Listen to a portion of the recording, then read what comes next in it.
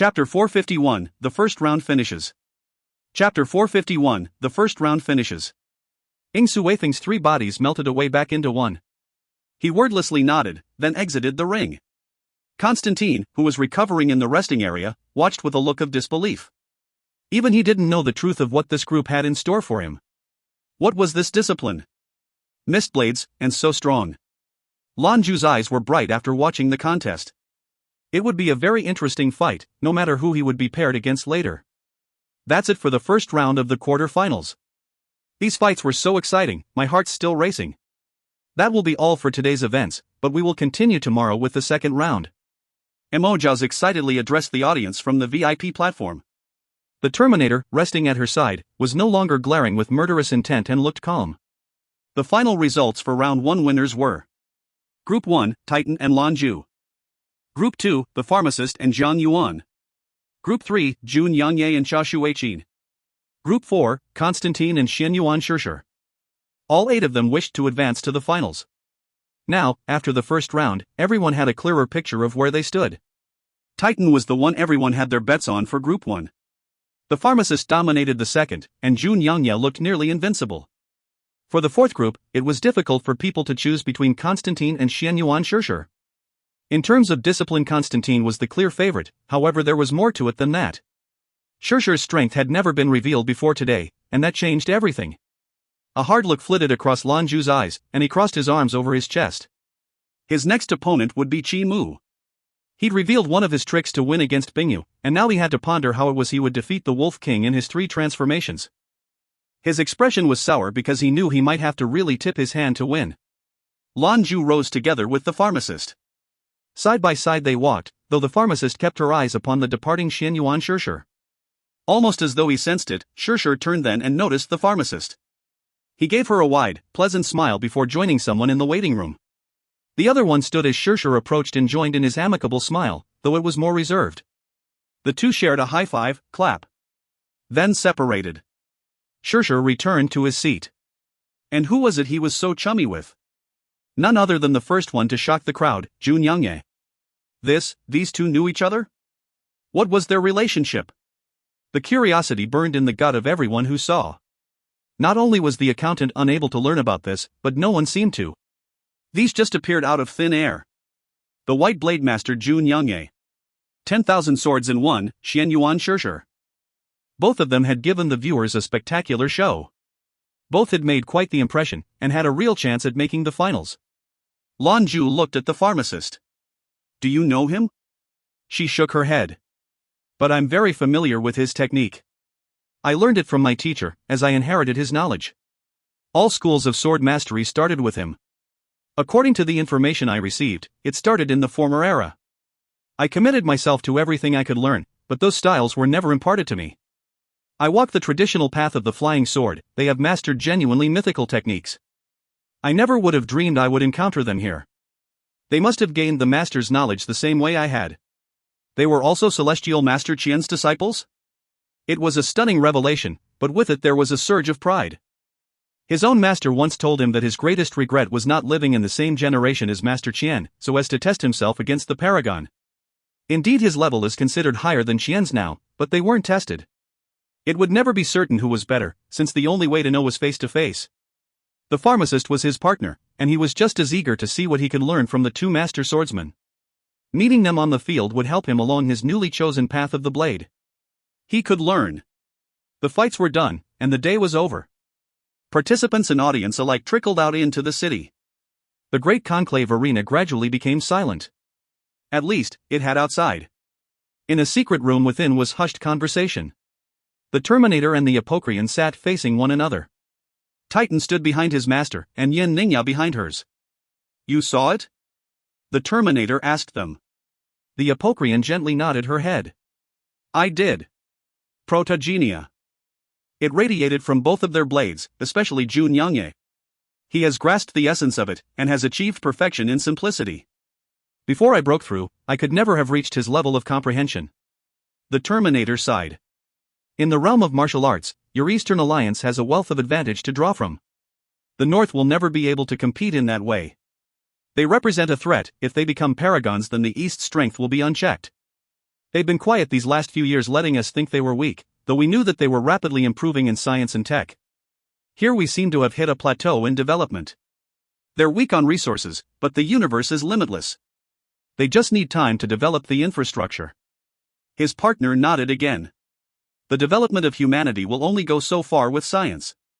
At a certain point, the burden will have to be borne by the human body itself.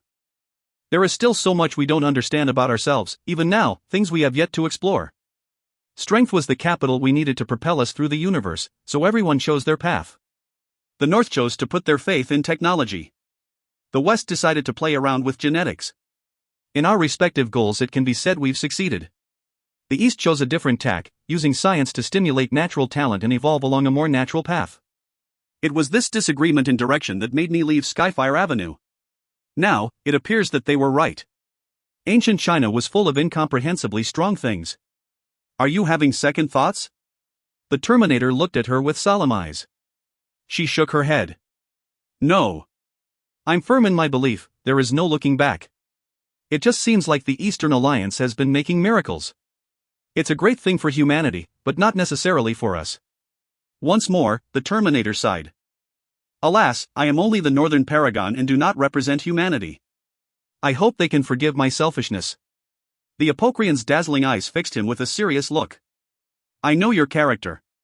The ends do justify the means, so long as your ends are just. I will continue to support you.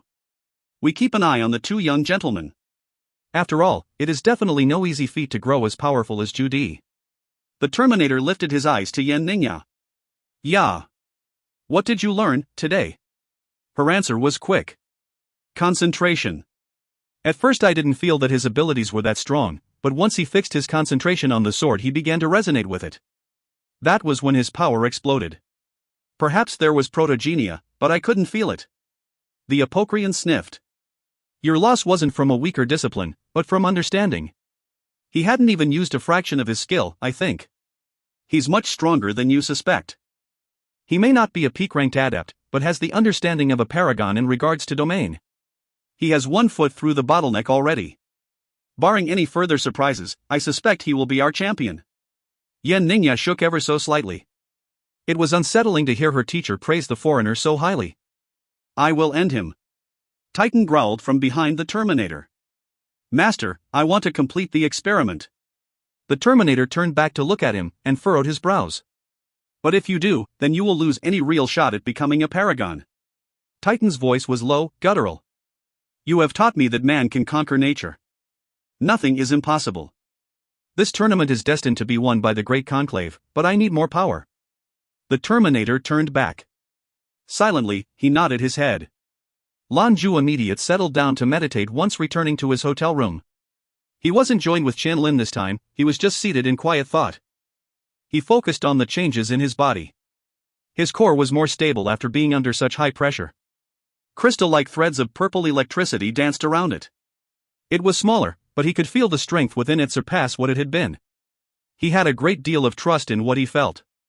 If you find any errors, ads pop up, ads redirect, broken links, non-standard content, etc., please let us know. Report chapter so we can fix it as soon as possible.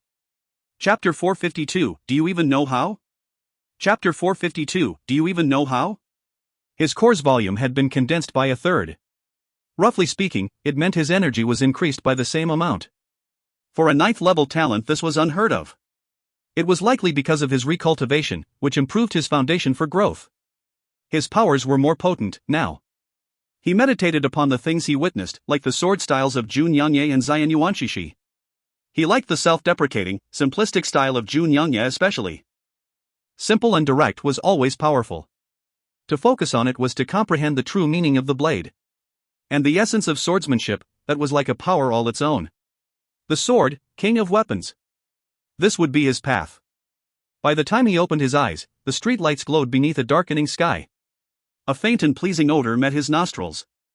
Smells good. Eat? You haven't had anything since we came back this afternoon. Her gentle voice drew his attention. Here in the hotel, she was clad only in a long sleeping shirt. The bulky outfit hid her feminine figure, but each step revealed a flash of thigh. Lan Jue smiled softly, and pulled her into his arms for a hug. He could feel her warm against him. Yeah, I wouldn't mind a bite, he said, looking at her suggestively. Eating people is illegal, she said with a roll of her eyes. He chuckled. I guess that depends on how. 1. This earned a laugh from Qianlin.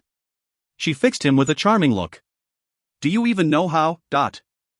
Lan Jue was instantly filled with the pang of regret. Could he? The moment their affections reached a certain degree, the two would meld and the act would stop there. He doubted their restrictions were limited to kissing. The barriers between them had quietly begun to dissolve as they spent more time with one another. Qianlin's silhouette was painted ever deeper in his heart. Their union allowed them to interact on a higher level than most. Adaptation to one's environment, Lan Jue made no attempts to resist. Hera was gone, and he could not spend his life wallowing in the tragedies of the past. Life was meant to be enjoyed. He decided to grow stronger, to reach Paragon, and to experience that which he had been putting off. Qianlin extricated herself from his embrace and brought over the little food cart the hotel had provided for them. She pulled away the lid and let a gust of aromatic steam escape. The scent of sumptuous meat filled the room. It was a big cut of steak. Wine sauce was dribbled over it, with greens on the side. It was a fierce stimulation for his appetite. 2. He took the knife and fork offered by Qianlin and immediately tucked in. He was clearly hungry, but was trying to remain refined. It's been a while since we've had a drink, he said. This would have gone wonderfully with a fine bottle. Lan Jue heaved a satisfied sigh once the steak was gone. A belly full of food and booze, a joy no one should have to do without. You didn't get hurt in today's fight? I felt the danger, but it looked like it was on purpose. She took a warm cup of water in her hands and sipped from it. He shook his head. I'm fine.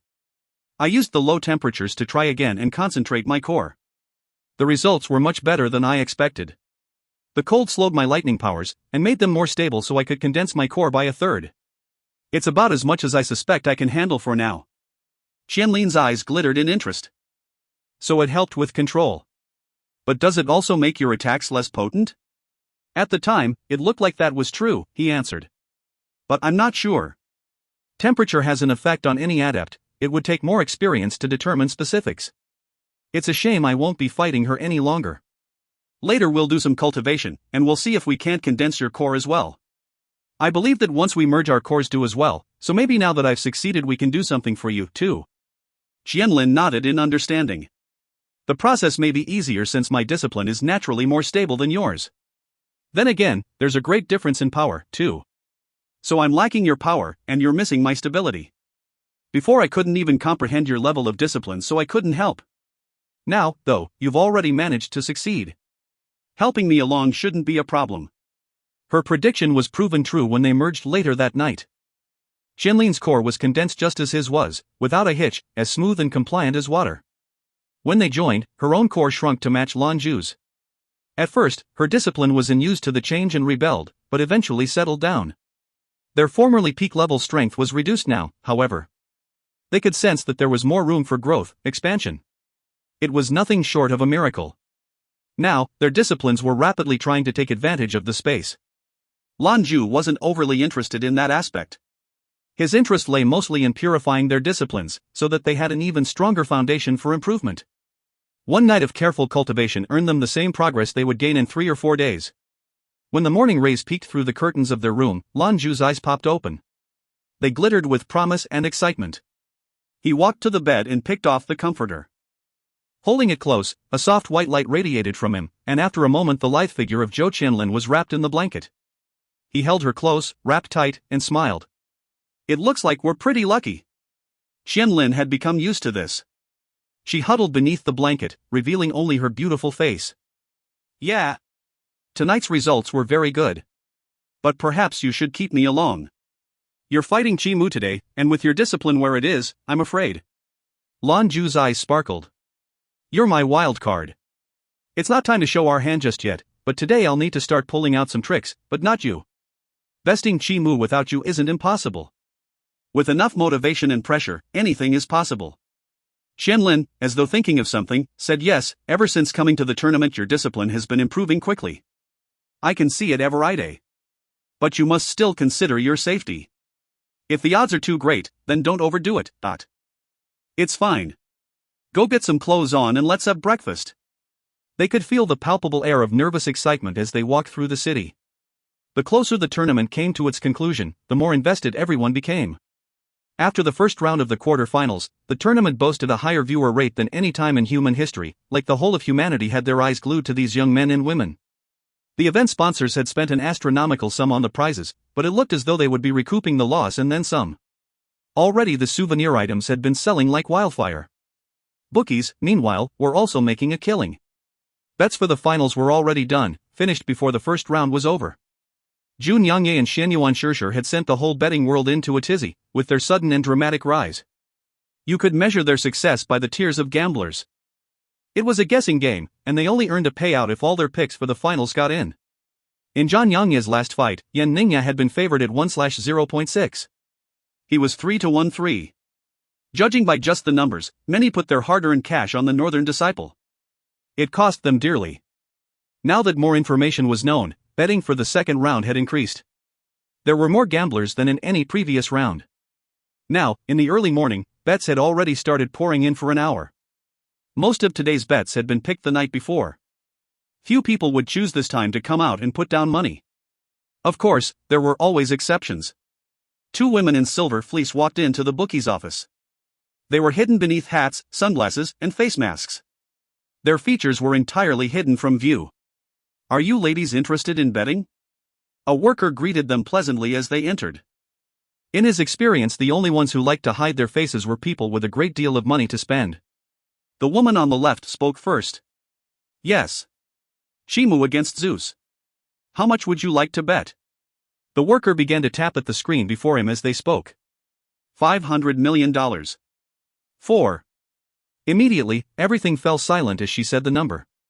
The woman on the right added, "What, is that not all right? That's the bet limit, correct? Or is that too rich for your blood?" 1. Eat your tofu is a euphemism for sex in China. 2. The eat you flirty thing was dumb. This is an interesting Chinese phrase. It literally says the smell made them helpless but to move their index finger tremendously. Nonsense, except when you realize the word for index finger in Chinese is actually food finger. Chinese can be fun. 3. Sorry if I get this wrong. 4. TJSS did not describe this as New Era dollars as he had in previous chapters, instead describing it as Northern Alliance monies. I chose dollars since the North seems more American to me.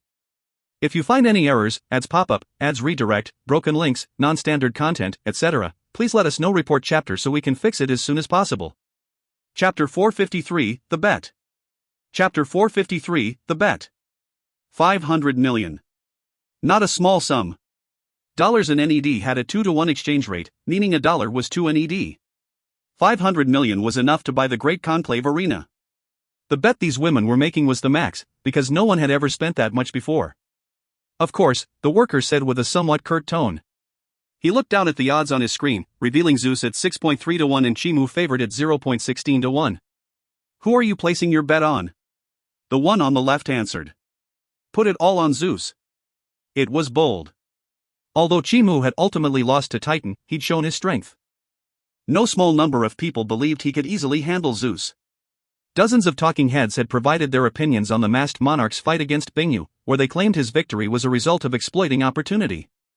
No one looked at the weakest competitor as a threat. Even though his discipline was famed for its explosive force, there didn't appear to be any path to victory against Chimu and his 3 transformations. In fact, Chimu's odds would have been higher but for speculation he'd been injured in his fight against Titan. The worker swallowed, printed the ticket, and handed it to the women. Their bet altered the odds for Zeus to 6.2/1. Despite the large bet, things remained mostly stable though.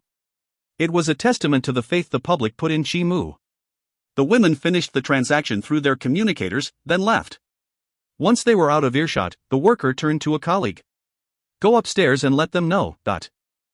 And that was it, $500 million on a long shot. It wasn't rare at all for people to lay bets on the underdogs, but $500 million? That was unheard of. Lan Jue walked through the competitor's entrance of the arena, breathing in the crisp morning air.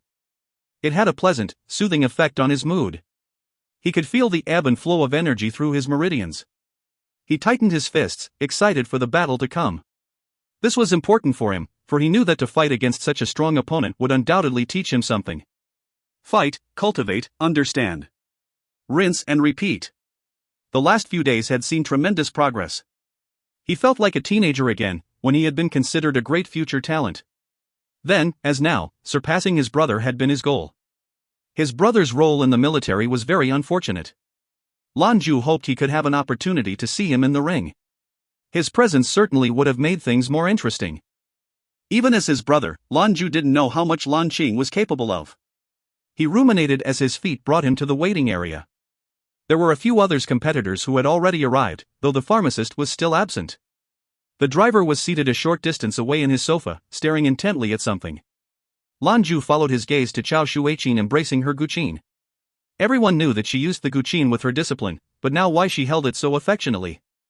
Zhou Qianlin paid the driver no mind, as though she didn't notice his existence at all. However, the flush in her cheeks screamed that she was anything but on an even keel. Lan Jue felt something odd, a strange sensation. Since when did this tournament become a dating reality show? Come to think of it, he hadn't seen Chu Cheng in days. Who knows what he was up to with the vampire princess, or if they were talking at all. He figured they were. Chu Cheng was possessed of a very specific skill set that almost assured his success. From what he could see, the driver also had the bug. His compatriot certainly had an eye for beauty, he'd give him that.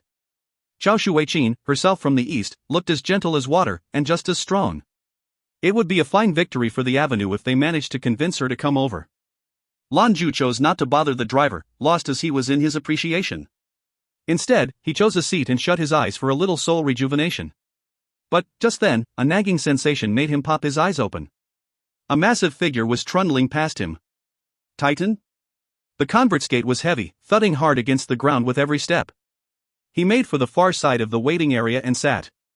Lan Jue couldn't tell why, but something told him that Titan's discipline was erratic. When he shut his eyes and regulated his breathing, though, the inkling dissipated. The common diagnosis for an adept of his level suffering from unstable discipline was an injury. But could he be? There was no way.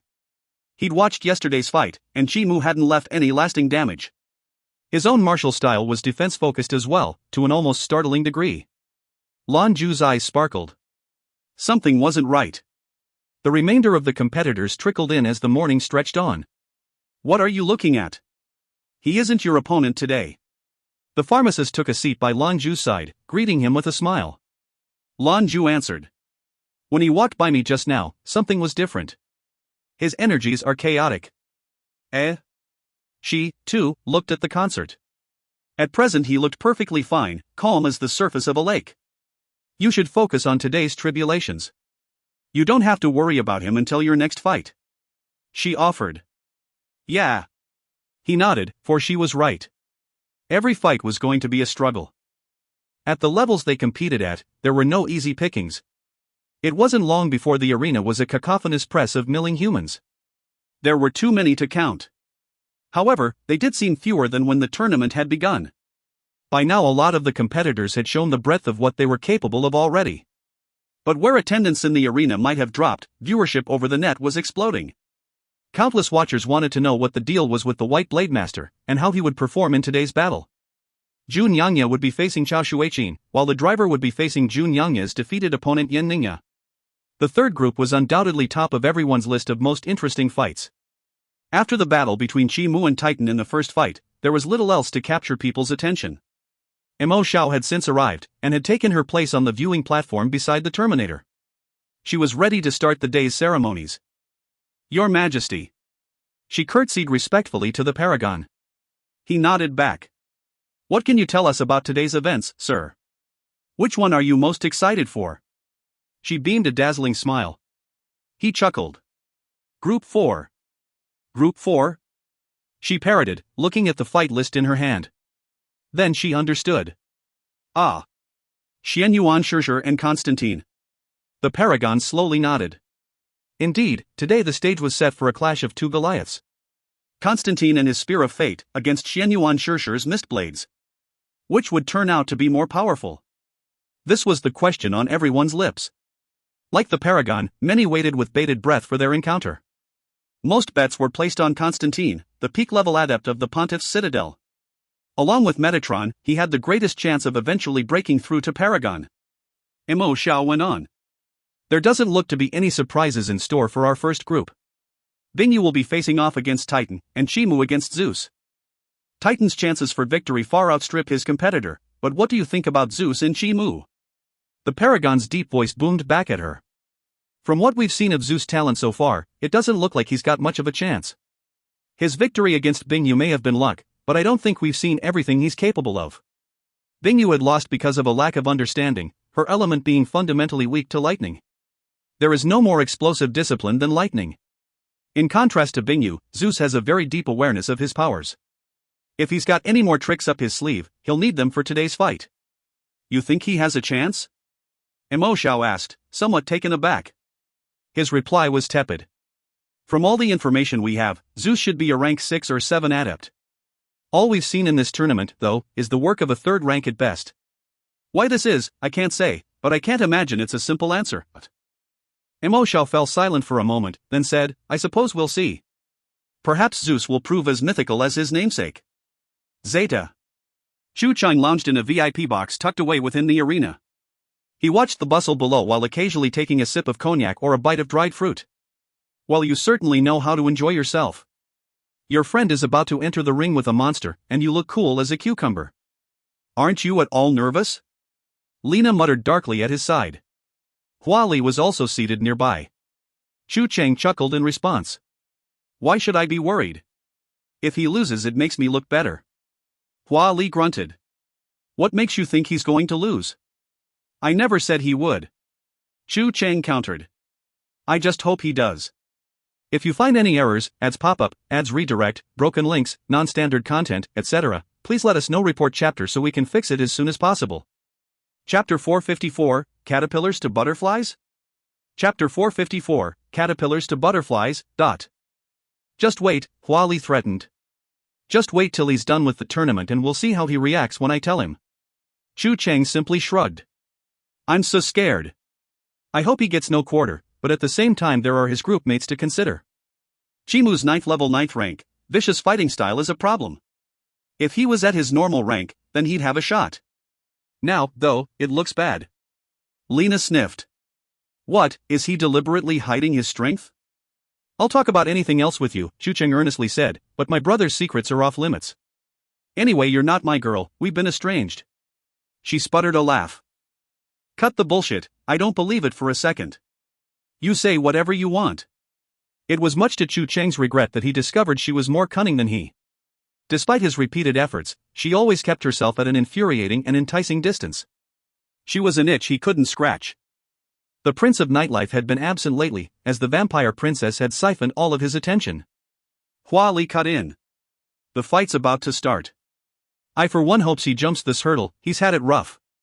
He's had nothing but rotten luck, running into every tough opponent.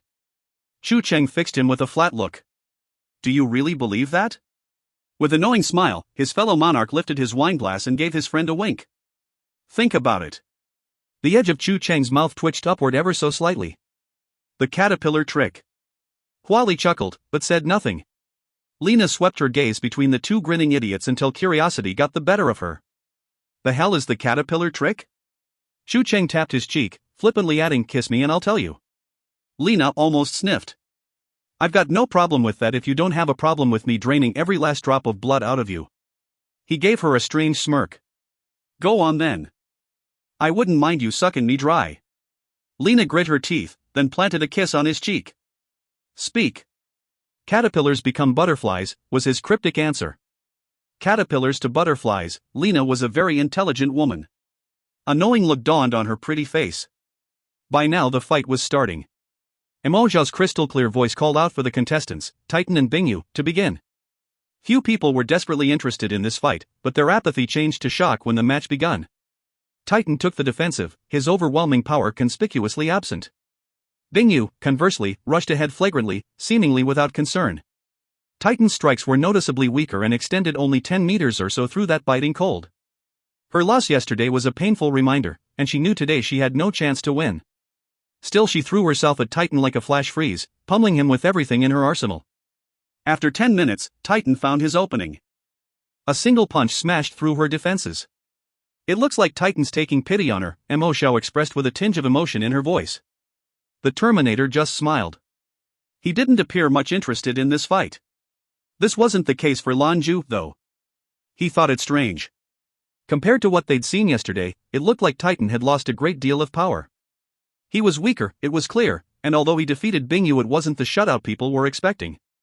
When the fight was finished, Titan left the arena instead of returning to the resting area. He was 2 for 2, so far the undisputed champ of Group 1. Something seems off. The pharmacist always watched him go with knitted brows. He wasn't hurt in the last fight, that can't be it. There's only one thing it must mean, that he's using some new method. It's affected his body, but he still wants to continue fighting. Why risk it now? Lan Jue stood as he spoke. It might be because Zhou Qianlin and Xianyuan Shishir put some fear into him. She nodded, suddenly convinced. Probably. You be careful, don't overextend. His fight was next. Chimu stood up on the other side of the weighted area. With a dismissive expression, he marched toward the ring. Lan Jue still pondered Titan and his own sour luck. He bemoaned the fact that he hadn't faced the convert today. If he had, Titan wouldn't have stood a chance. Unfortunately, his luck was not this marvelous. Even the Apocrean couldn't turn back time, otherwise she would have. Lan Jue and Chimu entered the ring together. They stared at each other across the expanse. Mo Zhao's voice filled the air. Our second fight of Group 1 features Chimu and Zeus. Zeus has one victory under his belt, and if he wins today, that will put him neck and neck with Tian. The first fight was less of a spectacle than people had wanted, so they pinned their hopes on this one. This was especially true for 2 silver-clad women, hidden behind sunglasses. Lan Jue's mask glinted softly beneath the floodlights, making him look all the more majestic. He couldn't know how many people were actually watching this fight very intently. Zeta. Planet Skyfire, Capital Alliance Hospital. The savage goddess, Tan Lingyun, sat quickly at the head of the class. The tournament stream flashed on a projector, the focus of her young charges. The school wasn't a broadcast station, but the administration felt it would be good for them to watch the tournament for academic purposes. Starting from the quarterfinals, classrooms were expected to show the stream. Otherwise, none of their students would come to class, they suspected. The ARC class students watched, and couldn't forget their golden-masked torturer.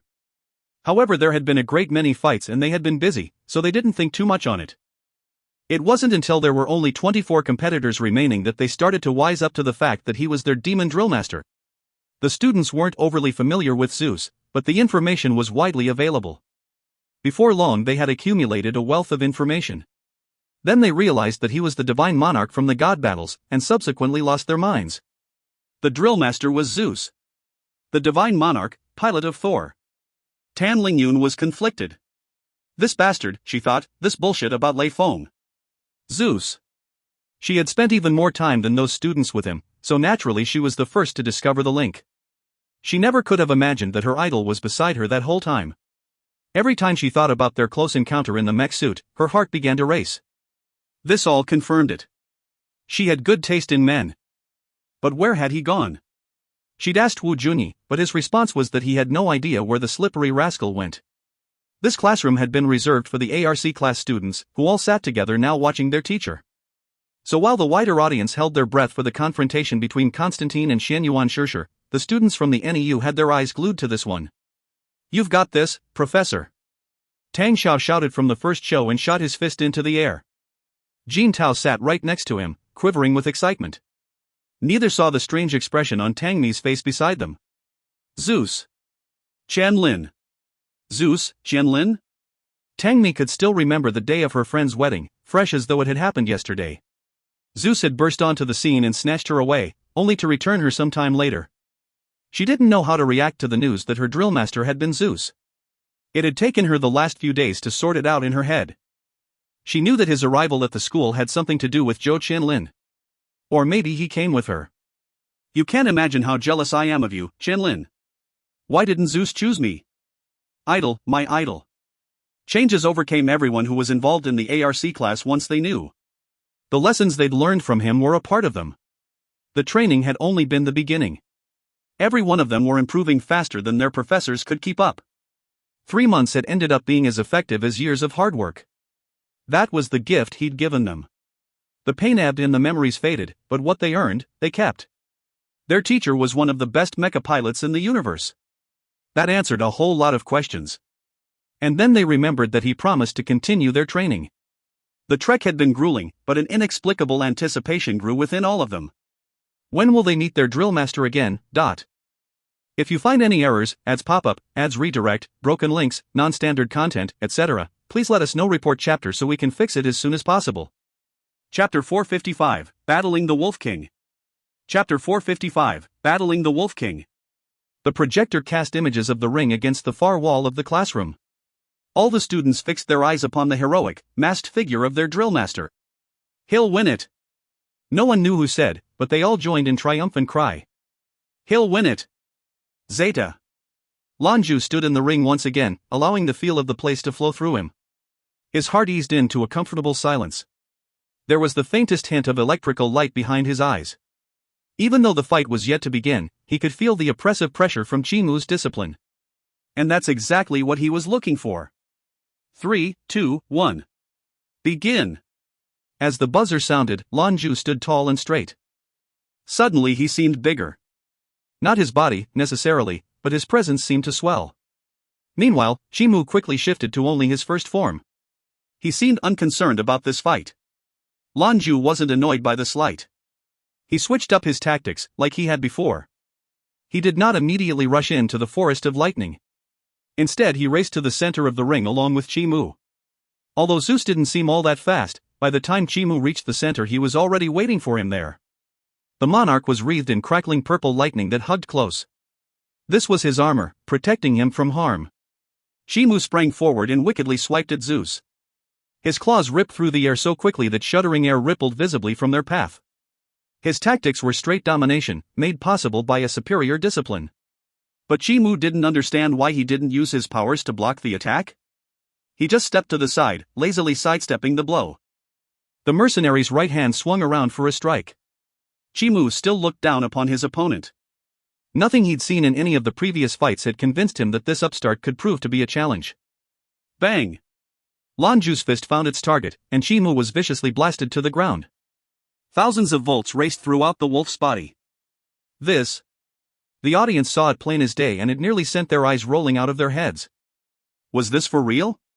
He was supposed to be the weakest one of the group. The classroom tucked away in the NEU shook with cheers. Watching their teacher put the dog down was like doing it themselves. Mo Xiao was likewise shocked and gasped from the viewing platform. Is that martial arts? The Terminator's eyebrows had risen a few degrees, but he said nothing. It was Metatron, seated behind him, that really felt the shock of what they saw. He knew that move. One of the 9 strikes of Taiji. Warding fist strike. That was indeed Lan Jue's first move. His intent was to knock his opponent off course. He hadn't anticipated it would fire him into the ground. But this was a fight, he wasn't going to waste the opportunity. He shot a foot out to tangle the wolf up. He remained flat on the floor ungracefully, tangled up in his own limbs. Though the Wolf King had managed to shrug off the damage from the strike, but his body felt numb. He couldn't dodge. Lan Jue clapped both hands together and raised them overhead. The lightning energy from all around him condensed to a point between his clenched fists. He brought them down to the sound of crackling electricity and purple flashes, right on his enemy's spine. Qimu was a young darling of the Dark Citadel. He wouldn't take this lying down, and so he quickly broke into his second transformation. The second shift increased his defenses, with a red-gold glow that hung over him. Qimu couldn't dodge, so he flexed the muscles of his back to ward off the strike. Boom! The thunderous explosion shook the arena. Qimu thought his second transformation would be enough, but he felt the weight of a mountain come crashing down on his back. When he felt the energy first slip past his defenses and into him, it felt almost gentle. However, he could sense the strange sensation within this energy, or it gathered up and set his own energies in disarray. His second transformation had saved him from a painful injury. This time he avoided damage, but was thrown to the ground again. 2 strikes, and twice his enemy hit the ground. You could have asked anyone and they would have scoffed at the prospect, but now they weren't sure. Did Qimu get weaker, or was Zeus stronger than they thought?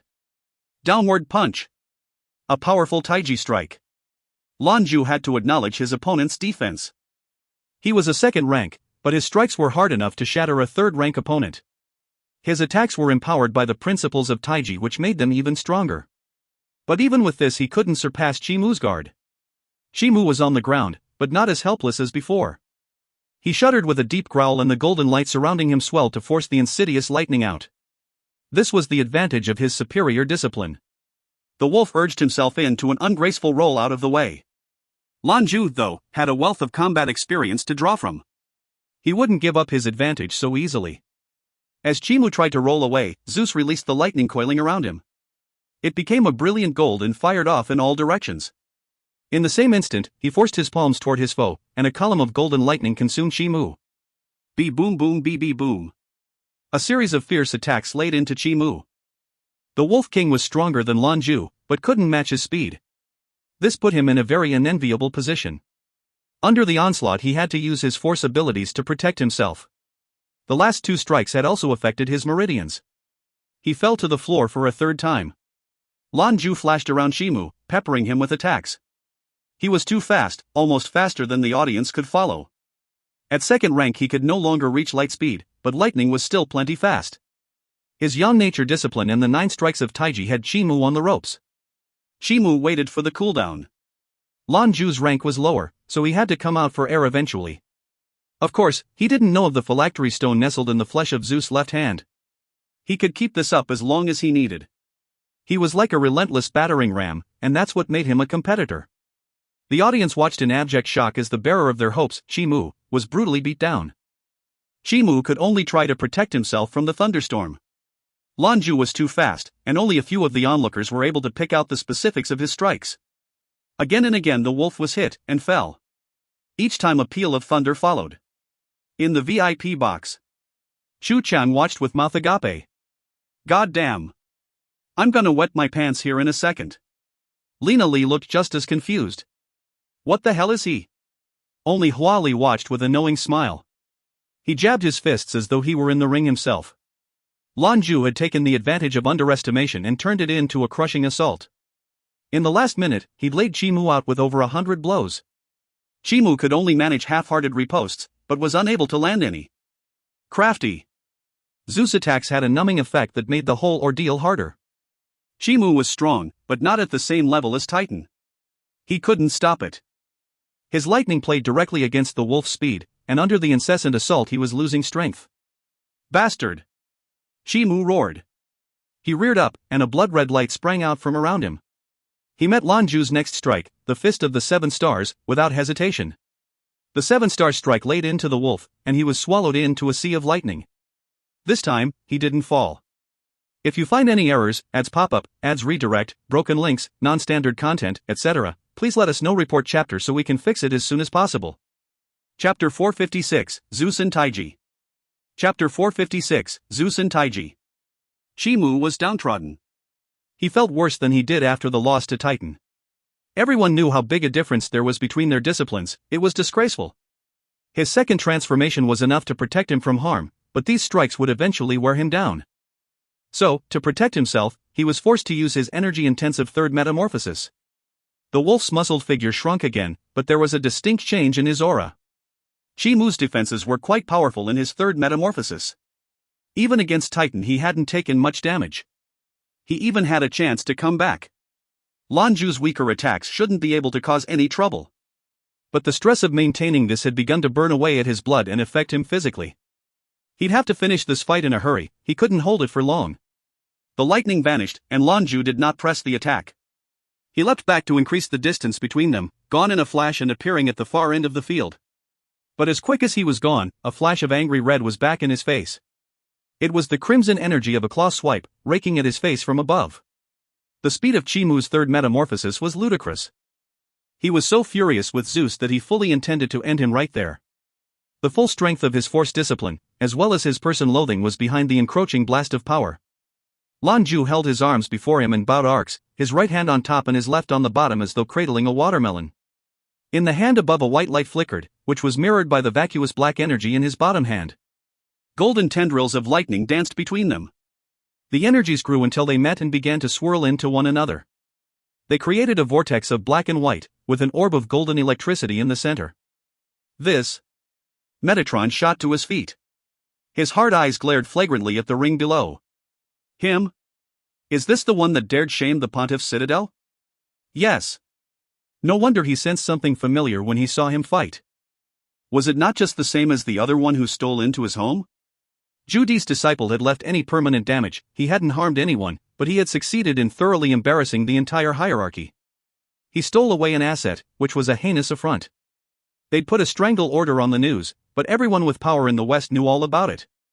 Their reputation had suffered. But the one he'd faced had been much stronger. If this was the same man, though, Qi Mu wouldn't be a problem. Back on the field, Qi Mu's attack had found its target. The red light tore right through the strange vortex but did not break it. Lan Jue dodged nimbly to the side, and where he had stood a deep groove appeared in the floor. Qi Mu just gaped at him. Never in 1,000 years would he believe that this weakling would simply knock aside his full might. Some trickery had saved the masked man from being slashed in two. The murderous light in the Wolf King's eyes flared. He raced forward, a flash of bloody red, and was in front of Lan Jue before he could blink.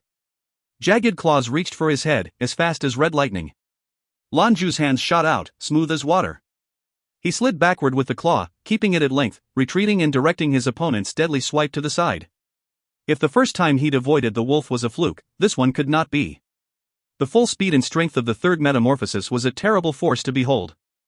Qi, though, felt it was all wrong. The Dark Citadel's representative reared back and lashed out again with both claws. Their deadly arc cut off Lan Jue's retreat. Zhu's eyes narrowed behind the mask. The golden lightning around him crackled louder, and the conflicting powers of black and white swelled in his hands. His palms stretched out to gently guide the deadly claws, while Lan Jue deftly maneuvered between them. Qi Mu's arms crashed together and Lan Jue danced out of harm's way. Bang! There was a burst of sound, and Qi Mu nearly lost his balance. The pain in his hands was blinding. Taiji! The Terminator's voice thundered through the arena.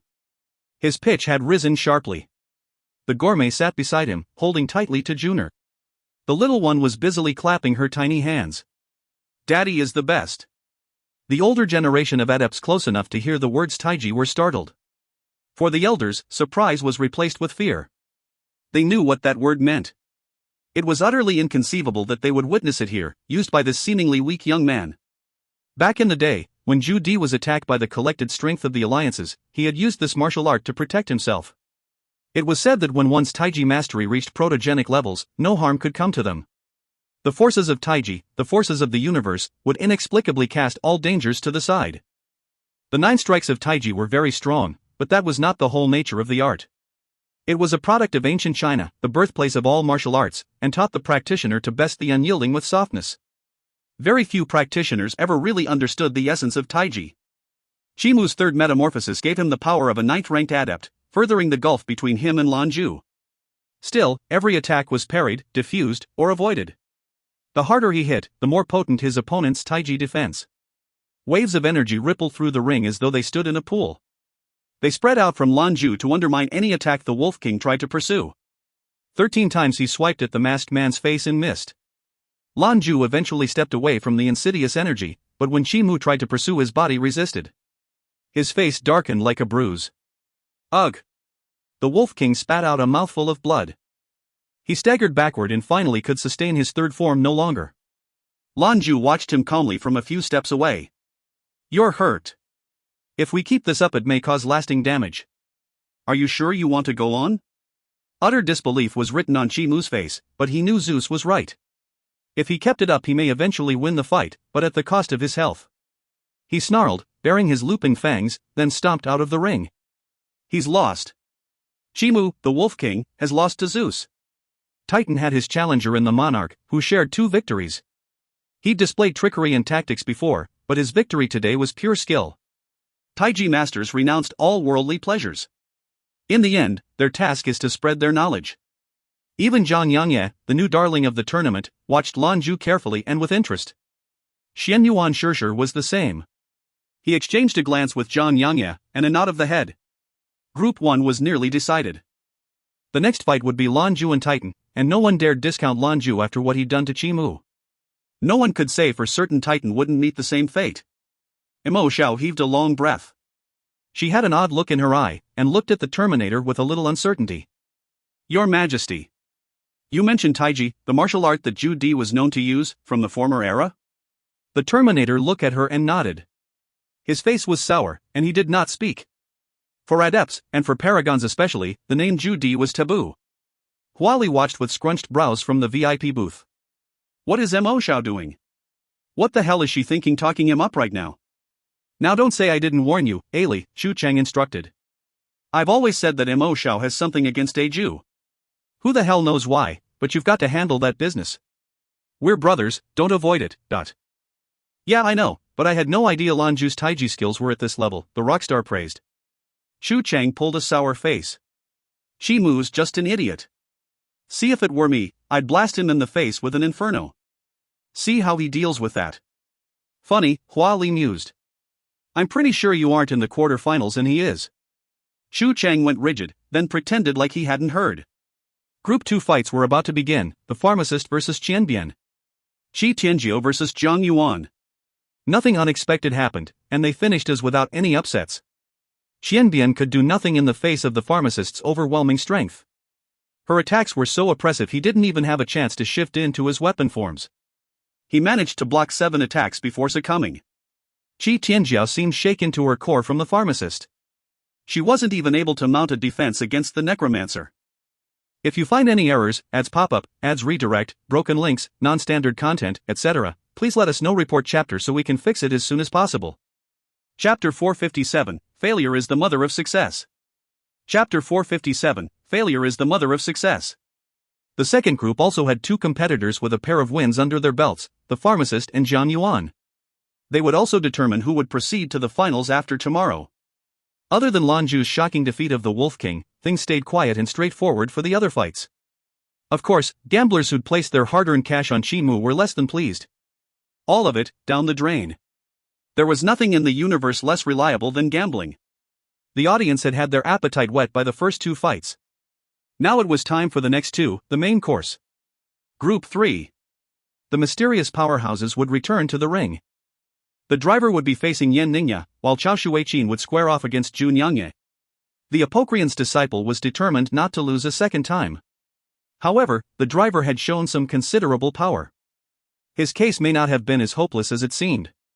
He walked over to Lan Jue. No encouragement for me? Lan Jue smiled. You seem like you're doing fine. Just don't lose too terribly. Shit. The driver flipped him the finger, then stomped toward the ring. Yan Ningya was without her veil today. Her status had been revealed yesterday, so there was no further need for it. The driver looked as his often did, with well-kept short hair and a cunning glint in his eye. He looked ready to go. Yan Ningya nodded at him. He inclined his head in response. In terms of physical appearance, Yan Ningya was more attractive Chao Shuiqin. Though, for some inexplicable reason, the driver did not appear the least bit interested. On the contrary, he had eyes only for Chao Shuiqin, otherwise he wouldn't be watching her like he was. 3, 2, 1. Begin. There was a flash of silver right away. The driver would not hesitate like he had for Shuiqin. With the speed of lightning he raced right for her. However, as he drew in for the strike, he could feel himself become sluggish. All around were ripples of prismatic color emanating from Yan Ningya. The driver's explosive charge was turned to a crawl. The time adept lazily stepped to the side, and suddenly time sped up to breakneck speed. The driver sped past his target and struck the ground with a jarring blast. The driver had put his whole strength behind the strike, and silver lightning crackled violently all around where he'd stopped. It enveloped him as well, acting as a shield against Yan Ningya's own counterattack. It looked as though the driver anticipated that his attacks wouldn't be precise, so he spread his power to cover a larger area. All of this while keeping his defenses primed. The shimmering light surrounding her bloomed outward like a starburst, enveloping her in a magnificent kaleidoscope of color. She floated away from her foe as delicate as a fairy. Her sword swung this way and that as she did so. In the north there lives a wondrous beauty, peerless and independent. One laugh and cities fall. Another laugh raises countries. In her steps comes disaster, but her beauty cannot be denied. She sung the lines much faster this time, and with each wave of her sword the light that composed it blazed brighter. The host of colors in her eyes sparkled enigmatically. By her second stanza, the driver could feel something wasn't right. The waves of power that swept from her sword weren't directed at him, but instead focused on herself. He couldn't stop her if he wanted to, though, since her time dilation powers negated the speed of his lightning. He also needed a moment to recover from his first blitz. He spun around and launched himself at Yan Ningya once again. Silver arcs of lightning spat out all around him in another electric explosion. By now Ningya was finishing her final stanza. A beam of white light cut right through the electricity. The piercing force washed over driver. A red aura sprang into being around the driver, appearing without warning. His meaty hand was extended forward, flagrantly keeping the light several feet away. Leniency. The gourmet's voice called. Yan Ningya dropped her sword and turned her eyes to the VIP platform where the paragons sat. She gave them a little bow, then left the ring. She only stopped when she reached the waiting area, while passing the White Blade Master. "Thank you for your instruction," she said. He answered her with a smile. The driver was glum. His bet with the accountant hung over his head, and it looked like he would owe the mousy man a bottle of fine whiskey. The bet was that he wouldn't be the worst in his group, but 2 fights and he was 0 for 2. His next opponent? Zhou Qianlin. Does that count as losing terribly? The driver griped as he walked back to Lan Jue's side. Zeus met him with a smile. No. She was using all of her power, too, you just didn't know what you were going up against. Her time ability shut our speed advantage down, which is why it was a short fight. But losing fast doesn't mean you got trounced. Lan Jue's drinking buddy laughed. Well, now I feel much better, he quipped sarcastically. This earned an admonishing look from his friend. Failure is the mother of success. At least get me out of the accountant's bet, he whined. Lan Jue shrugged. I think he told me that if he won, he'd give the bottle to the keeper. I guess it's up to you. The driver left quietly. Sad though he was, this didn't stop his eyes from following Zhou Qianlin up to the ring. Zhou Qianlin was clad as he ever was in the white coat, spotlessly clean. There was a comforting consistency, this was how he was, and how he would always be. They faced each other from across the field, until eventually the Blade Master called out to her. I'm eager for a song. She looked back at him. Very well, she replied with a nod. The countdown had no meaning. Before the eyes of the crowd, Zhou Qianlin folded his knees beneath him and sat. He shut his eyes, and listened. Zhou Qianlin followed, sitting prettily on the floor with the guqin across her knees. Her delicate fingers lay upon the strings. The tones they produced were low and ethereal, lingering in the air. From the stands they looked like 2 people whiling the day away. The first sign that all was not as it seemed, was when the air between them began to contort. This continued for 10 minutes, until Zhou Qianlin calmly placed her fingers upon the strings and made them still. She looked up, her expression detached. I've lost. Her music hadn't only failed to hook the Blade Master. It didn't seem to have affected him on any level. It was like serenading a blade, your notes just rang off the surface. When Zhou Qianlin opened his eyes, he sighed with regret. Your heart isn't in it. He rose onto his feet and left the ring without saying anything further. He was 2 wins up. No one else in the third group could stand up to him. Even if he were, by some miracle, to lose in his next fight against the driver, he still had more points. The first one to qualify for the finals was not Constantine, not the pharmacist, nor Titan or Yan Ningya, but the simple swordsman, Zhou Qianlin. Zhou Qianlin sat in silence for a little while, thinking over her opponent's parting words. She eventually gathered up her instrument and left the ring, hiding her reddening face. He was right, her heart wasn't in it. She had meant it when she told the driver that his loss wasn't a whole loss. They affected her as well, and took time to dissipate. 3 fights in, things were looking clearer than ever. The next fight certainly did not fit that category, but it was the most anticipated matchup of the day. Even the Terminator had said he was looking forward to it. High Inquisitor of the Pontiff's Citadel, Constantine, versus Zhuanyuanshishi and the 10,000 Blades. Constantine rose to his feet. A holy light blazed in his eyes, so bright it was like he couldn't contain it. The audience could feel the waves of confidence coming from him. It wasn't a surprise, after all he was one of the most promising young adepts in the Citadel, and a contender for the spot of Pontiff someday. He would not accept defeat.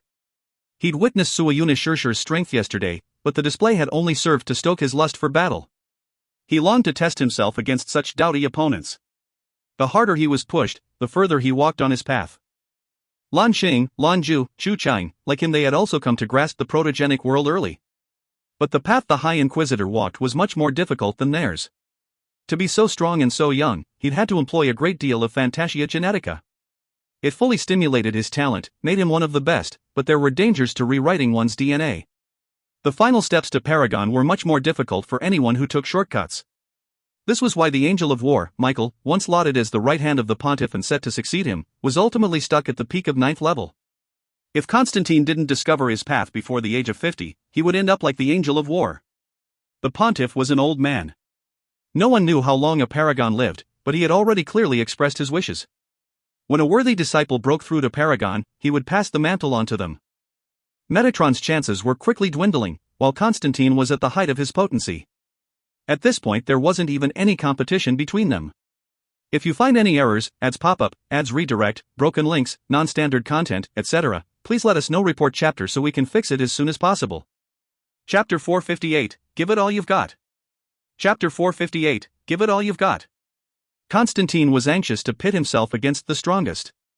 For Zhou and Shurshur, though, it looked like just another encounter. He grinned at his foe with a congenial smile and engaged in some light warm-ups. He looked like he was preparing for a foot race. Please. Give it all you've got. Constantine's low voice called over as he offered a nod to his opponent. Shurshur smiled back. We'll have to see if you can handle it. On the VIP platform. Mo Xiao turned halfway in her seat to look at the Terminator. Your Majesty, who do you suspect will win this next fight? Tough to say, he growled. Xianyuan Shurshur did not show us his full power yesterday. It's difficult to know how strong he really is. Constantine is also an amazing talent, and I'm sure he has some secrets of his own. In the end, I'd say there's a 50-50 chance for both of them. She blinked in surprise. Shurshur is that much of a threat? The Terminator went on. There is something that perhaps you missed. Xianyuan Shurshur wrote his title as The 10,000 Swords Become One. I suspect he will be at his strongest when that happens. We'll have to see. Xianyuan Shurshur will likely have to use his full power if he hopes to best Constantine. 3, 2, 1. Begin. The buzzer called a start to the biggest fight of the day. Whoever won was going on the finals. Shurshur waved his hand, and at the gesture a soupy mist arose. In response, the High Inquisitor muttered a few words and shot his right hand toward the sky. A resplendent golden light flared outward and enveloped him. Blessing of holy light. One of the Citadel's strongest light-based defenses. It was so bright it blinded the eyes, so pure it caught the spectator's breath. Shurshur continued to strengthen the mist. It became thicker and spread out farther, spurting out from him in attempts to smother that light. The Inquisitor didn't seem to care or notice. His risen hand dropped and pointed into the roiling mist. From the digit, a beam of light exploded out. The light pierced right to the heart of the mist, but the heavy air responded by surging around the intruder. Constantine's light widened while the mist splayed like the maw of some enormous beast. The two powers met straight on, and it was soon evident which one had the advantage. The mist began to slowly recede before the power of the High Inquisitor's holy light. It was an indication of their strength disparity. The golden light was as dense as it was bright, and Constantine's eyes shone with the same flood of energy. Where he had been a foreboding figure in his fight against Black Moon, Constantine looked like a saint today. Waves of divine power rippled from him. Suddenly, there was a fierce howl. The thick, low-lying clouds vanished without warning as 100,000 blades of mist appeared. It was just the same as last time, with the strong blades tearing through the holy light unimpeded. The light blazed stronger, hoping to destroy the swords outright. They would not be denied. Burning with seraphic fire, the blades descended upon Constantine faster than he could blink. 6 motes of light appeared beneath his feet as, with a hefty grunt, the holy light solidified around him into a protective shell. Wave after wave of Xianyuan Shurshur's swords pummeled him, but they only produced ripples on his shield. They were cast back with such force they went sailing all through the ring. Holy Spirit Aegis. A powerful light-based shield. 100 swords were useless against the Aegis. Shurshur, though, had 100,000. An endless tide of living blades dashed themselves against Constantine. They would be blasted back only to return. Over time, the Inquisitor's shields grew brighter and brighter. The Pontiff's man stood in the center of that blazing light, calmly experiencing everything around him. He was searching for Xianyuan Shurshur. His foe's swords weren't enough, but if Constantine wanted to end the fight he'd have to find his target first. Anything else was fruitless. Somewhere in the dense sea of swords, a faint light pulsed. There was sunlight radiating from it, and at its urging the swords beat against Constantine like rain against a tin roof. Halos of reflected light were beginning to appear around the shell. The mist blades swirled among one another like angry eddies, and under that gentle sunlight they began to fuse. 2 swords would ferociously clash midair and unite. Their combined strength put even more pressure on Constantine. No 2 attacks were the same, either. Some swords came as spirals, others crosswise or straight down from overhead. There were even some that tried to drill up from underneath, probing for a weakness. The relentless assault continued while the sounds continued to join. Now, the majority were the combination of two swords. When 10 or so of those drew close, they would join as well, into a single monstrous saber. Those halos were more frequent now, and were pulses of energy from Constantine he used to bolster his shield. Xianyuan Shishir's magical, if strange, display opened up the audience's eyes. This must be the peak of perfection. The pharmacist especially watched the ring with avid attention.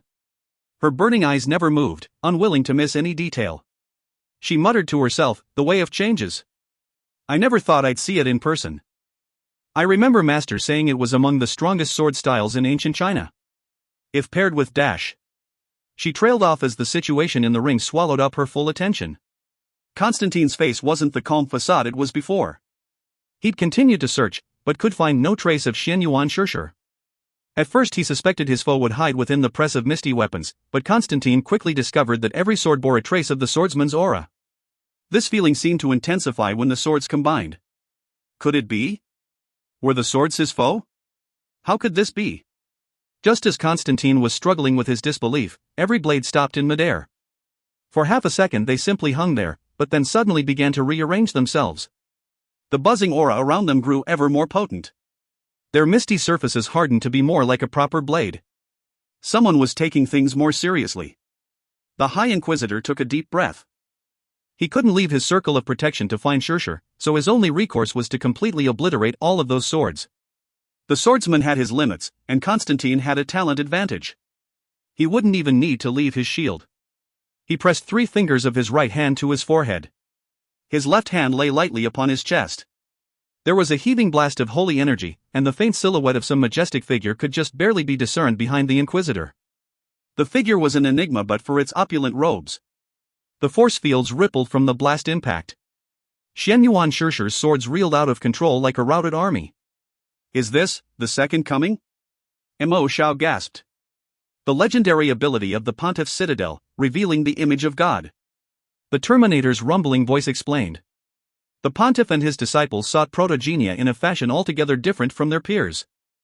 Every one of their adepts were light, and more importantly, faith-based. Their path to Paragon would be paved with faith. Constantine was no exception. This was the penultimate display of faith, the second coming. The swords shrank before the encroaching blaze of light.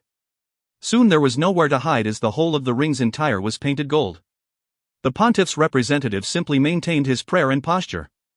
Behind him, the hazy image of God started to solidify. Waves of light as pure as God himself crashed against the mist blades. Those closest to the Constantine were immediately destroyed, and the others were forced back. Power would force his foe's hand. The High Inquisitor earned his position in part through self-awareness. When faced with this problem, he returned to basics, which often proved the best decision. Terrible blasts of holy energy tore through the ring. The ruined swords dissolved back into puffs of mist, though they didn't dissipate.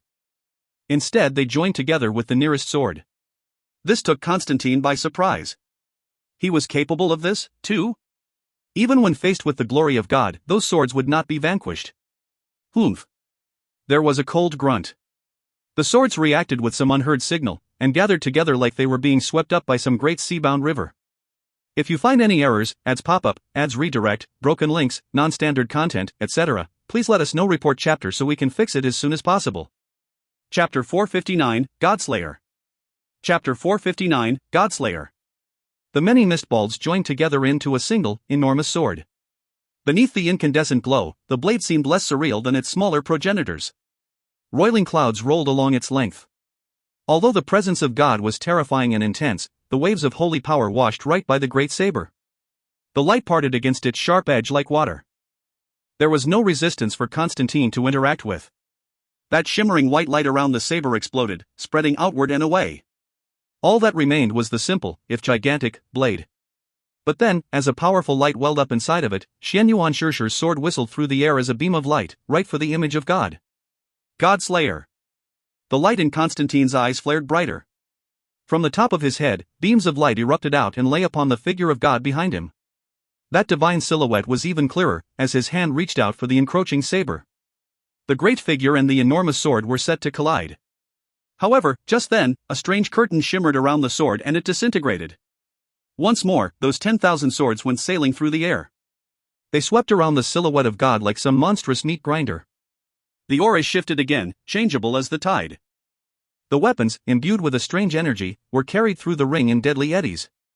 The second coming was built on a foundation of faith. Much to Constantine's consternation, Xianyuan Shishir's sword was able to cut right through waves of pure divine faith, so completely as to sever the minute connections within it. The image of God was carved into 100 million motes of light, and then disappeared. The mist blades were also affected, and swayed unstably overhead. However, they recovered enough to fly up into the air over the center of the ring. Constantine's face was the definition of disbelief. It destroyed faith. This ability completely undermined everything the Pontiff's citadel was built on. Heresy. Constantine's howl rang loud, tearing through the arena. His hand snapped out, and an orb of golden light grew in his palm.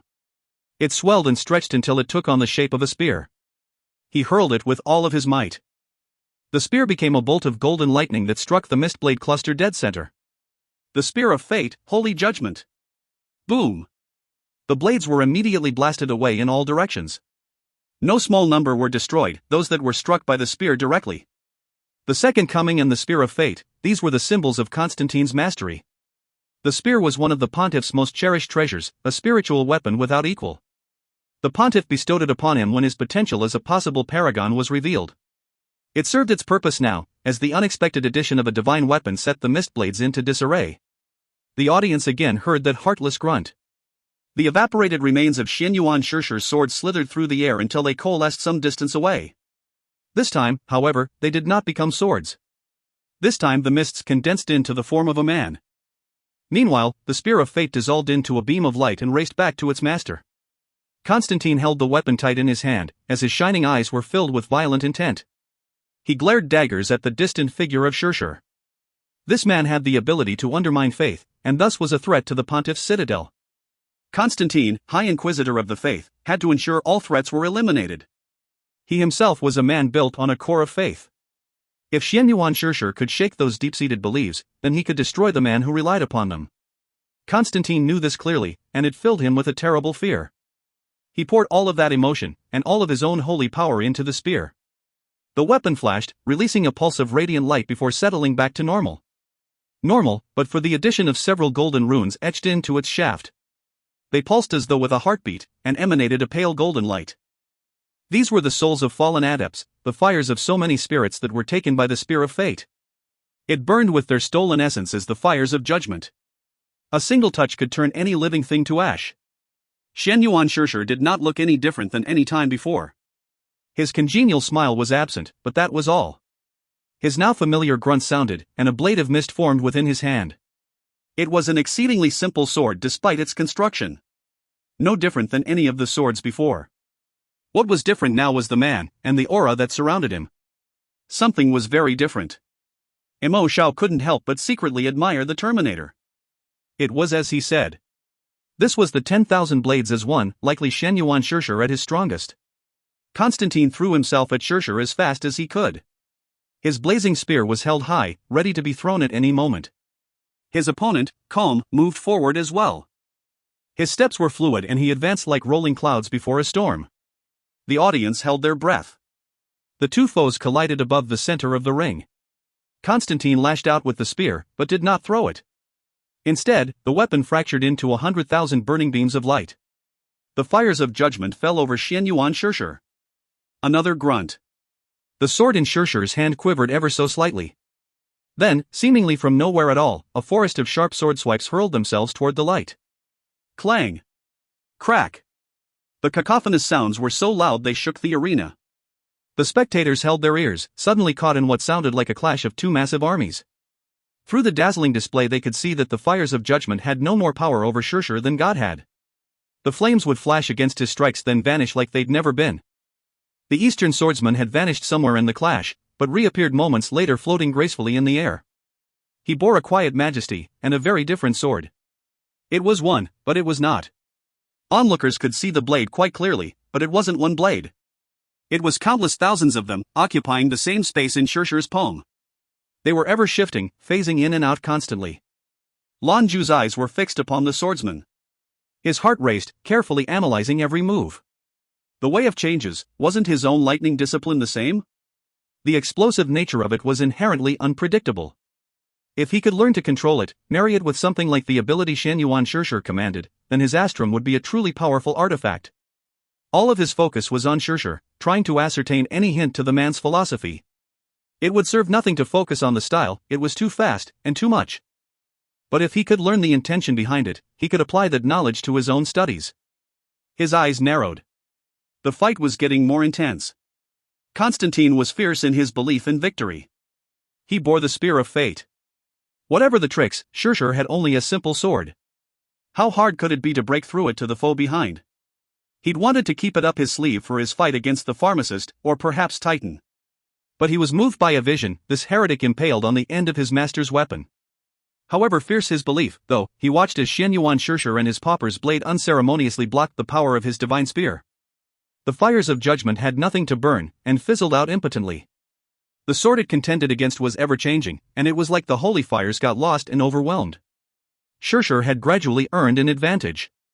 Constantine could defend himself with his spear, but the swordsman's style attacked from all angles. The spear of fate in this inquisitor's hands was good to block only the most basic of attacks. He faced one of the most powerful styles of martial art in the history of mankind. Their gulf in discipline gave way to a deficit of skill. Constantine began to give ground, inch by inch. His spear burned fierce as ever, but he couldn't compete with Shishir's speed. Rear up! A tear appeared on the front of Constantine's coat. He reacted by forcing his spear to erupt again, but Shishir hardly moved. There was another quiver of his sword, and countless sword swipes tore through the air to meet every beam of light. The High Inquisitor was so enraged he could spit blood. He set his jaw, locked his knees and refused to budge. He would face all his foe could muster, head on. He was no fool, he knew he couldn't contend with this man in technique. But he was stronger, his discipline was stronger. He would hold out, until this inferior adept ran out of stamina. That's when he would make his move. But Shan Yuan Shishir showed no signs of slowing down. In fact, each wave of attacks came quicker than the last. The pontiff's last great hope was bowing under the pressure. Dozens of small wounds opened up all over his body. Soon he was covered from head to toe in blood. This was no slight to Constantine's mighty defenses. It was instead a ringing endorsement of how sharp Shishir's attacks were. The energy of these attacks was as changeable and insidious as their physical manifestation. He could block them, but the energy would find a way to worm past his guard. Each strike wreaked havoc on him internally. He could feel himself losing control over the spear. To the audience, Shan Yuan Shishir seemed the embodiment of all of those swords. Half-seen shadows of blades flashed around the High Inquisitor, so fast and so frequent they were hard to pick out. Constantine stood strong, but his strength was slipping. Soon, it was even hard to keep a grip on his treasured spear. The look on Archangel Metatron's face could slay a man. Although he and Constantine were not of the same generation, that only made the facts more acutely obvious. Metatron's own hopes were fading, and were now placed on the shoulders of the young Inquisitor. The Pontiff's citadel had to ensure its continued strength. They would need a paragon leader. The East was much stronger than anyone could have anticipated. From the White Blade Master to the 10,000 Blades as one, they commanded abilities that were outside of their comprehension. He was stronger, his discipline was stronger, his weapon was stronger, he would be a paragon. How could he be in this situation? If you find any errors, ads pop up, ads redirect, broken links, non-standard content, etc., please let us know. Report chapter so we can fix it as soon as possible. Chapter 460, 10,000 Swords as One. Chapter 460, 10,000 Swords as One. The VIP platform was woefully deficient in Easterners, with only the Gourmet and Junior to represent them. The rest were largely Northern dignitaries, with a spattering of Westerners. They were all silent as mice after watching the swordsman. 10,000 swords as one, occupying a single space. Boom! Constantine was fired backwards from a blow. He struck the force field so hard it bounced him back. He lay on the floor, covered in 100 cuts the spear of fate could not defend him from. You've lost. Shan Yuan Shishir was completely untouched. His smile was back, one which the audience saw as friendly and appreciative. Constantine saw it differently, however. To him, that smile was full of ridicule. Bastard, I'm not done yet. Constantine roared. His body surged with holy light, instantly cauterizing his wounds and halting the bleeding. The damage from Shishir's sword chi was ever more evident, though. The Inquisitor's healing light was not as effective as it should have been. Fa! He spat another mouthful of blood, staggered, then full to his backside. Constantine, his eyes full of disbelief, had lost. The sword dissolved into mist, which slithered around Shirshir and up his nose. He smiled pleasantly, then left the ring. The underdog once more exploded into the lead. Constantine, High Inquisitor of the Pontiff's Citadel, was eliminated. Xianyuan Shirshir had emerged as the qualifier for Group 4. He still had to fight Blackmoon, but everyone knew how that fight would play out. The tournament was inching along, with 2 of the 4 groups locked up. The results were already much different than people had predicted. Constantine and Yan Ningya, 2 of the favorites, had been weeded out. Meanwhile, the binary shock that was Zhou Qianlin and Xianyuan Shirshir exploded onto the public stage. 2 groups were still uncertain, though they could be guessed. For Group 2, the fight to watch would be Zhang Yuan and the pharmacist. Most expected the pharmacist to win, since Zhang Yuan's abilities appeared much weaker. Group 1 looked much the same. Titan held back in his last fight, but most assumed it was out of respect for his female opponent. Although Lan Jue had pulled a surprise victory over the Wolf King, many believed Zeus' defeat at the hand of Titan was inevitable. Tomorrow everyone would have their answer. Tomorrow, the final 4 would be revealed. Lan Jue's keen eyes followed Zhou Qianlin and Xianyuan Shirshir as they exchanged another high-five. He stood and trotted their way. "I look forward to our fights," Lan Jue said, stopping in front of them. He smiled amicably, his eyes calm and welcoming. Zhou Qianlin returned the expression. Shirshir looked a little surprised. "Excellent. We'll see if your taiji is stronger, if my sword style has a little more. But if I'm being honest, it doesn't look like you have the discipline. Maybe the next time we meet." Lan Jue chuckled. "I guess we'll have to see what happens." "Don't let us down," Zhou Qianlin interjected matter-of-factly. This tournament had been full of unexpected upset, something the audience could not get enough of. There were 2 more today for them to talk about. Zeus and Shirshir won their matches and in doing so, had made the next few rounds much more interesting. Who was stronger between the 2 Eastern swordsmen? What will happen when they have to face Titan or the pharmacist? The finals were already a rush of emotions for these spectators. To them it seemed almost a formality, and they were eager for the real contests ahead. "Can I take you out for a drink?" The driver intercepted Chao Shuiqin in the waiting area. The musician's eyes dropped to the floor. "I don't drink." The driver answered. "I have tea." "All right." After a moment she lifted her head and nodded at him. Their eyes met, and she could feel the heat in his gaze. Her cheeks flushed. The driver motioned for her to lead, in a very classical and gentlemanly gesture. Chao Shuiqin, her instrument cradled in her arms, walked on. Lan Jue and the pharmacist left the arena together. As they idly walked through the streets, he turned to her. "Hey sis, Xianyuan Shirshir and Zhou Qianlin. Which one do you suspect you'll be facing?" She sniffed a laugh. "I'm only worried about facing you. You have such faith in me," he remarked. She smirked at him. "What, just a little encouragement? You don't like your chances?" He replied. "It's not that. I'm eager to get in the finals and see how I do against those 2. The pharmacist was solemn. "These 2 are definitely not pushovers. Xianyuan Shirshir did not beat Constantine by luck. He won from sheer skill and understanding. Zhou Qianlin is even stronger." "I never said I'd win," Lan Jue countered with a chuckle. "I want to see what I can learn about swordsmanship, fighting them. I've already decided that my astrum will be a sword. It's important for me to know how to use one." She nodded. "It's a good opportunity. Honestly, I'm surprised you were able to beat Qimu without Qianlin's help. A pleasant upset to my expectations." Lan Jue shrugged. "It's not usually that easy. He set the tone, I just followed the notes." He never got a chance to use his whole strength. I don't think he fully recovered from using the 3rd metamorphosis yesterday, either. With a smile, the pharmacist added. "You must have learned quite a lot today. Meditate on it when we get back." Lan Jue had been especially punished by the 13 clawswipe from Qimu's transformation. He'd been able to deflect them by joining his discipline with taiji, but only just barely. If Qimu had pressed the attack for much longer, he'd have had to rely on more tricks to eke out a victory. Thankfully he hadn't had to.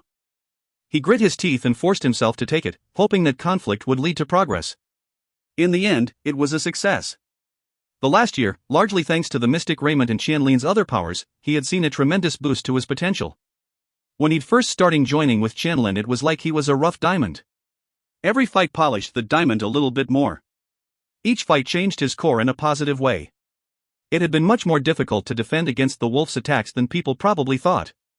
It had forced him to really apply himself to integrating his Taiji abilities. Integration was the most important part of martial training. Only when an adept joined their martial skill with their discipline were they at their most potent. Why was Zhou Qianlin so strong? Because you couldn't differentiate him from his weapon. He was his weapon, completely absorbed by his philosophy. That was why people saw his skills as almost peerless. That was what Lan Jue wanted for himself, and today was a solid step in the right direction. All of this had positive implications for his future that he couldn't even describe. Already he could sense the progress. He was at the peak of second degree now. Soon, he would break through to third rank for the second time. If he just kept his nose pressed to the grindstone, progress was assured. "Daddy!" Junior's ringing voice called out to him. His face immediately broke into a beaming smile as the gourmet handed her over. She pecked him on the cheek. "You're so great, Daddy. The best." He chuckled at her enthusiasm. "I get all my power from little Junior. Let's go, I think you need something to eat." The gourmet smiled at the two of them. "Did someone say eat? Count me in." "The undisputed king of northern food is the steak," Lan Jue said with a laugh. "I think that should be our target." The gourmet nodded emphatically. "Sounds good to me. It's about the only thing I'll stomach." "Impressive fight today, by the way. You certainly captured my attention. Do you know anything about Zhou Qianlin or Xianyuan Shishir?" he asked. "Why is it no one seems to have heard of them?" The gourmet shrugged helplessly. "No one is right. I've asked everyone who could have any information, even the keeper and winemaster. No one knows anything about them. It's like they were just born out of the stones too. Not a single bit of information to be found anywhere. Whatever the case, it's evident that they're Easterners. When the fights are over, I'll see if I can't put out some feelers, but I'm not sure if we'll be able to win them over. You should do everything you can to win your groups." It would be a mean slap to the North's face, followed back a swift backhand to the West. And wasn't that the truth? Both of these strong strangers were from the East. They didn't represent Skyfire Avenue, but they were countrymen. If the pharmacist and Lan Jue beat out their competition, then the finals would be dominated by a single alliance. Aside from the prestige, those 6 S-ranked power gems the North would have to pay to their rival. They'd be so mad it would give the conclave a collective aneurysm. The Terminator looked like he knew it, judging by his sour expression. He sat quietly in the assembly chamber, joined by the Apocrian Lan Jue. "This whole thing seems wrong. Could the East have rigged the games?" Lan Jue mused. But the Terminator shook his head. "No. I saw the look on the gourmet's face. He doesn't know them either. But something seems familiar about these two young men. They aren't as strong as Zhou Di, but in the future? I don't want them to leave the North, no matter who they are. 1. If you literally translate high five, it means to attack hands. Shout that at the next frat party, attack my hand bro. 2.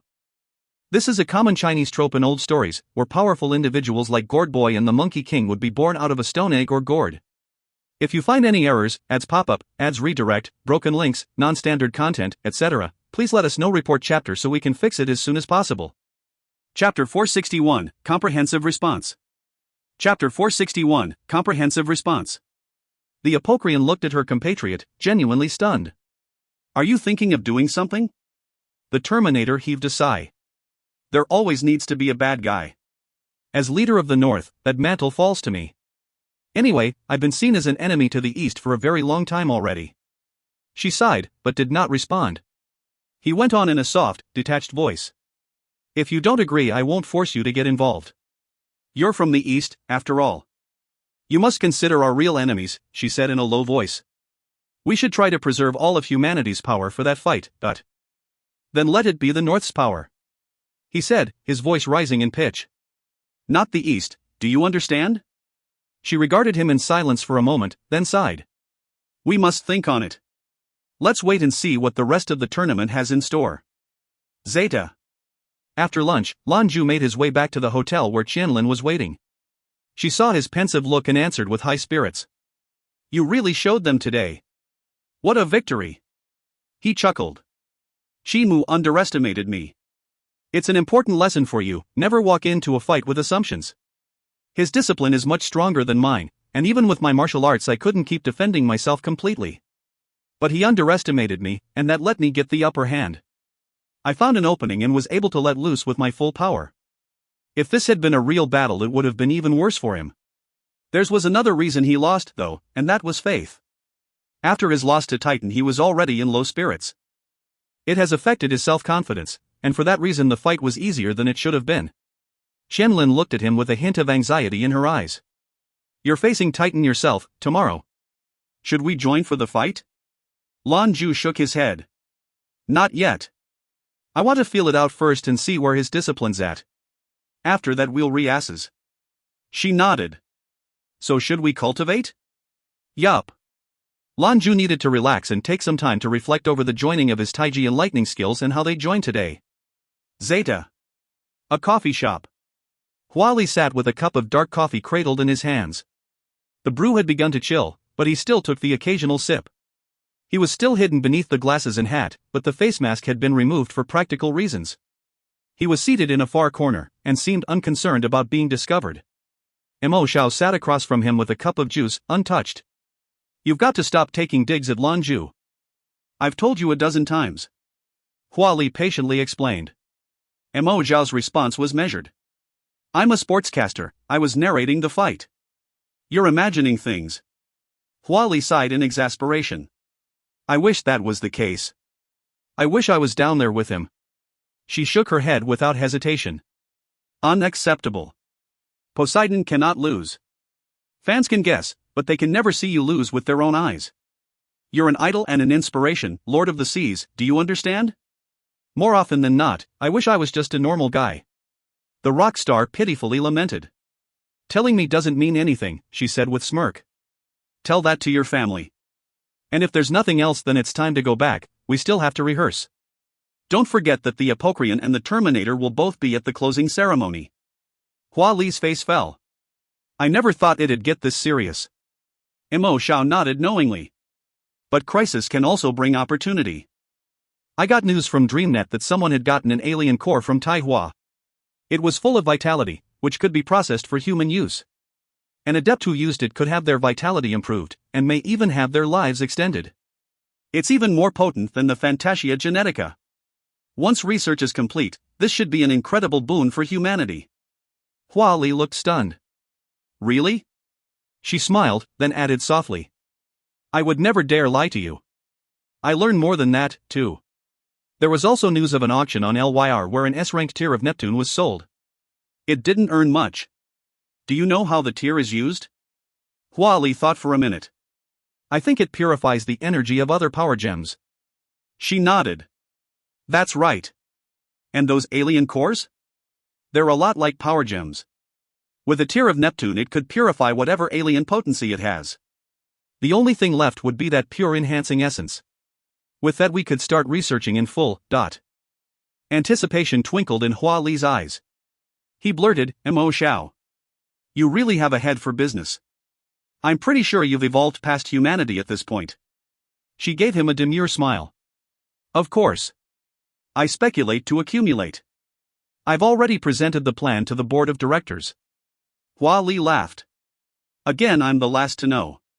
But you are the patriarch, she said, suddenly solemn. Everything I do, you have to know I do it for you. Hua Li sniffed. Could you not? The more you put it, the less it seems to pay off. I don't want that for you. Mo Xiao fell silent. After a time, she replied in a low voice. I have no expectations for you or what you will become. I only do as much as I'm willing to do, because seeing you happy makes me happy. That's what you do when you love somebody, you do what you can to make them happy. If this plan works out, then it will be a victory for all of humanity. They will live longer, and I'm convinced that will not be the only benefit. Hua Li looked at her with a serious look. All right, let's go and rehearse. It looks like the Gobi Entertainment Group will have to throw their gauntlets into the fray. Mo Xiao looked right back. I just hope when we're ready it's not already too late. Zeta. DreamNet upgrade is 69% complete. Continue the update. Maintain security. Continuing DreamNet upgrade. Zeta. Eastern Alliance, Planet Skyfire. National Eastern University. The drill master won it. He's the best. When are we going to be as strong as he is? Stop daydreaming. At our age, we're past due. The drill master is on another level, still young. I think they say the cutoff is 40. Do you think we'll be as strong as he is, even when we're 40? Who says? If we keep working as hard as we did in the ARC classes, then it's a piece of cake. Then you better pray the drill master gets back soon to keep training us. All those needles and lightning and hot baths weren't so bad, but... You're a damn sadist. Heh, you're one to talk. It was your idea, wasn't it? If you want to be a hero, what's a little hardship along the way? At least I'm gonna be ready. He cooked us once and he's gonna cook us again. I'm gonna go cultivate, so that when the drill master gets back he'll see how much I've improved. Then I'll learn even more. Hey. Wait for me. Zeta.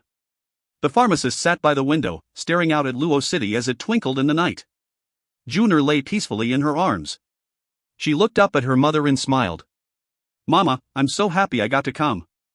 Thank you for bringing me, and Daddy, too. The pharmacist smiled down at the little one. Mommy used to think differently. I should have brought you out much earlier. It was your father's suggestion. Juner went on. Mommy, I do miss home a little though. Skyfire Avenue is our home. When will we be going back? Her gentle voice answered. When the tournament is over, sweetheart, then we'll go home. Do you really think Daddy's going to be the champion? Juner nodded resolutely. I saw it, I know it's the truth. Daddy will be champion. All right. The pharmacist nodded at her and gently stroked the small girl's hair. Sleep, little one.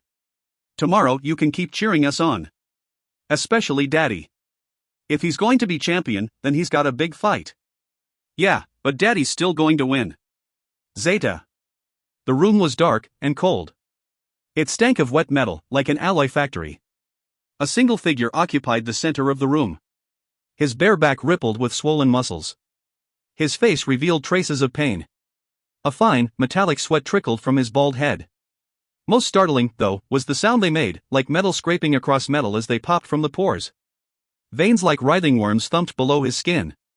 The rhythm was chaotic, and made the whole of him seem unbalanced. His skin had become metal, from head to toe. The hue of it changed constantly, sometimes a radiant silver, sometimes an ashen gray, sometimes shimmering gold. He flickered between the three of them. The area around him also affected, and started to warp uncomfortably. At the borders of the light, a deep abysmal black appeared where reality was cracked. It was like he wasn't really there at all, but somewhere between there and another dimension. If you find any errors, ads pop up, ads redirect, broken links, non-standard content, etc., please let us know. Report chapter so we can fix it as soon as possible. Chapter 462, I must win. Chapter 462, I must win. The two silver-clad women sat in a tidy room. They looked at the 10-digit number flashing on their communicators, then exchanged looks. Quite a lot of money. Indeed. Again tomorrow? Of course. This was the boss task for us. What do you think the odds are for tomorrow's fight?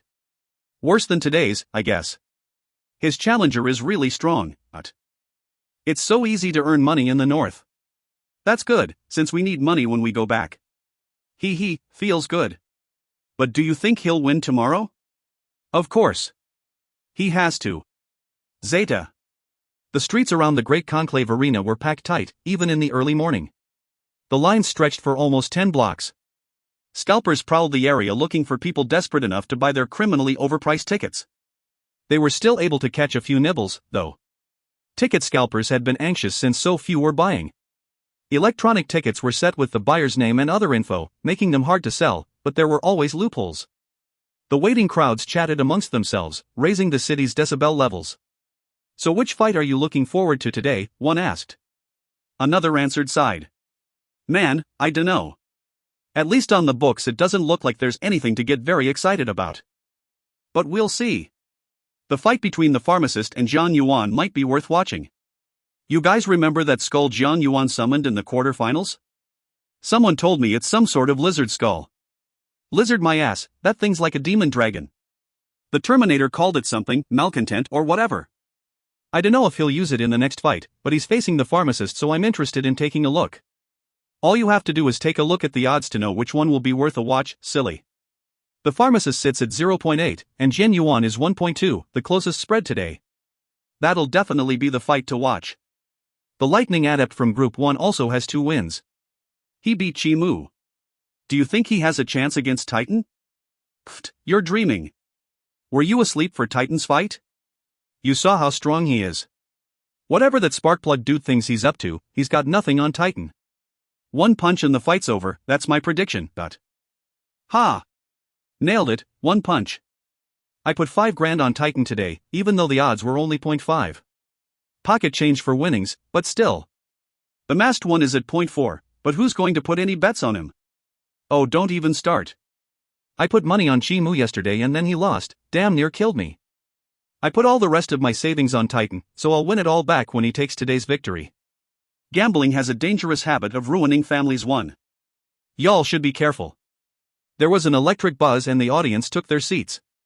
Today the final 4 would be chosen. The revelers outside were indicative of the larger interest. Most people were anxious for Group 2, where they would see the pharmacist and Zhang Yuan go head-to-head. If Zhang Yuan beat the pharmacist and Titan beat Zeus, then the final 4 would contain 2 Easterners, a Northerner and a Westerner. The 2 Easterners already qualified, but they weren't Avenue representatives. That would be a situation the Great Conclave could accept. The Terminator sat in a locker room, perched upon a bench that had been specifically designed to hold his girth. He sat across from Titan, whose face looked like burnished metal. Stable? He asked. Titan nodded. More or less. The Terminator's voice was low and solemn. You've chosen a very difficult road. But there is nothing impossible in the face of determination. Titan replied. I have faith in my choice. I know it will make it much harder for me to break through, but my path is all about faith. For that reason I cannot lose, and I will win glory for the North. My understanding, my vision of my path will become clearer with each fight. Please, Master, don't worry, I will improve. This is not a step backward. The Terminator forced a smile. Well said. But don't underestimate your opponent, that was Chi Mu's mistake. That's Zeus, there's a lot to him, he's no simple adept. I suspect he's Zhou Di's disciple. His discipline isn't as simple as it looks, either. I haven't seen him use Zhou Di's other trademark mastery, but handle him with care. Give it everything you've got. Yes. Zeta. Lan Jue was the last one to enter the waiting area. All of the other remaining competitors were already waiting in their respective sofas. Shenyuan Shishir shot him a thumbs up and beamed a friendly smile of encouragement. Zhang Yangye sat nearby, with his eyes closed. Meditating, he suspected. The driver, who had lost his last 2 fights, sat with an inexplicable smirk on his face. He seemed to have forgotten that the White Blade Master would be his opponent today. Quite the atmosphere. The pharmacist beamed at Lan Jue. He chortled back. Doesn't matter what's going on today, I'm not a high school student, I can control myself. She smiled. What? You don't remember high school well? Lan Jue shook his head. How could I not? We only have our youth once. But if we did go back, I'd probably panic again. A strange expression flitted across the pharmacist's face, and she adopted a far-off look. Yeah. Going back would be nice. He gave her an apologetic pat on the shoulder before sitting beside her. His eyes then turned to his future opponent. When he saw Titan's face, that metallic, silver facade, he knew that his guesses yesterday were correct. The Terminator's apprentice was different. But how? As he pondered, a sudden and all-pervasive aura poured from him. It was full of arrogance. The remaining players were all strong adepts, they all felt it. Shenyuan Shishir turned his eyes to Zeus, surprise in their depths. Jun Yangye snapped out of his meditative silence. The White Blade Master gave him a fixed and serious look as though he were thinking something. Titan answered by narrowing his eyes. The power around him thickened perceptibly. A host of eyes fell on Zeus. At least they had all been made aware that Zeus had no intention of losing quietly. He'll be going into that fight, ready to leave it all on the field. The VIP booth. Sis, am I looking at this right? $300 million. I have never in my life spent that much money before, one of the women in Silver Fleece said to her companion, seated beside her. Stimulating. It feels great. Think about it, his odds are around 0.4 again, that means a profit of over $1 million. The numbers are dropping after our bet, too. Once all bets have been placed, we stand to make a killing. He'll win. He's got to win. The VIP platform. I'm sure you've come to anticipate my question, Your Majesty, which fight are you most interested in today? Emo Shao asked with a smile. The Terminator gave her an easy grin and spoke softly. There are two. Two? Group 1 and 2, I assume? She went on. He nodded. Mo Xiao said, does this mean you aren't confident in Titan's chances to win his group? The Paragon chuckled. There are quite a number of twists and turns we've seen. I'm hoping for an entertaining match. We did not host this tournament to celebrate winning or to demonize losing. Our greatest desire is that these brilliant up-and-comers have a chance to improve. By the end, they will leave better than when they came. We also intend for this to be a source of inspiration for young adepts. We want them to be determined and to grow strong. The stellar migration has been a boon for our species, and it continues to be the highest priority for us as denizens of the stars. If we wish to become the masters of universe, we'll need power to do it. Mo Xiao thoughtfully nodded her head as he spoke. She was surprised, the Paragon was particularly chatty today. Meanwhile, the gourmet sat on the Paragon's other side with a contemplative smile on his face. Junior looked up at him. Uncle Gourmet? Why do you have such a mean smile? Cough. Cough. The gourmet's face went rigid. He feigned a fit of coughing to keep her quiet. The Terminator spared them only a passing glance, with calm eyes, before turning back to the ring. There you have it, ladies and gentlemen, I hope you were listening. Our first fight will be the one many will be watching, Titan vs. Zeus. Whoever wins will emerge as Group 1's finalist. Will our first competitors please make their way to the field and get ready for battle? Titan slowly rose to his feet. It was like watching a mountain uproot. The aura of his intent was so pervasive it made breathing difficult for those around him. He spared a moment to look briefly at Lan Jue, then walked to the ring. Lan Jue also stood and rearranged the mask on his face, fixing it in place. He took long and eager strides to the field. As far as Lan Jue was concerned, the most important fight of the tournament was about to get underway. He was about to compete against the closest thing to a manufactured paragon that the North possessed, the Terminator's disciple. 1. Gambling in all forms is very illegal in China, but it's a big part of the culture. Underground gambling establishment, at least in my town, were on almost every street. If you find any errors, ads pop up, ads redirect, broken links, non-standard content, etc., please let us know. Report chapter so we can fix it as soon as possible. Chapter 463, The Clash with Titan. Chapter 463, The Clash with Titan. In his heart there was only a singular thought, I must defeat my opponent. In defeating Titan, Zeus would prove that he deserved his spot in the Final Four. It would be a chance for him to learn more from the sword masters. Lan Jue's gains from this excursion had been tremendous. Still, he wasn't satisfied. There was more to learn. The fire of battle was lit in Lan Jue's chest. How strong is this pure force adept, he wondered. He wasn't sure, but the moment he walked into the ring and the force field shut behind him, he could sense Titan's aura bearing down on him. On the other side, Titan was also stepping in. His chest was thrust out, and a prideful light shone in his eyes. They nodded at one another. There was no banter, no threats. Final fight of the Group 1 quarterfinals will now get underway. 3, 2, 1. Begin! Mo Xiao's cries and the fight buzzer quickly gathered everyone's attention. Titan initiated, stomping his left foot hard upon the ground in front of him. Boom! A shockwave tore across the arena so fast the air roared in protest. Lan Jue hadn't expected an opening offensive from below, but he wasn't flustered. He shot into the air, clearing the top crest of the shock wave. Hands pressed against his ears to protect against the sonic boom. His upward rise quickly became a charge, as Zeus became a bolt of lightning. The electric lance fired right for Titan. He was answering with a blitz offensive. Titan grunted when he saw it.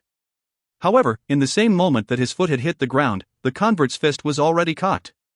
A roar to rival the blast of a fusion engine screamed through the arena.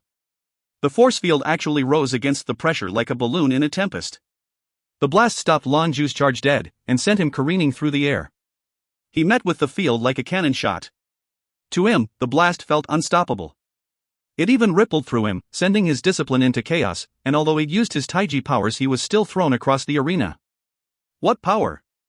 He was even having trouble breathing. When he hit the shield, every bone in his body popped. Lan Jue suspected he'd look very much like hamburger meat if he didn't know Taiji. Titan was certainly a ninth-ranked talent, even peaked.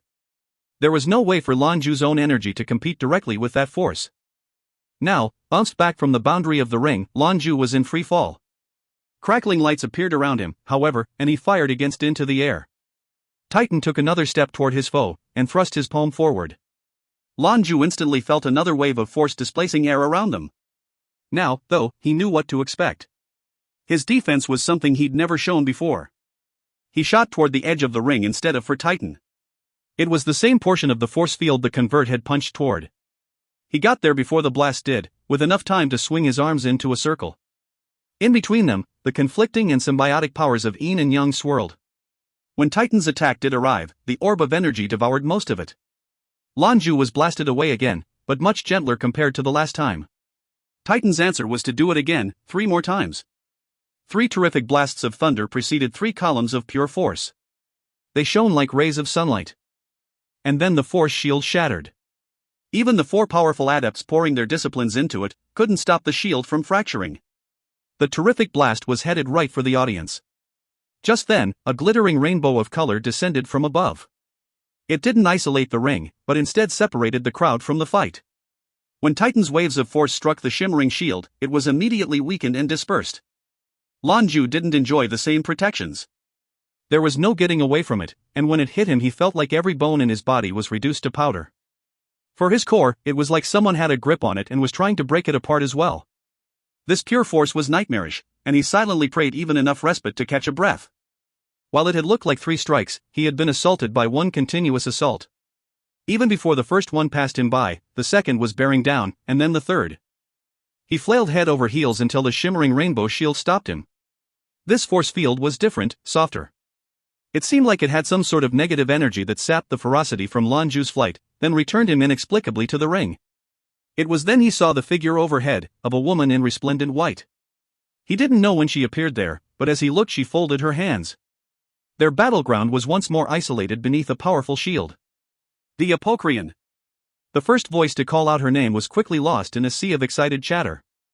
Was this her? The 4th most powerful of the 10 paragons? Fa! Lan Jue spat a mouthful of blood. He felt like his insides had been wrapped around each other. Every inch of him hurt, every bone ached, and he felt like he might fall apart at any moment. Horrifying. Was this Titan's power? No, that can't be. He wasn't this strong when he fought Chi Mu. Even a peak-ranked adept couldn't completely defend against this, unless they had secrets of their own. His Taiji skills had been just enough. He couldn't even have a chance to put his tactics into play, this was total control. Titan gave his foe a cool look. His chilly voice called out. Give up. Lan Jue wasn't his target. The Terminator's disciple looked pointed at Zhou Qianlin on the sidelines. That one was his greatest threat. I haven't lost yet. He grit his teeth, and pushed himself up off the floor. He looked like a madman, and droplets of fresh blood trickled from the bottom of his mask. You want to die? Then I shall oblige you. Titan's voice became detached, and cold. His meaty fist rose. Zeus took a deep breath, closed his eyes, and spread open his arms. Hera! I need you. A piercing white light radiated out from him. Thunder rolled, and flashes of lightning crackled within. A burst of light shot out, and hung over a 3-meter diameter around him. Zeta. Luo City, Intercontinental Hotel. Zhou Qianlin sat cross-legged in the middle of the hotel room, lost in meditation. Then, an inkling in the back of her mind caused her eyes to pop open. There was a flash of white light, and she was gone. This was the moment she'd been waiting for, and the reason she wasn't at the tournament. Zeta. A pearl of white, surrounded by writhing veins of lightning. Titan stopped, his fist still ready for a punch. Something didn't feel right. A moment ago his enemy couldn't hold a candle to his power. Now, it was different. Suspended in air, the Apocrian watched the fight from her eagle-eyed vantage. She, too, was surprised at the inexplicable milky light. Even she could not see what lay beneath, but she felt it. There was something more in the ring. What was immediately clear was the surge of power coming from the masked monarch. 9th level 3rd rank, no, 4th, 5th, 6th, 7th, 8th, 9th rank, ... In only a few seconds, he traversed what would take Adepts years of painstaking work. When the light receded, the broken man from before was gone. In his place stood the towering, majestic figure of the god of lightning, Zeus. Titan's eyes narrowed to thin slits. I knew you were full of sleazy gimmicks.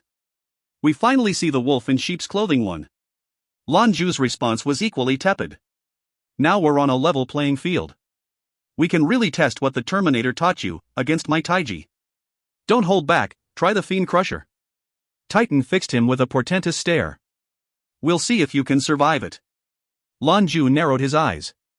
Bolts of electricity immediately fanned out, and wrapped around him as smooth as golden silk.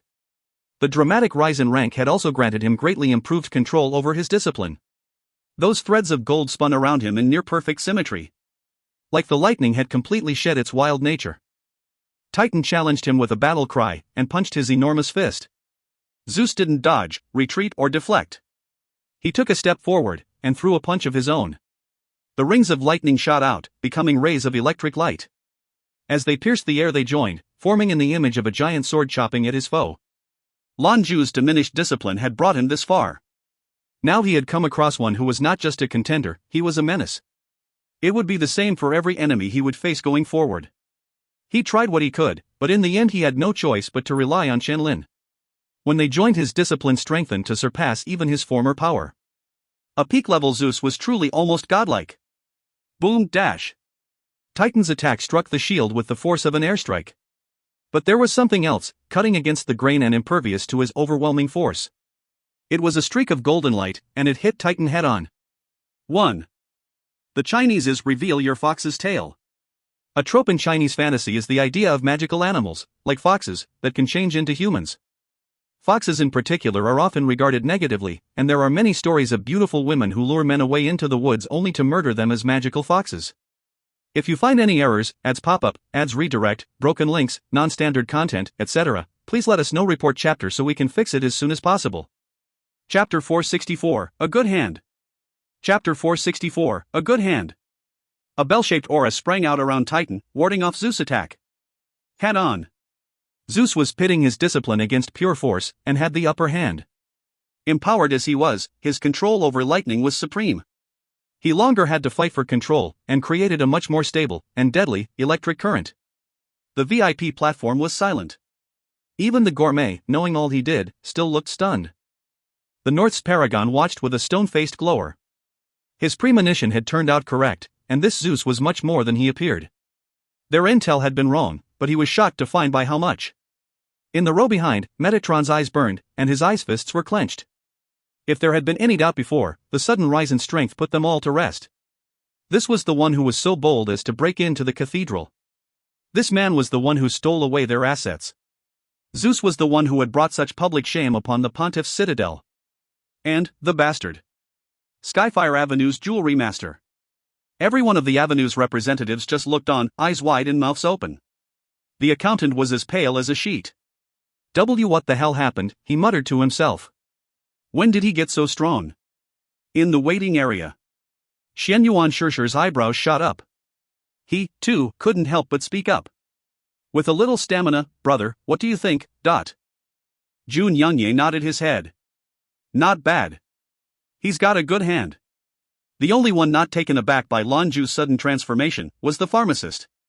Only she was fully aware of the young man's situation. Or so she thought. She had no idea he could join with Qianlin from so far away. That was a daunting revelation. Titan's eyes reflected the shock most everyone else felt. Part of that was for his own display. He'd hardly put a lot of power behind those 3 strikes of his, but they were each as formidable as his strongest attacks before the upgrade. However, his enemy's golden light pierced through like it was nothing more than a stiff breeze. This was in part because he had underestimated his foe, and partly because of Zeus' sudden rise. Titan roared and charged forward with earth-trembling strides. As he advanced, his energies poured into the bell-shaped shield around him. It rotated around his hulking form, faster and faster. Zeus stood calm and collected. Electricity slithered out around him, some thin as tendrils as others thick as tree branches. They hugged the monarch tight, forming into a twinkling suit of electric armor. The golden masked being hovered in the air, with his golden cloak flapping behind and light bursting from his dazzling armor. He looked indiscernible from the mythical Zeus of old. Titan heaved his enormous girth into the air. His fists rose with him, and as his trajectory brought him crashing toward Lan Jue, those fists aimed to smash him into the floor. Even before he hit the ground, its alloy surface seemed to bow in terrified anticipation. Zeus didn't move. Calmly, his left hand extended forward. Titan's fist first collided with that extended hand, but Lan Jue pivoted just as they made contact. His other hand stretched out, and radiating a strange energy, guided the massive convert away mid-air. Then Lan Jue moved again. To Titan, it just felt like he'd miscalculated and went barreling toward the prismatic shield. But under Lan Jue's subtle directions, he instead crashed unceremoniously into the ground. Boom! The entire conclave arena trembled from the impact. Even with Titan's famously powerful defense, he certainly felt that. The 9 strikes of Taiji, parry, block, and punch. 1. Lan Jue exploited the opening and, continuing the pivot, brought his right hand crashing down right on top of Titan. At the point of impact, a bolt of lightning thick as a tree hit right where Lan Jue's fist landed. Boom! The force buried Titan further in the alloy floor of the arena. The lightning strike had been so intense it turned the whole thing gold. But he frowned. If his control was really at its peak, then one hit should have been enough. The crowd saw it differently. They could only gape at precisely the opposite of what they'd all thought would happen. The scene was familiar, though the players were reversed. How masterful did this masked man's cultivation get? What Titan had undergone in the last couple of days had been the next step in the Paragon manufacturing process. What many did not know was that the North had their own form of Fantasia Genetica that they employed in their experimentation, a formula no less potent than the West's. Since the Terminator had trained him, he had avoided the trap of replacing too much of his natural body with machinery. This had allowed them to move forward with this next progression. Ultimately it was a failure though, and they knew it. Comprehension of protogenia was not something science could emulate. In his bid to win the crown, for the glory of his master, Titan had taken this formula to stimulate the full breadth of his potential. He was already at his peak, so this was intended to force him right up against the barrier to Paragon. But the power and influence he gained through this wasn't real understanding, and thus not a real manifestation of domain. This was the difference between Zhou Qianlin and himself. Although the Blade Master wasn't a 9th rank, his understanding was deep. Titan believed the difference in discipline would be enough. Yet in the face of Titan's upgrades, his faith, and his strength, Zeus was still controlling the fight. The convert could not know that Zeus' ascension and Qianlin's Queen of Heaven transformations had joined entirely. This promoted not only Zeus' discipline, but his protogenic command. Now it was all brought together here. The god of lightning showed much more power than he had in the Pontiff's citadel. Zeus also benefited from 2 disciplines. Just as thunder followed lightning, as one rose in power so did the other. He was 2 peak-ranked adepts in one. Although Titan's pure force was impressive, Lan Jue's Taiji skills made sure they weren't insurmountable. Aha! Another roar as Titan stumbled to his feet. He veritably poured with an oppressive aura. Zeus was not reckless, and retreated to assess the situation on the far side of the ring. From within the divot, the convert's body began to swell. Before the eyes of the audience, he stretched until he became as large as the Titans of old. His clothes exploded into shreds, with his modestly carefully protected by briefs of superelastic material. His eyes blazed red, but his body was a union of silver and gold. His skin was a pure luminous white, and the gold flowed through his pulsing veins. Rays of glorious golden light painted the ring. This was the manifestation of Titan's greatest faith. His impenetrable defense grew with him, and the displacement of power caused the arena to shake once more. It shook as much from his strength as the cheers of his northern compatriots. Zeus regarded his opponent with dispassionate eyes. Metamorphosis? Or something else? He could clearly feel the tempest that was Titan's discipline, swirling around them. It must be something granted through his conversion, some kind of installation to strengthen his abilities. It achieved the same effect Lan Jue experienced in compressing his core, though not to the same degree. Still, Lan Jue had to acknowledge that what he saw before him was daunting. Titan was a hair's breadth from Paragon, and some aspects of his power were probably already at that level. Zeus took a steadying breath. He slowly extended his right hand forward and followed with a step. He flowed in this way like rolling clouds, difficult to directly face. If he wanted to overcome the strength of a Paragon, he had but one path: be yielding. Be fluid so that the full force of his power had nowhere to land. Boom! Titan's right foot stamped hard against the ground. A shockwave with the force of 10 earthquakes rattled right for Zeus. But 10 meters from him, the vibrations simply stopped. Distant areas of the ring tossed and buckled, like a sea in stormy weather. Zeus was unmoved. The enormous Titan roared again, and threw himself in a forward charge. His massive, metallic fist exploded through the air toward his opponent and fired a ray of golden light. Fiend Crusher. Lan Jue lifted his arms, and gently allowed them stretch out, apparent close up. A steady glow of black and white appeared in his palms. But as tendrils of electricity worked their way through the energies, both turned an incandescent gold. He effortlessly deflected Titan to the side, into the ring's shield. Titan responded with an apocalyptic hail of punches. Lan Jue danced around them, masterfully employing his master's teaching, grasped the bird's tail, parting the horse's mane, white crane spreads its wings. Each one, at the very last moment, turned away Titan's murderous attacks. They weren't the 9 strikes, but the basic moves and practice of leverage gave him the edge over overwhelming force. But while it looked effortless, one could imagine the kind of stress it put on Zeus to face off against a near paragon. He felt like a blade beneath the blacksmith's hammer, but the beating only resulted in tempering his mastery of Taiji. This is one move that happens all at once. I couldn't find a good example of this one move, but here's a good video of the practical application of Taiji by an American hippie. If you find any errors, ads pop up, ads redirect, broken links, non-standard content, etc., please let us know. Report chapter so we can fix it as soon as possible. Chapter 465, What's this trash? Chapter 465, What's this trash? A pale white light surrounded Lan Jue, making his body seem oddly fluid. He slid around the Fiend Crusher attacks, giving Titan no opportunity to land a blow. This wasn't a skill that Lan Jue possessed, at least not inherently. This was Zhou Qianlin's Queen of Heaven. As the most peaceful and supportive of disciplines, it wasn't particularly masterful in defense. However, what it did do was greatly enhance the capabilities of her target. Her Queen of Heaven enhancement helped Lan Jue more perfectly join the yin and yang energy he already manipulated, offering him better security. Titan's furious attacks slammed against the shields, causing them to quiver. The Apocrian could do nothing but allow her shields to be assailed. They were for the protection of her northern compatriots. One errant punch from Titan could take out half the arena. The other competitors had risen from their comfortable seats and were crowding around the sidelines. The fight had captured their attention, as much as it had the audience. Everyone was taken aback by Titan's power, but no one, Master Adepts included, could believe the explosive power of Zeus. He'd hidden his true power away for the whole tournament, only pulling it out when faced with this monstrous foe. He was fearless, and for good reason. All along he'd been a peaked rank adept, with knowledge of powerful martial arts. The pharmacist especially, looked on with a quiet admiration. What skillful use!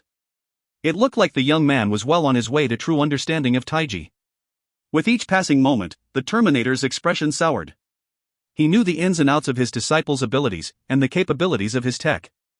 The Paragon manufacturing process had been completed, but his student's power still wasn't at its strongest.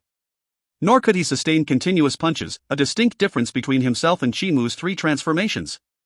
His opponent already mastered a good deal of Judi's teachings, as well. Lan Jue's 2 palms pressed in front of his chest, in the same moment that Titan's next punch landed. He met it face on, and instead of deflecting it, the whole of Lan Jue's body was spun around, guided by the silver and gold energy in his palms. His left arm rolled and forced Titan's attack up and away. In the same fluid movement, his right fist shot through the sudden opening to deliver its own blast toward the convert. This wasn't just deflection. Now he was responding with strength. Thanks to the pressure Titan put him under, Lan Jue was forced to understand his powers even deeper, or be defeated. Bang! The Taiji move rang against Titan's shield. Even with his protections, the convert was knocked back several steps. His protective shell shimmered. Titan shook. He was shocked, but refused to let it undermine his faith. His giant hands were pressed together before his chest before another piercing gust of force burst out from him. Lan Jue spun like a top, but never left that one spot. The screaming rage of Titan's power was drawn into whatever enigmatic powers were at Lan Jue's command. After a moment, the gold and silver lights surrounding him returned to black and white. They were different now, however. The black rumbled with an incessant peal of thunder. The white energies were a flowing orb of electricity, smooth as water. Trapped right in the middle was the tempestuous power of Titan's Fiend Crusher fist. Lan Jue made his move. In an instant, all of the powers around him appeared to condense into a single point. A single beam of blinding light silently shot out, colliding directly with Titan's defenses. Boom! Dash! The explosion sounded like the whole planet had been cracked down the middle. The floor of the arena collapsed and fell 10 meters into the earth. Although the beam had been directed at Titan, the shields all around the arena warped drastically, like they'd been hit too. If the Apocrian hadn't been supporting the shield herself, then there would have been a real danger that the blowback would harm the onlookers. Titan, still covered by his shield, was blasted back like he'd taken a salvo from a battleship. As he flew through the air, that golden shell cracked, then fell away. Bang! Titan struck the far shield, then hit the floor. His 10-meter-tall figure immediately shrank back down to his normal size. His powerful aura was also perceivably weaker. Lan Jue stood in the spot Titan had occupied. There was another ragged cough, and rivulets of blood dripped from below his mask. The great monarch stumbled, but did not fall. Titan struggled to pull himself up, but couldn't. For some inexplicable reason his powerful arms seemed incapable of lifting his girth. 3 times he fought to stay in the fight, until in the end he collapsed face first in the ruins of the ring, unconscious. There was no electric voice this time, calling the winner. The ring, and all the installations for the tournament, had been destroyed in their conflict. Lan Jue looked up to the Apocrian, just as his golden armor fell away. Zeus has won. The Apocrian's calm determination hung over the arena. Beneath the mask, Lan Jue smiled. He took a step back, then fell promptly onto his backside. The golden mask concealing his features crackled, then became dust and disappeared. His face revealed for all to see. Zeta. Planet Skyfire, National Eastern University. ARC Lecture Hall. Hey, Teach is pretty handsome. Why does he look familiar? Qianlin Yun stared at the projected image, with eyes big as saucers and her mouth hanging open. All the cameras were focused on the Adept, a man younger and more handsome than the crowd had guessed. But that face. No. No. This is wrong, all wrong. How can it be him? The first time she'd met him, he was lounging outside of her class like some sort of pedophile. She'd dragged him like a beaten dog right to the director. He never fought back. Tai Hua. And then there was Tai Hua. That blue mecha was him. It must have been. Yes. This was the only explanation, and that means that blue mecha was Thor. Zeus Thor. He had saved me, and so many other lives during that attack. Then the competition with Lyr, that enigmatic and unbeatable Lei Fong? Him as well. He'd turned the desperate loss around, and she had been on his lap watching the whole thing. She thought she had him that time. And the ARC class? The mask was to make sure I didn't find him out. No wonder they progressed so far in only 3 months. The breakneck race through the asteroid field was also a clue. She should have figured it out months ago, she chastised herself. Always at the last minute, Lan Jue, that etiquette teacher, the one she'd long ago labeled trash, came to the rescue. He was Zeus, the great monarch of lightning, who just beat the strongest fighter the North could manufacture. Him. She just sat there in her chair, lost. Tangni fared no better. She might have suspected something was off, but who would guess that their idol was standing right beside them the whole time? And it was all for Qianlin, from crashing the wedding to taking a teaching position. No wonder her friend always acted so strange when she brought it up, she thought. No wonder they seemed to get along so well whenever she saw them together. He was Zeus, always has been. Zeta. Northern Alliance. Planet Luo City. The Great Conclave Arena. The tournament had no choice to be put on a temporary hold. The damage to the arena surpassed TS' own ability to heal, and would need a great deal of manpower to restore. After some consultation, the organizers announced that the day's events were finished. All tickets would be good for tomorrow's fights as well. Titan had to be carried out. Lan Jue managed to walk off the ring, but only with the pharmacist's help. His face was drawn and pale, but his eyes were ablaze with excitement. I won, in the end I actually won. Man has triumphed over machine, I succeeded. When they got back to the resting area, he collapsed in the pharmacist's arms. He'd used up too much. No one in the audience had anything to say, witnessing such a dramatic upset was exactly what they'd come to see. But Zeus' name, his real face, was now known to the whole of humanity. The whole of the East was in celebration. Skyfire Avenue cheered their victory. But more than anyone, the NEU ARC class was uncontrollable. Names could be repeated, but barring surgical trickery there was only face like that. When the news spread, Wu Junyi's communicator was blowing up. Most of the callers were desperate for more information about Lan Jue. Several others were parents desperate to get their kids to sign up. Overwhelmed, he had to ask Principal Shi Ringjian what to do. He was told to turn the thing off. They'd really struck gold. Wu Junyi's self-satisfied smirk stretched from ear to ear. He could see the future of his beloved university, lauded as one of the best in the East. Who gave a flying shit about Lyr? Those assholes didn't stand a chance. If you find any errors, ads pop up, ads redirect, broken links, non-standard content, etc., please let us know. Report chapter so we can fix it as soon as possible. Chapter 466, Can We Not? Chapter 466, Can We Not? For those students who had gone to one of Professor Lan's few etiquette classes, they could talk about nothing else. The ARC students didn't have that luxury. The savage goddess was already barking for them to continue their cultivation. However, they didn't mind. Watching their teacher perform so incredibly, who wouldn't want to one day become someone so widely admired? When Lan Jue awoke, he found himself in the hotel. Things were different, though. The day had gone and evening light crept through the window.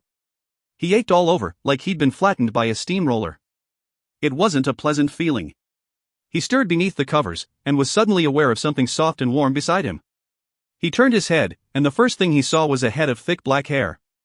They hung like silken strands across a pretty face. This. He gently lifted the hair to reveal the familiar, alluring features. But it wasn't necessary. Even without seeing, he knew near every inch of the body beside him. He took a hard gulp.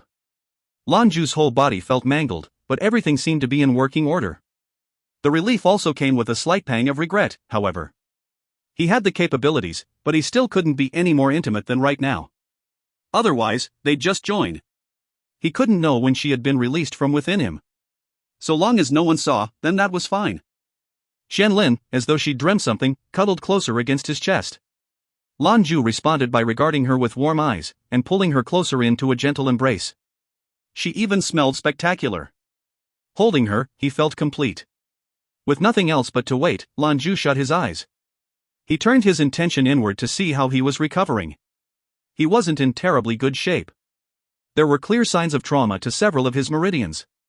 But things weren't dire, either. Those meridians were still functioning and his organs didn't appear to be affected, maybe a little displaced. None of that was irrevocable. What he was surprised to discover was not the damage, but the benefits.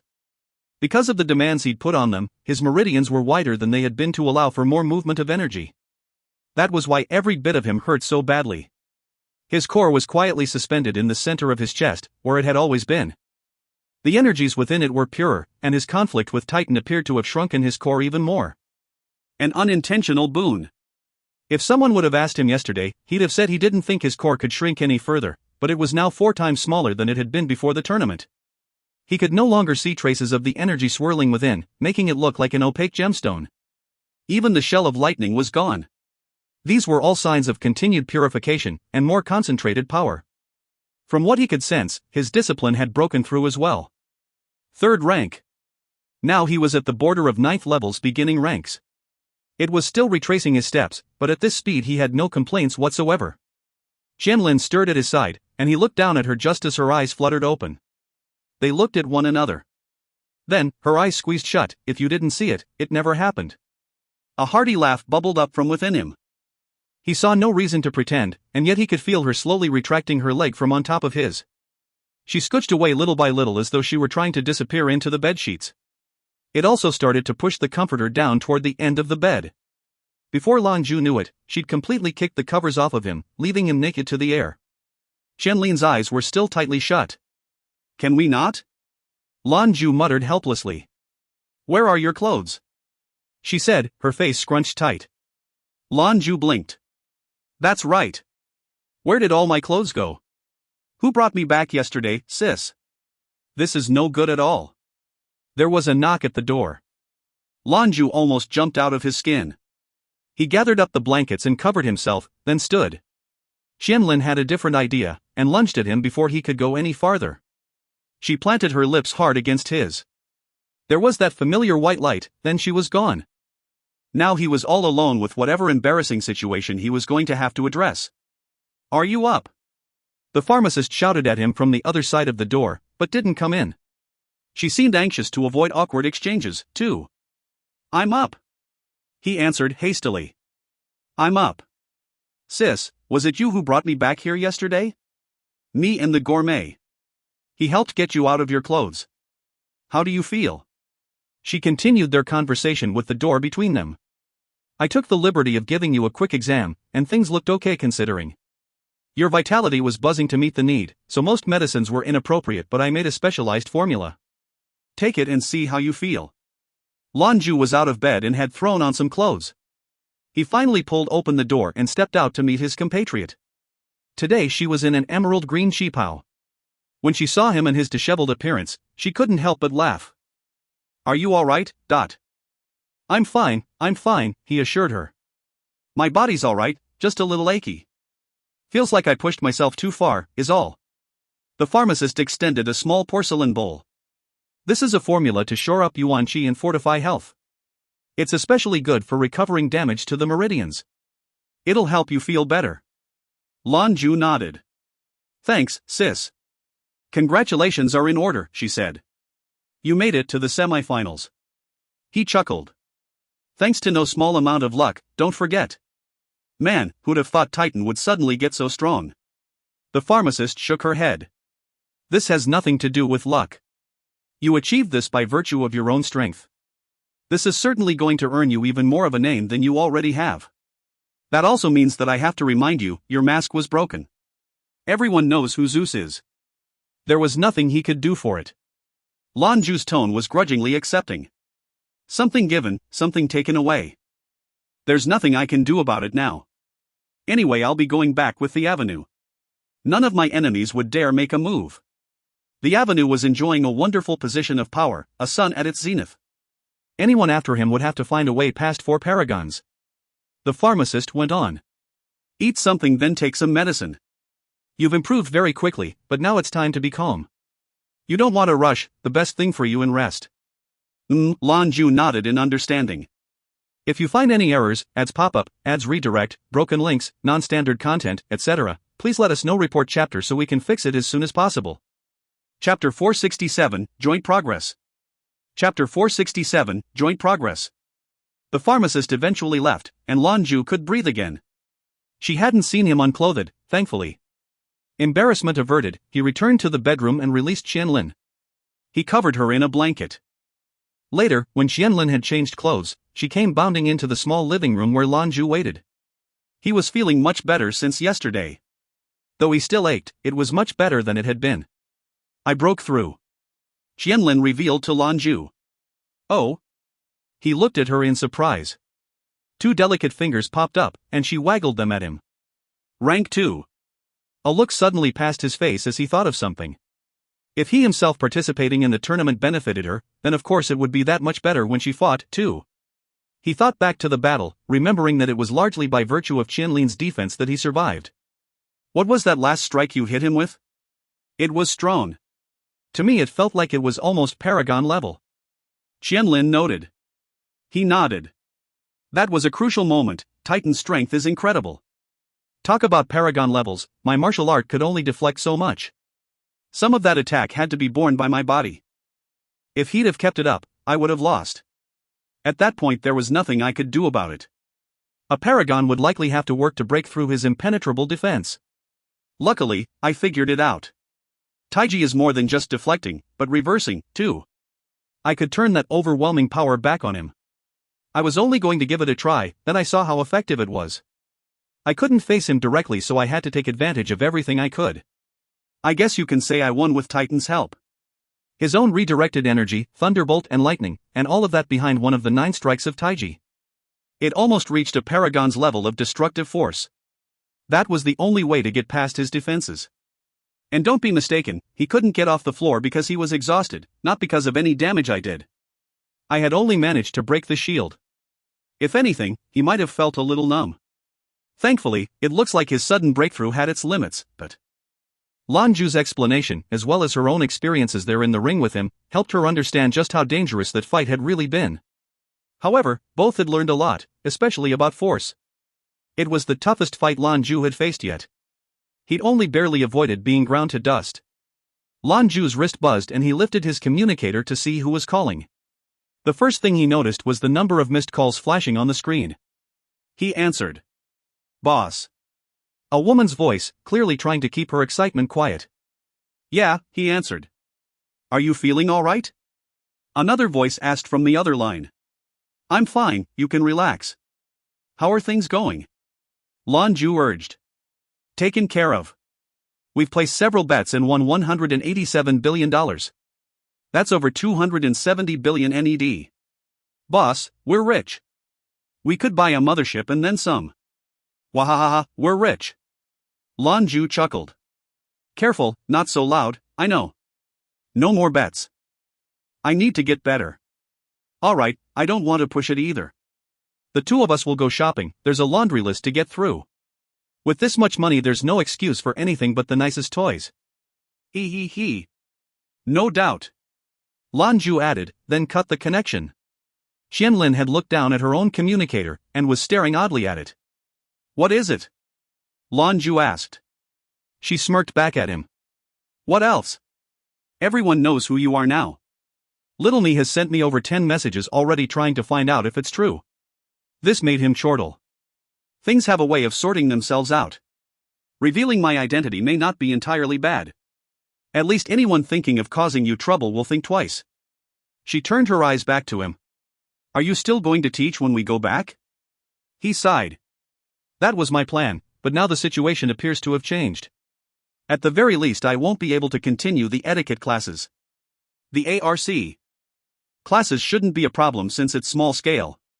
It's hard enough making sure these kids have a shot at being great. Qianlin nodded. It would be best if you didn't leave. Anyway, you've already agreed to the terms of service. He smiled at her. I did. I am your bodyguard, by your side at all times, how's that? Hell, I couldn't escape even if I wanted to, right? One thought and here I am. She couldn't help but giggle. He was right, he had nowhere to run. Until they both became paragons, each one was at the other's beck and call. I'm hungry, let's go get something to eat. Qianlin pulled at his hand, smiling prettily. Alright, let's go foraging. Lan Jue had already changed his clothes and was ready to go. However, they only got so far as the lobby before they had to turn back. What he had managed to do was not something many were capable of, beating the Terminator's disciple. To people in the East he was a hero, but to Northerners he was an affront to their pride. When it came to issues of nationalism, there were few with their heads screwed on right. An old woman even pelted him with some fruit when he dared show his face downstairs.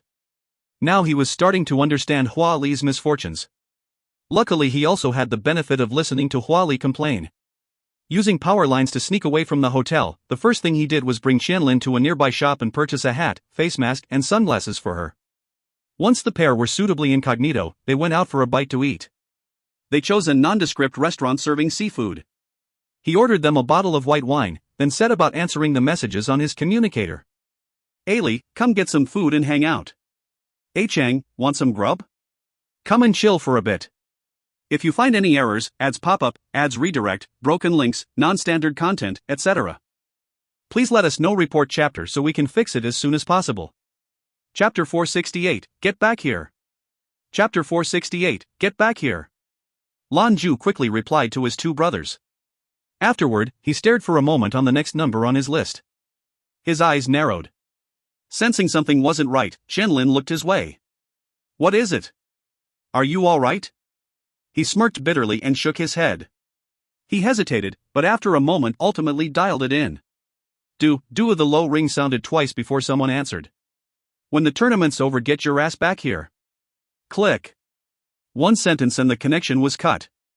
Lan Jue just sat there in stunned silence for a moment. He shook just a little bit. Lan Jue, are you? She swung around to stand in front of him and took his hands into hers. They were cold and clammy. It's fine. Qianlin, after the tournament would you mind coming with me somewhere? His tones were soft and secretive. She didn't hesitate. Of course, she answered with a nod. He breathed a heavy sigh. They lapsed into silence, with Lan Jue chewing his lip as long ago memories flooded his mind. Is he really okay? We should go back. Just then, Lan Jue quickly made another call. Yeah. The voice on the other end was low. He's called me back, Lan Jue said. He sounded defeated. Silence. After a second, Lan Qing answered. When you plan to go back, give me a call. I'll go with you. All right. His brother's assurances seemed to give him a little bit of backbone.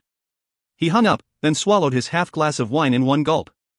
The cool and refreshing flavor of the beverage spread through him. He felt like he could breathe again. Lan Jue pecked the back of Qianlin's hand with a kiss. Hua Li and Chu Chang arrived together. They had already been hanging out when they got Lan Jue's call, discussing the fights to come. They wandered into the restaurant and looked around for a moment before spying their brother. The very moment Chu Chang saw Lan Jue's get up, he burst into laughter. Hey Ju. Looks like you finally had your day, eh? Gloating is hardly gentlemanly, Lan Jue muttered. Congratulations, Hua Li added with a smirk. He nodded. Truth be told, I won because of a fair amount of luck. I didn't expect him to suddenly get so strong. This made Chu Cheng frown. Shit, the same could be said about you. You Easterners are shameless, you know that? The pharmacist will win her fight, then the finals will be dominated by your alliance. Lan Jue could only shrug. The North took that chance when they hosted. It's not like they can stop us from participating. Chu Cheng's face only soured further. This is gonna be trouble. Dad's already been summoned to some meeting. I have a feeling that if the East does sweep the finals, the North and West won't leave it at that. Lan Jue was suddenly fearful, remembering Juner a few blocks away. You think they'll make a move? Chu Cheng grunted. Hard to say. At the very least, you guys need to be careful. I mean, you won't have to worry until after the tournament. They won't do anything with all of humanity watching. Those of you from the Avenue are probably fine, but that may not be the case for those two unaffiliated ones. I've heard those two have already been contacted by agents from the North and West, though I don't know what they said. Cheng, I don't want you anywhere near this, Lan Jue said, suddenly serious. He didn't want his friend even remotely incriminated in something so dangerous if it could be helped. There was, of course, the possibility of betrayal. After all, Chu Cheng was a northerner one. Chu Cheng seemed to understand. Alright, enough about that then. If anything happens I'll make sure you all get out okay, but you should prepare. You're already persona non grata out here. And shit, son, talk about sneaky. When did you become a peak-ranked 9th level? You're as strong as the big guy. You scared? If it wasn't for this tournament, I'd have kicked your ass up and down Luo City already. Lan Jue grinned at his compatriot. Chu Cheng snorted dismissively. If I can't win I won't fight, what are you gonna do about it? Now let's get some goddamn food, I'm dying over here. Ailey and I were about to grab some grub when you called. Where's Lena? Lan Jue asked. Chu Cheng shot a quick look Qianlin's way. That girl is cunning as all hell. She's been stringing me along and I'm not gonna put up with that nonsense. There are always other fish in the sea. Anyway, what was up with Titan yesterday? I don't remember him being that strong at all. No doubt luck was at play, just like you said. Lan Jue nodded again. He must have done something to raise his strength quickly, before the fight. He's about as close to Paragon as you can get, but has no real understanding of protogenia. That final step to Paragon status will not be at all easy for him. My guess is you'll break through to Paragon before he does. Is this your attempt at comfort? Chu Cheng teased. Don't you worry, when you leave I'm gonna really apply myself. I can't let you all leave me in the dust. I ran into Uncle, actually, and he taught me some of the cultivation methods he'd learned. He asked me to bring them back home and teach them to the family. When the discussion reached the gourmet, Chu Cheng's eyes became red, ever so slightly. Lan Jue felt for his brother. He didn't want to go back? Chu Cheng gave him a bitter smile. He said he couldn't face his brother, my dad. He's acknowledged that what happened all those years ago was a misunderstanding. Lan Jue, moved by the situation, added, tell your father not to pursue it, Cheng. He has a whole lot on his plate, not the least of which is keeping trouble from your family. The relationship between the North and the Avenue is tricky right now. I know, Chu Cheng replied. Uncle said the same thing. We met in secret, you can relax. No one knew anything. The restaurant they'd chosen wasn't anything special, providing only traditional northern fare, grilled fish, prawns and garlic sauce, salad and so forth. With the addition of the white wine, it was a fine meal. They ate until the four of them had reached their limit. Hua Li patted his stomach. Now that you're in the finals it doesn't look like you have easy fights to look forward to. Don't let up. But on top of everything going on, you have to be extra careful since everyone knows who you are now. Now that I think of it you all can use the Gobi entertainment ships for transport if you need to. Even the North doesn't want to upset us. That was an understatement. Gobi Entertainment and its parent the Poseidon Group was the largest business collective in all of Alliance space. They were based in the West, but they'd grown past the borders of a single alliance. They were everywhere. He had single-handedly crippled Ream's economy after he'd heard about their assassination attempt against Lan Jue. Not even the Pontiff was able to solve that easily. They even had enough power that they could cause the powerhouse that was the North's economy to stumble if they really went for it. Lan Jue gave his friend a small smile. If it comes to that then you'll hear from me. You both can relax, I've got it all figured out. Skyfire Avenue isn't an organization they can easily push around. Hua Li nodded. Good. Lan Jue stretched. It's getting late, I think I'm going to call it and head back. I have work to do for tomorrow. Hua Li smiled. You've really put the pressure on A Chang and I, after advancing so quickly. At least it compels us to want to catch up. Then we're all gonna be working hard, Lan Jue urged. One day we'll all be paragons, then we'll really be the 4 divine monarchs. Hua Li and Xu Chang exchanged a glance. In one voice, they answered. Looking forward to it. Before long he and Qianlin were back at the hotel. He took up the pharmacist's medicine, then they set about cultivating their abilities. Part of the reason he'd wanted to go out and eat instead of stay in and work all day was to relax. Too much pressure inhibited a person's recovery time. Lan Jue uncorked the china bottle the pharmacists had given him, and it immediately filled the room with the distinct aroma of medicine. He poured its contents out into his palm, a single pill. It was a dark, verdant green, about the size of a lychee fruit. Strangely, it glowed with a light that radiated out from within it. When he popped it into his mouth, the sizable pill immediately dissolved and slid down his throat. The bitter, acrid flavor slithered down into his belly. Soon, however, the unpleasant flavor was replaced with a mellow, sweet aftertaste. The warm and relaxing feeling spread out from his stomach like he was sitting in a bubbling hot tub. His damaged meridians were quickly relieved, and those that had expanded from use were fortified. After only a short time, he could sense a sort of glossy sheen covering his energy pathways. He didn't need to ask. He knew it must have been some benefit from the pharmacist's decoction. Although he didn't know what this medicine was, it was easy to guess its worth by how quickly it started to work too. In the end it did just what the pharmacist said it would do, support, not improve. 1. Here, again, we have the important distinction that country even very close friendships. 2. An interesting shift going on in China now is the move from slow but healthy to quick and easy. It was a very clear trend in China that traditional, healthier lifestyles are quickly being discarded for more instantly gratifying Western methods.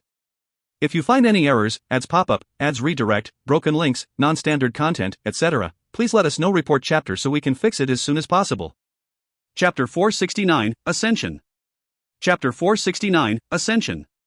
Lan Jue understood. This was the pharmacist's way of helping, by letting him pick himself up. Quickly shooting up a few ranks could be done, but that wasn't the point of recultivating. It was the journey, and the insights you gain walking a familiar path a second time. You came to know your power and stood on sturdier footing. Your energy was purified by it. So Lan Jue would pick himself up, and take no shortcuts. With the aid of his friend's medicines, he slipped into a peaceful and meditative state. The precious pill was miraculous in returning his body to health. More importantly, his meridians were tonified, nourishing them for the cultivation ahead. Zeta. 2 figures faced one another in a dark room, no trace of light to be seen. You face the pharmacist tomorrow. The one speaking was surrounded by a dripping purple aura, which scattered the darkness. It was the fallen angel, Lucifer, second only to Satan. Yes. Zhang Yuan, the Dark Citadel's necromancer, sat across from him. You are the last hope of your alliance, and the last hope of your citadel. Work a miracle. There was a dark and fanatic light in the dark angel's eyes. In Zhang Yuan's, there was a caustic gloom. Yes, the final miracle. Zeta. Miracle. It was a word rarely used, not since the God-rank battles on DreamNet when the Star Alliance and the 4 divine monarchs fought. This last miracle had been witnessed by everyone, right on their projector screens. They were calling it the miracle melee. Titan's shield would give a Titan pause, but Lan Jue busted through. The image of Zeus' crumbling mask was plastered everywhere. Lan Jue's drawn, pale face was revealed to the world. He had been respected for his poise. There was no wild cheering or flagrant displays of celebration from the monarch. Only confidence. The audience was amazed. How could a single Adept's power be so terrifying? When the analytics were released, it was revealed that Zeus' final attack could only be compared by measure of battleships. A blast from the main cannon wouldn't do what the monarch's final strike had achieved, to say nothing of hardware like a mech, assuming it wasn't piloted by a strong adept, of course. Now everyone knew what kind of power they were witnessing. This was the next generation of paragons, battling for supremacy. Zeus' name had been elevated. The god-rank battles were mentioned again, this time in comparing the metrics from that fight to the last one. There was also in-depth digging into his actions as the once mercenary king. His name was on everybody's lips, and electricity was the new fad. Almost overnight, Zeus was everyone's focus. Lan Jue was completely unaware of it all. He'd spent the night in cultivation. He split his focus between healing and meditating on what he'd learned. Every day was a struggle that brought new revelations, a step on the path to understanding. Although he didn't know how far things had gone, Lan Jue was still wise enough not to leave without his disguise. It was lucky he did, otherwise he'd have been swarmed in an instant. When he got back to the Great Conclave Arena, he couldn't help but admire the efficiency and ingenuity of the North. It had taken them only an afternoon to completely repair the damage to the battlefield. At least on the surface, it looked good as new. By the time he arrived, the stands were already packed with spectators. When they spotted Lan Jue, the crowd erupted into a noisy din. If this was the East, then he would be greeted with cheers and cries of admiration. This was not the East. Here, he had besmirched the name of the Northern delegate, and snatched victory from their home court. His name was well known in the North, now, but that didn't mean it was held in high esteem. He was practically an enemy of the state. He got no respite from the eyes of participants, either. They followed him from the shade of the waiting area. One of them was Titan, and in fact all three of the other losing fighters from his team were present. At least Qimu wasn't glaring at him with the same loathing he had before. Bingyu made up for it, with eyes even colder than the day she'd lost. Clearly she still believed he'd shown her tremendous disrespect. Jun Yangye and Xian Yuan Shishir also looked his way. When Jun Yangye caught his eye, the Blade Master gave him a knowing nod. Shishir smiled warmly and gave a friendly wave. It was like there was no concern at all that they would be future competitors. Lan Jue took his seat. "Thank you, sis," he said to the pharmacist beside him. She smiled back. "You call me sister, and you act like a father to my little girl. What are you doing thanking me?" She never explained what the medicine she'd given him was for. He didn't ask. But whatever it was, the act had brought them closer. The Terminator sat at the place of honor upon the VIP platform.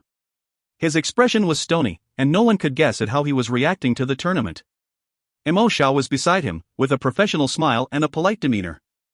"Your Majesty," she said, "yesterday we had to postpone the final fight of the quarter-finals for what many are now calling the Miracle Melee. Analysts are now saying that Zeus may win it all. What do you think? Is this just luck?" She was very much like a reporter following a lead. The Terminator's answer was delivered evenly. "Luck is a kind of power, but I don't think that's what brought him to the semifinals. The answer is information. There's more to Zeus than we knew, and he's a much more complicated adept than people expected. In that last fight, if he'd held back even a little, then Titan might have won. I hope he has a chance to test himself against this young man again one day, and that Titan will emerge victorious." It was a fair and accurate analysis of his discipline, and a fine display of the Paragon's character. Mo Xiao returned her attention to the camera. "Yesterday we witnessed a miracle, but who knows what today has in store. In just a moment, we'll begin with the final fight of Group 1.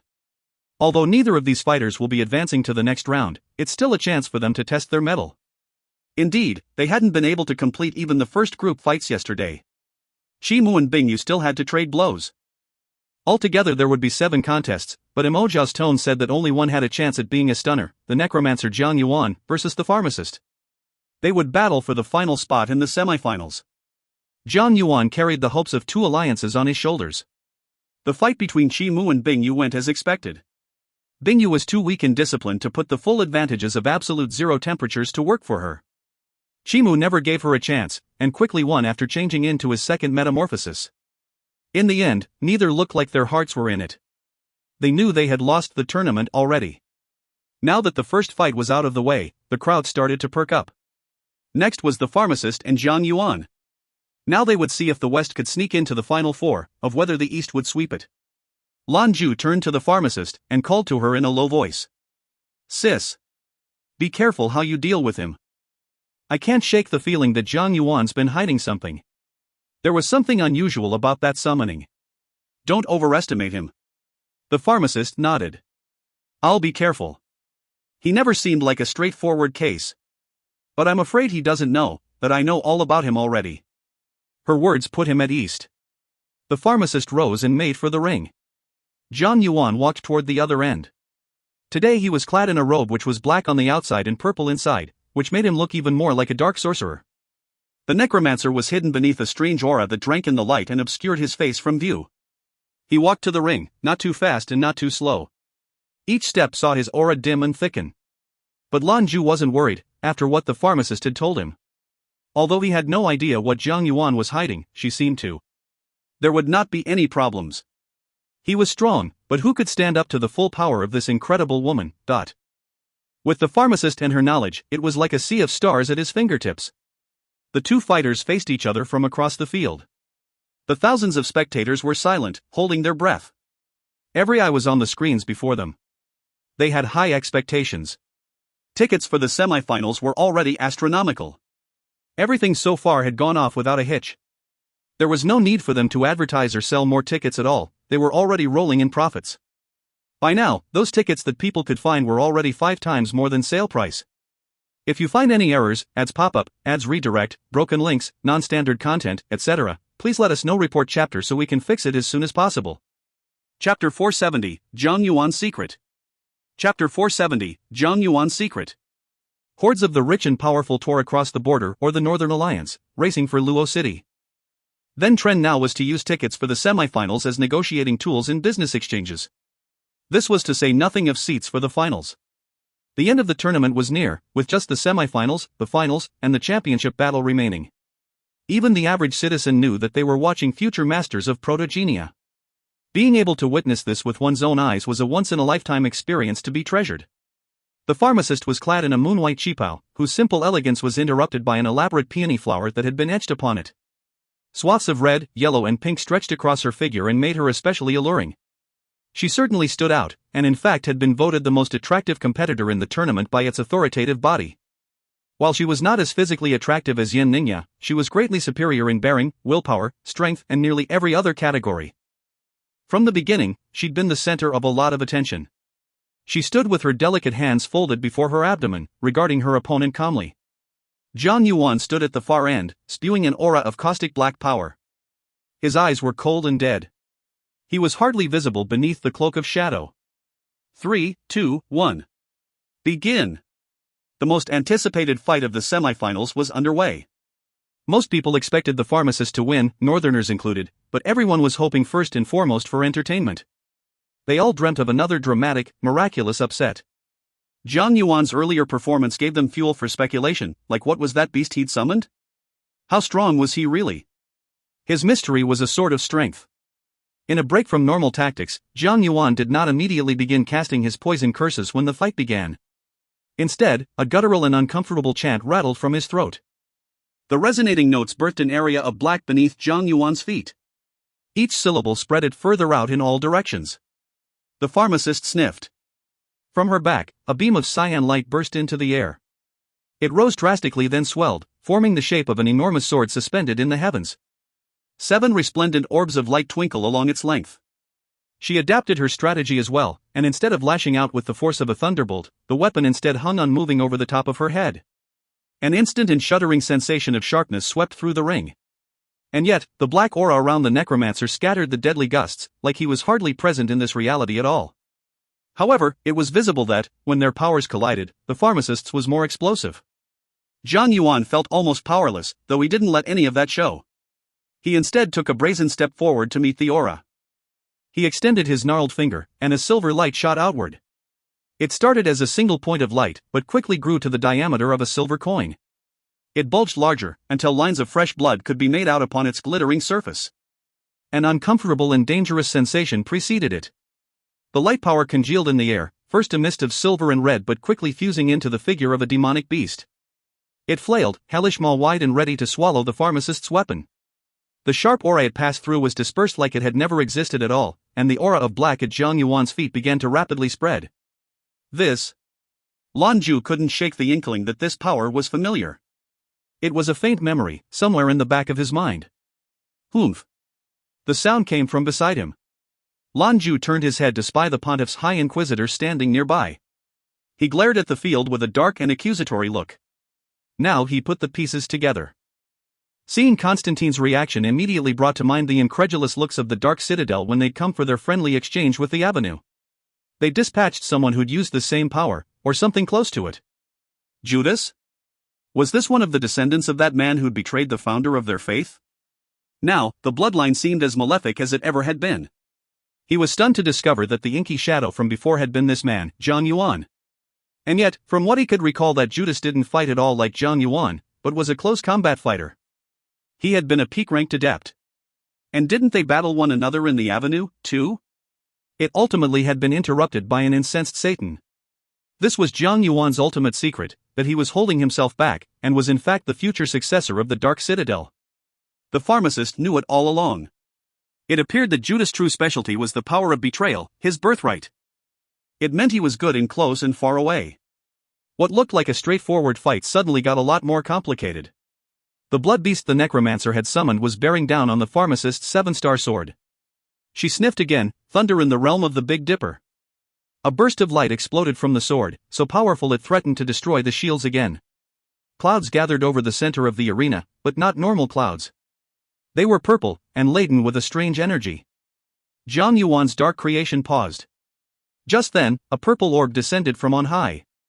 It passed through the shield like they were made of paper, and merged with the floating sword. The weapon answered by growing even larger. Bolts of purple lightning lashed out suddenly, striking the demon. The dark vision dissipated into a cloud of blood, and vanished. The silver coin that had seen its creation was struck away, flying toward Zhang Yuan. The necromancer himself had not moved, but swayed slightly back and forth. After a moment, he too vanished from sight. Lan Jue was immersed in the action. As a lightning user himself, he recognized the pharmacist's lightning as yang type. And it was a pure, natural form of lightning. It contained levels of pure elemental power that his own lightning lacked. Was this the Dharma of heavenly lightning? Designed to smite the evil things a monk passed on his path. Meanwhile, the pharmacist's sword was swiping dangerously. The aura of power around it flared, and then one became 7. 7 enormous swords came tearing through the air, descending so fast they were little more than beams of light. They arcs around and buries themselves in the alloy floor surrounding the pharmacist. She was now surrounded by the cyan-purple light, and as if their own volition that beams exploded out every which way. The radiating power clashed with the encroaching black filth. It receded in the face of the pharmacist's holy corona, like ice beside a flame. Clearly, the pharmacist's own abilities were well equipped to counter the necromancer's, and the whole thing seemed pretty one-sided. But where did he go? Their answer was delivered in the form of a booming, devilish sermon that rang through the whole arena. A series of roars came from where Zhang Yuan had been standing. The floor was painted with an enormous, glowing hexagram. While the dark aura surrounding it was pressed back by the pharmacist's heavenly lightning, the hexagram itself appeared impervious. A hint of shock passed across the pharmacist's face, but it lasted no more than a second before she was ready to react. With a cold and belittling laugh, she pointed a slender arm toward the far end of the arena. Her swords wrenched themselves free of the ground, and raced for their new target. Another roar shook the ring's foundations. The hexagram suddenly surged, expanding until it covered the whole floor. The frighteningly familiar sight of the evil vortex was again revealed to the audience. A massive skull started to heave itself out of the hellish dimension that had been opened. The pharmacist's weapons retreated back to her location. Their flickering power swirled around her like a column of protective light. It lifted her high above the collapsing arena floor. She stood suspended near the apex of the upper shield. Everyone watched as the great skull of the demon beast, Yaduobaha, joined the fray. They were treated to a good, nightmare-inducing look. It was only bone, with no hair or skin, and teeth as large as broadswords. A toxic green fire blazed where its eyes should have been. Its great maw spread wide, and it reared skyward to try and swallow the pharmacist up. She could feel crushing waves of fear rushing out from that darkness, pushing the beast toward her like a tempest of fear. Her dharma didn't appear to slow it down at all. The swords around her glowed even brighter, and she rose ever higher, but the shield was just overhead. If she left, it would count as a forfeit. Her swords answered the call, falling down toward the beast. They dissolved until they became 7 glimmering points, falling in the shape of the Big Dipper. They landed upon the great skull, becoming drilling flares of light that melded into the monstrous head. A bone-shaking explosion followed moments later. But, with the pharmacist occupied, she did not appear to see the dark figure silently creeping up behind her, Zhang Yuan. His figure seemed larger and, arms folded across his chest, he seemed to float quickly through the air toward his unsuspecting victim. The beast below shook off the great blast that had stunned it, and began to rise for another try. There wasn't a single mark on it, like that 7-star attack hadn't done anything at all. If you find any errors, ads pop-up, ads redirect, broken links, non-standard content, etc., please let us know. Report chapter so we can fix it as soon as possible.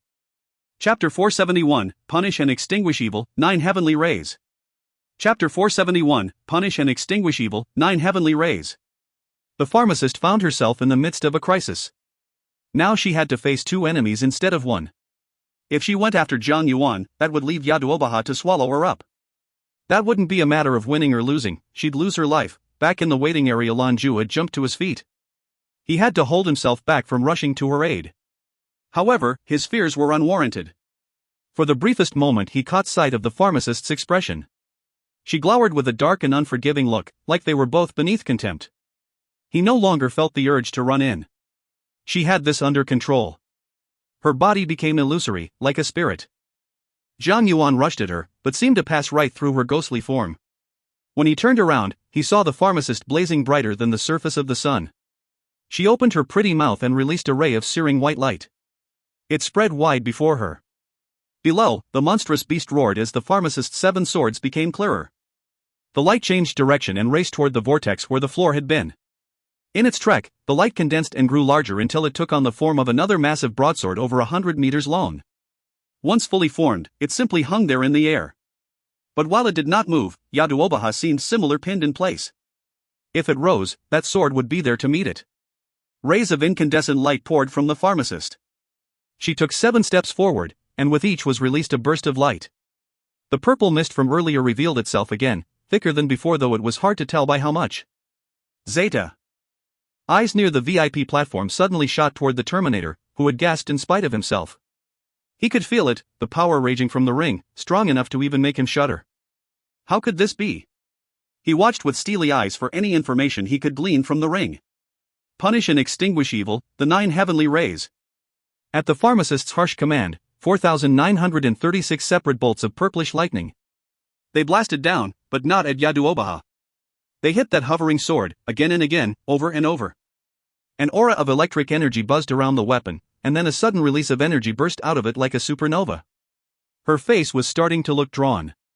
Another aura of white power began to press out from within her. Zhang Yuan lunged forward to take advantage, but couldn't approach. The dark aura around him scattered like darkness before the sun. Zhang Yuan turned and fled from her as fast as he could. Annihilate.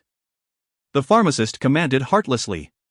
The word rang through the air, and on cue the towering sword fell to the ground. Thump! The sword passed through the gray bone of the monster as though it were paper. With a raging screech and a shrill yell, the sword and demon dragon were pinned to the vortex. The swirling darkness was changed before their eyes, infected with the white light of the pharmacist's spectral weapon. Soon the whole thing was a radiant white.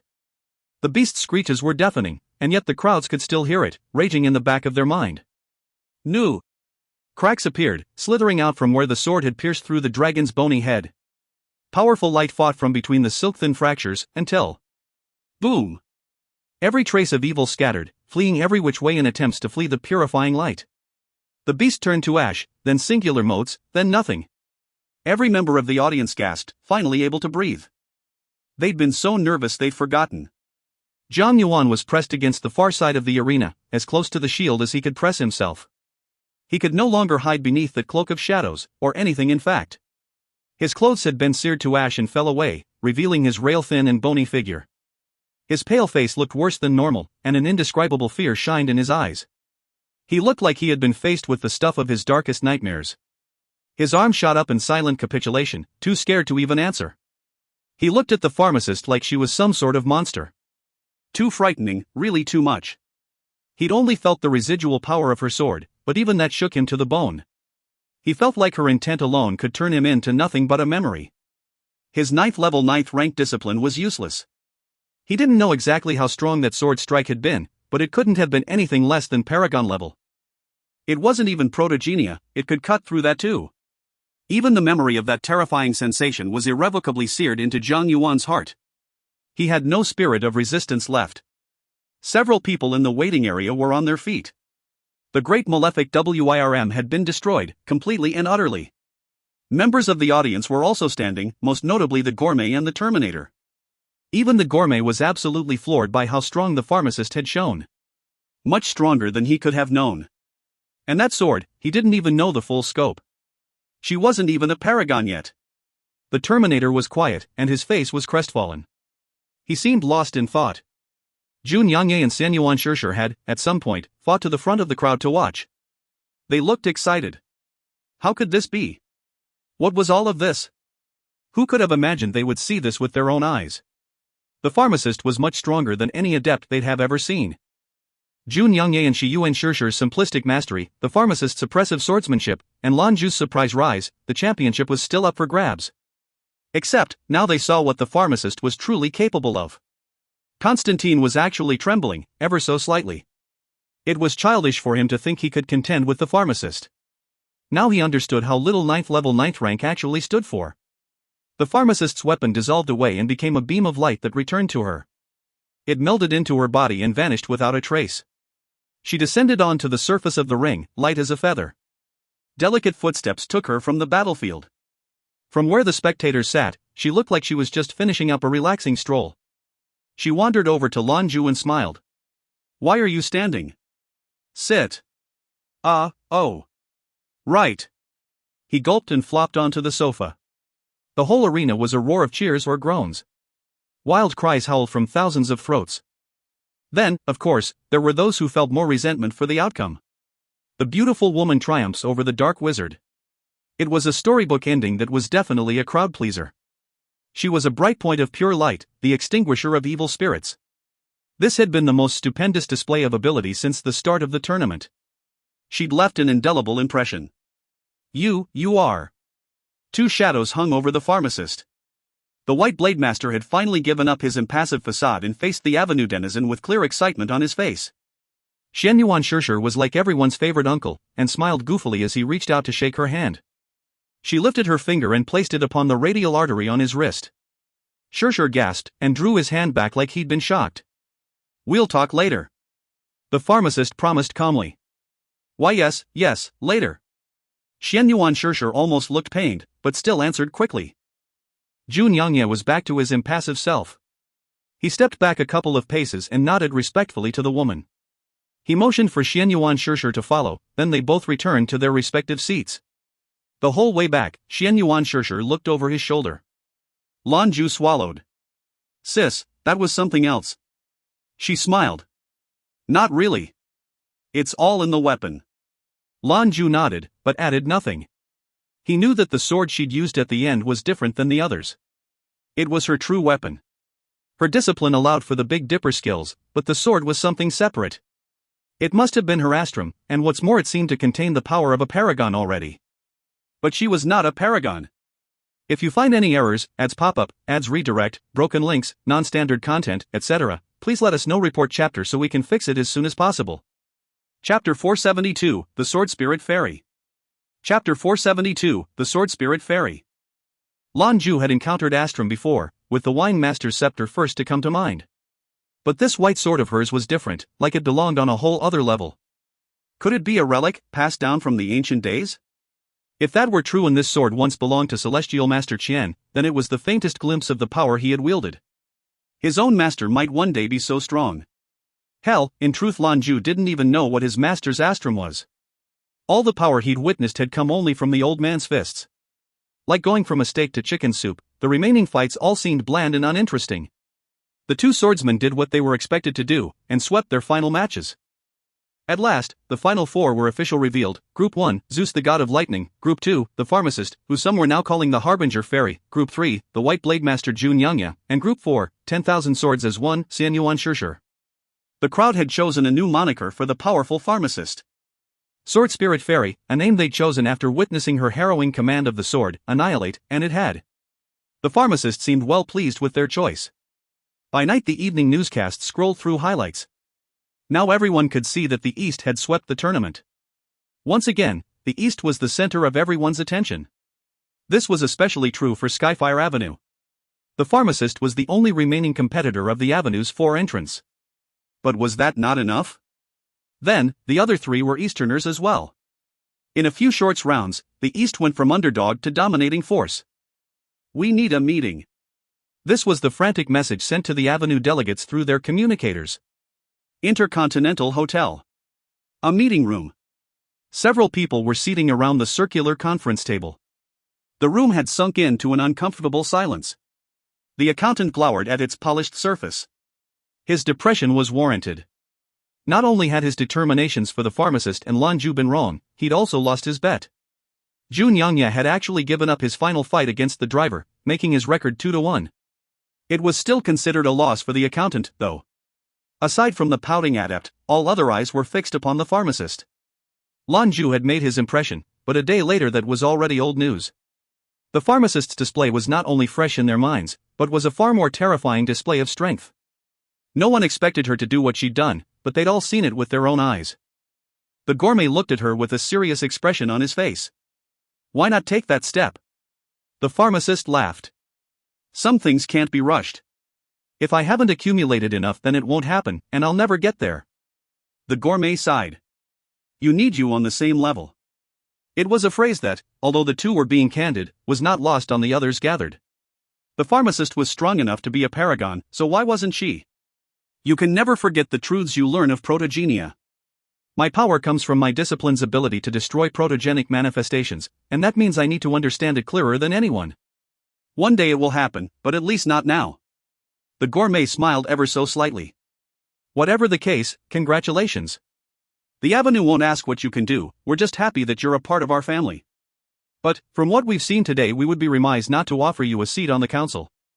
The barber jumped to his feet. That's right. Fame follows merit. I'd gladly give up my counselor position to her. Watching how everyone has performed brings me great pleasure, but also great shame. I'll perform my penance when we get back home. This wasn't sadness talking. He already knew how strong Lan Jue was from long before, though he wasn't aware to what degree. Zhu's strength and the pharmacist's incredible showing had inspired him. The pharmacist, though, gently shook her head. There's no need. I have no interest in becoming a counselor. I prefer calm and quiet. If you need me specifically, then you can send the jewelry master to let me know, I won't refuse. Lan Jue blinked. She was both refusing personal advancement and supporting him instead. But now everyone was falling silent. The gourmet's next words would be important. Zeta. The Great Adept Tournament had citizens across their entire neck of the galaxy buzzing with excitement. The Adept world was especially thrilled with the appearance of these incredible talents. Of course, the East, having swept the semifinals, was the big winner. Since yesterday they had received over 3,000 applications to join. All of them were adepts. Apparently the Avenue's strong showing had inspired a sense of cohesion and patriotism in the Easterners. The Avenue helped push it along by releasing some information about its 5 leading paragons. Excluding the clairvoyant, of course. The 2 newest additions, especially, served to lift the Avenue up. Their ascension had stirred the motivations of middle and high-grade adepts alike. Clearly, the Avenue was a place that was quite good at making paragons. But there were detractions too. Here on Luo, the excitement surrounding the semifinals was different somehow. Everything was calm on the surface, but was that how people really felt? Lan Jue was sunk in his sofa, staring into the middle distance with his brows screwed up tight. He was thinking of something. Little by little, a grin crept onto his face. I can't get a hold of Chu Chang. What are you smirking about? Qianlin asked, looking at him strangely. Lan Jue had been trying to reach his fellow monarch all day. He smiled. Am I not allowed to smile? Flake-tastic is another name we have for that bastard. He's the representative of his family, and that means when it comes down to it he has to stand beside his bloodline. However, whether it's his decision or not, if he has to break off his relationship with me then he'll let me know himself. But at the very least we won't see any significant changes until after the tournament. The relationship between the 3 alliances is improving, and with it the relationships between all the Adept organizations. In the end, the basic premise never changes: humanity's future is paramount. Right now, though, outsiders will watch us with covetous eyes. The North especially will do what they can to keep us down, but not until the games are done. Qianlin watched him with a calm smile, the nervousness that had been clawing at her gone. She moved to his side, and said, should I ask Dad to send the army in to help us leave? Lan Jue shook his head. No. If there's a chance we could get out of here safely, why risk a confrontation with the North? Anyway, I'm anxious for the fight with Zhou Qianlin and Xian Yuan. I want to see if my theory is right. I've gained a lot through this whole experience, that's the most important thing. We should also keep an ear out for any new information about the alien aggressors, like how strong they really are. This is important, for every human alive. Qianlin nodded her head in agreement. Wherever you go, I'm going to. We'll fight them shoulder to shoulder. He smiled at her. You know, I saw a particularly choice bottle of alcohol while making my way to the meeting. I've earned some money, so what would you say to a little drink? All right, Qianlin said with a beaming grin. I don't really like to drink, though. No problem, he assured her. You'll definitely like this stuff. It's famous for being popular with women. Oh, really? She asked. Lan Jue nodded in affirmation. Let's go, today it's just us.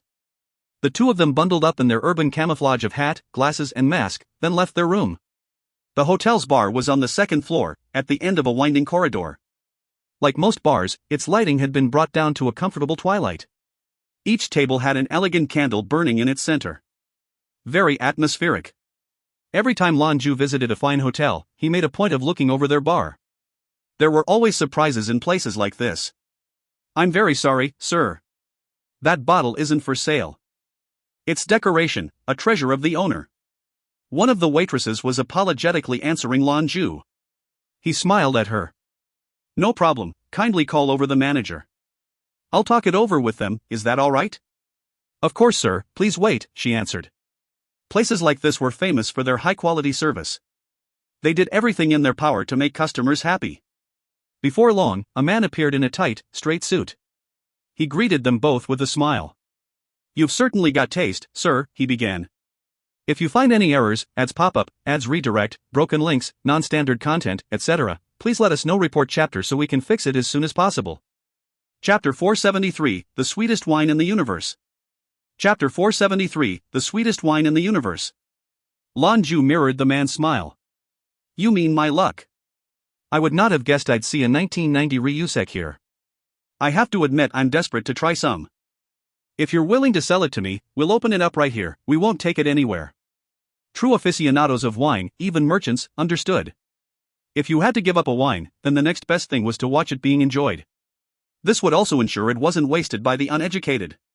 The manager was one such person, and the moment he heard Lan Jue's assurances, then his face softened. He looked much less defensive. I can see you're a genuine connoisseur, good sir. Regrettably, this particular vintage is quite painful to part with.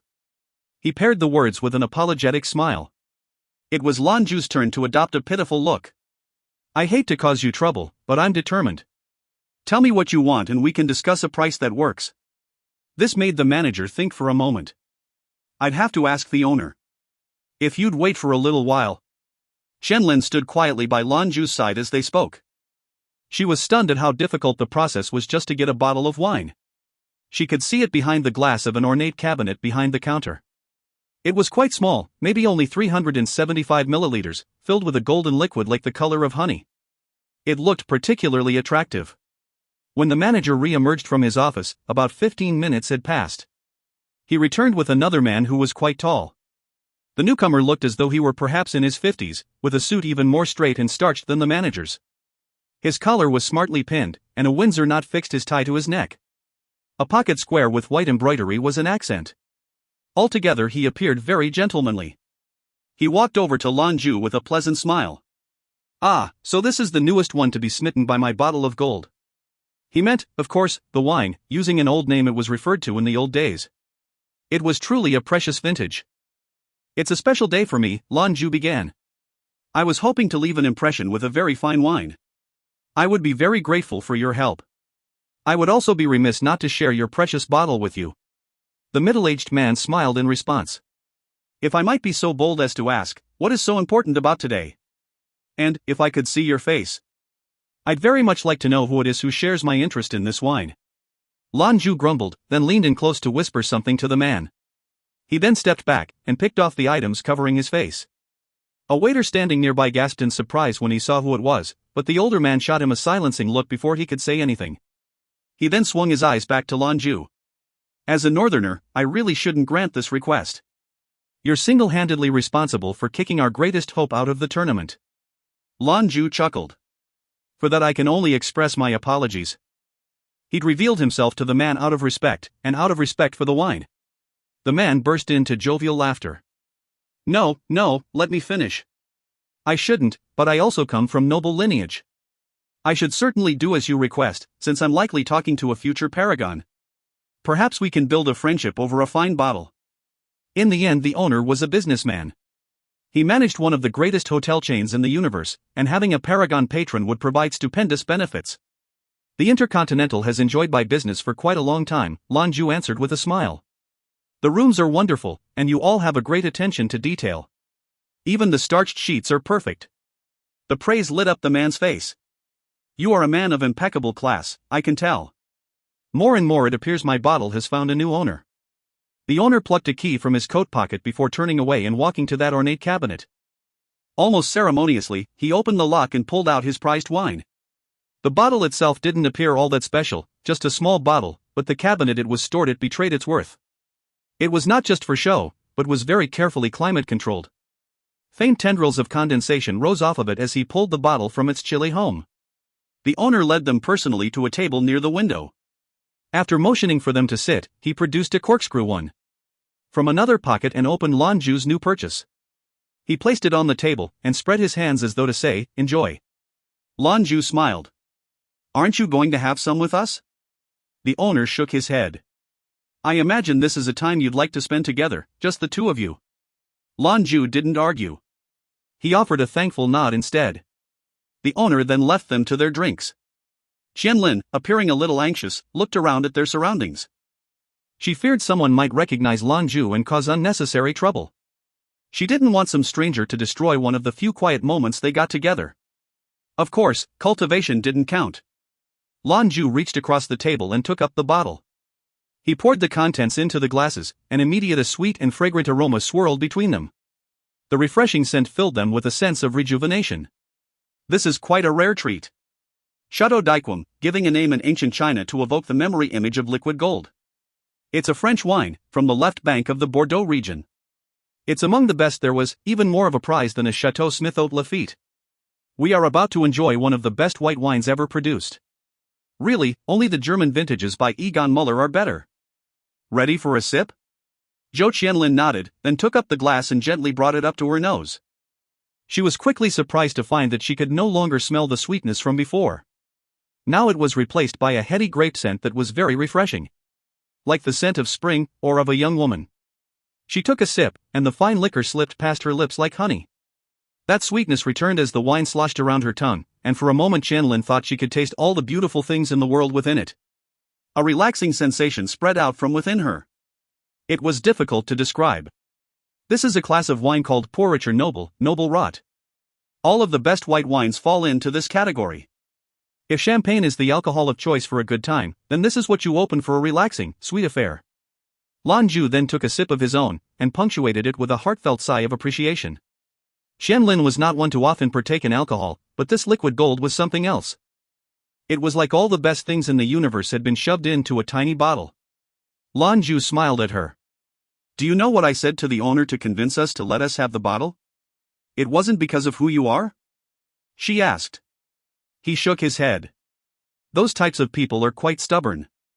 Anyway, he only learned who I was later.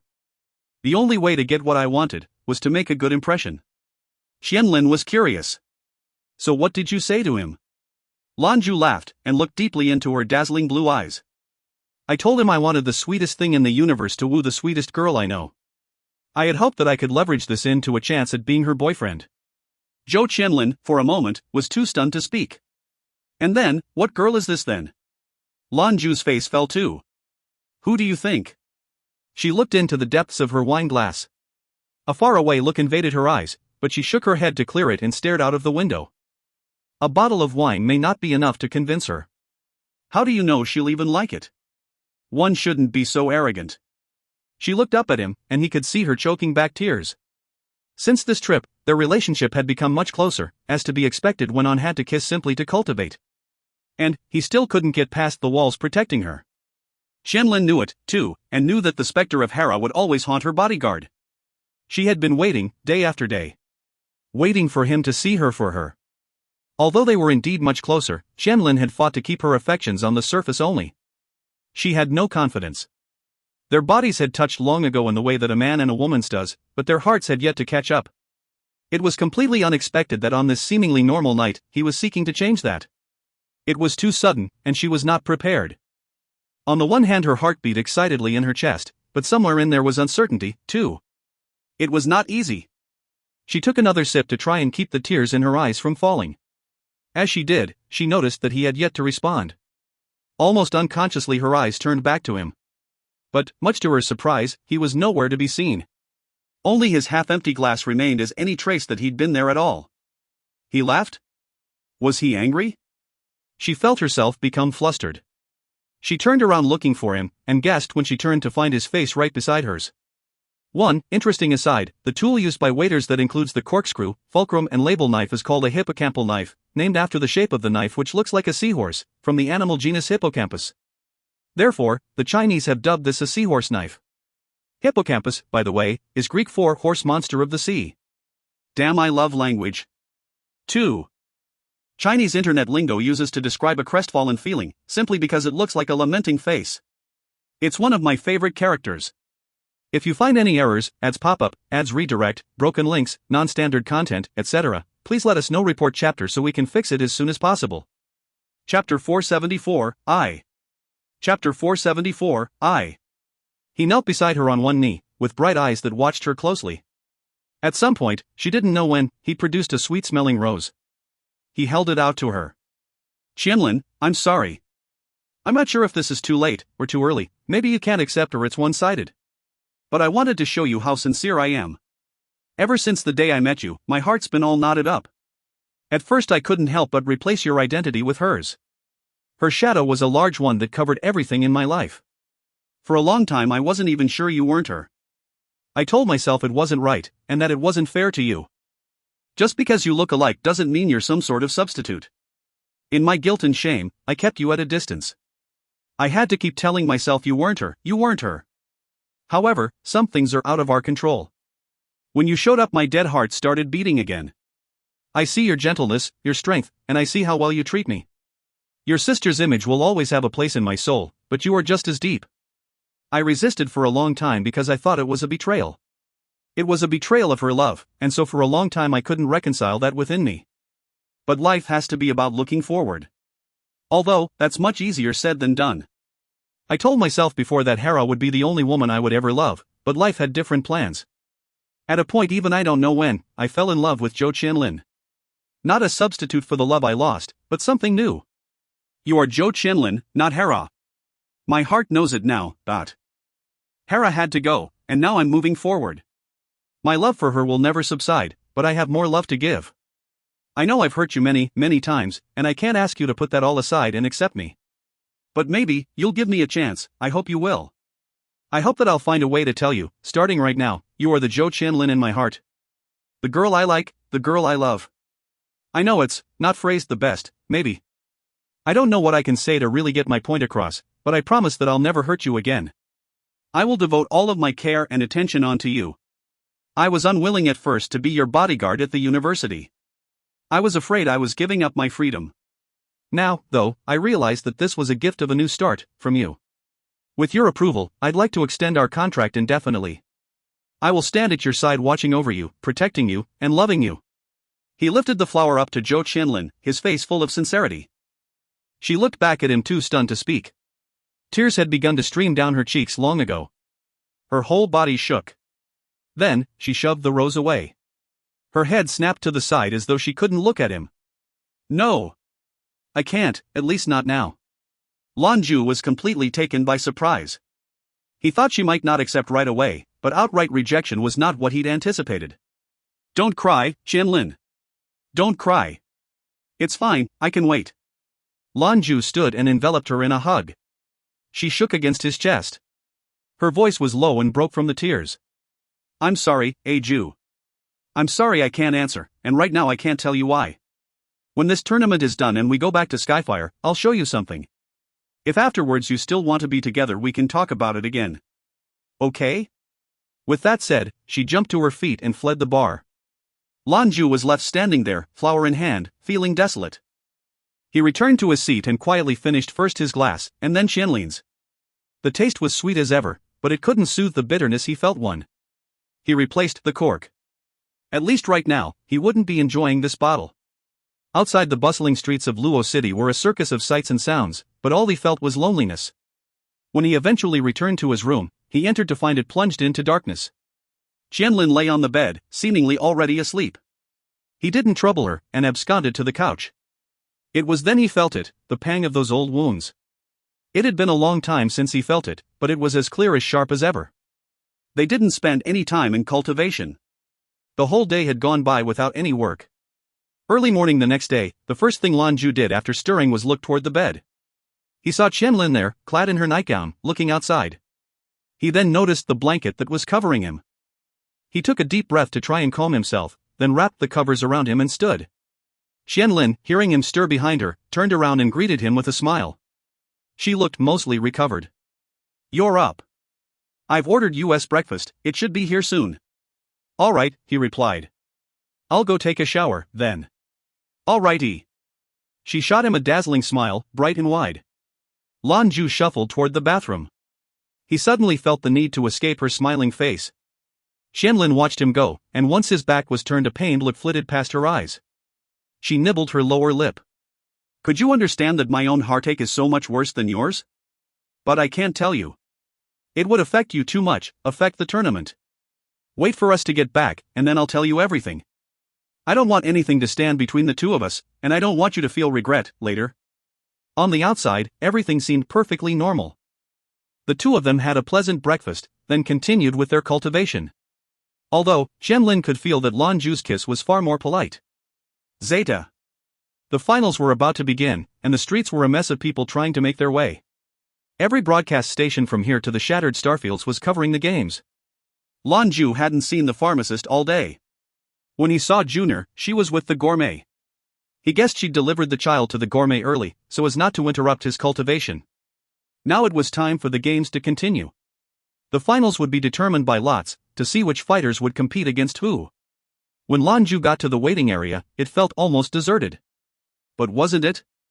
There were only 4 left, where once there had been thousands. The pharmacist, Zhou Qianlin, and Xianyuan Shishir had all already arrived. When his Avenue compatriots saw him, she greeted him with a smile and a nod. Zhou Qianlin and Shishir offered a respectful greeting as well. Lan Jue offered a nod of his own, then sat. It was time to focus, but not for glory. He was eager to see what more he could learn. Really, this chance was 1 in a million. He'd already done what he could to push the troubles between him and Qianlin to the back of his mind. After all, he wasn't the same Lan Jue as before. He'd grown and matured considerably. Love was an eternal consideration, but it wasn't everything. He smiled to the pharmacist. "If we happen to get paired up, then you have to promise not to go easy on me. Give it all you've got. I'm anxious to feel the destructive force of the fairy." She smiled back. "Let's hope it doesn't come to that." He laughed. "I guess that's up to Lady Luck. Best would be me against you for the championship. If that happens, I'll forfeit. We can always test ourselves back in the Reaper's arena." The pharmacist looked at him seriously for a moment, but said nothing. Meanwhile, things on the VIP platform were proceeding as they had been, without any visible deviation but for one. The Terminator sat in the center of the platform, calm and impassive as a mountain. What was new was the person beside him. She wore a snow-white veil, with a gown that matched. From what one could see, she looked to be in her 30s. But here in the north, there was only one other person who deserved the same respect as the Terminator. The Apocrian. She had settled herself between the Terminator and the gourmet. She was still and silent, simply watching the scene around her. On the Terminator's other side was, as ever, Mo Xiao. She was still in charge of announcing the rest of the games. "Ladies and gentlemen, hello and welcome. I am Mo Xiao." As the time came for the game to commence, her voice rose like a crystal chime through the arena. "I hope you're all looking forward to the semifinals. Finally, we have fought past the gauntlet and have emerged with 4 remaining fighters. Whatever their performance, each of them will be leaving with wonderful prizes to show for their effort. However, there can only be one champion, and all the riches they will earn. Let me introduce you to our potential champions. From Group 1, Zeus, the god of lightning. Emerging from Group 2, the pharmacist, also known as the Sword Spirit Fairy. Group 3 has produced the White Blade Master Zhou Qianlin. And last but not least, from Group 4, the 10,000 Swords as one, Xianyuan Shishir. 1. A potentially important note: while bitterness in English implies he blames Qianlin, and is the precise word he uses, no such implication is in the original text. It's safe to assume he is not angry with Qianlin. If you find any errors, ads pop up, ads redirect, broken links, non-standard content, etc., please let us know. Report chapter so we can fix it as soon as possible.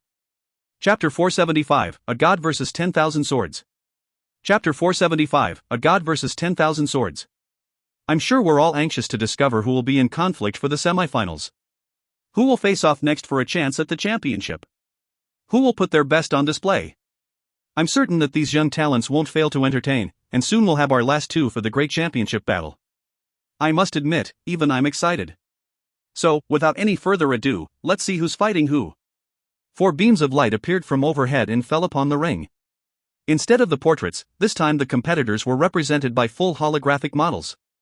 The area beneath their feet began to shine as well, 2 gold and 2 silver. Today we are also blessed with honored attendees, aside from our Majesty's Terminator and Gourmet. Yes, today we are graced with the presence of the second Northern Paragon, the Apocrian. Our respected Paragons will take over responsibilities of selecting matches. Apocrian, if you would be so kind as to start us off? Ladies first, basic manners. The Time Mistress nodded her head, and in a cool and dispassionate voice that sounded like a child's, called out over the arena. Begin!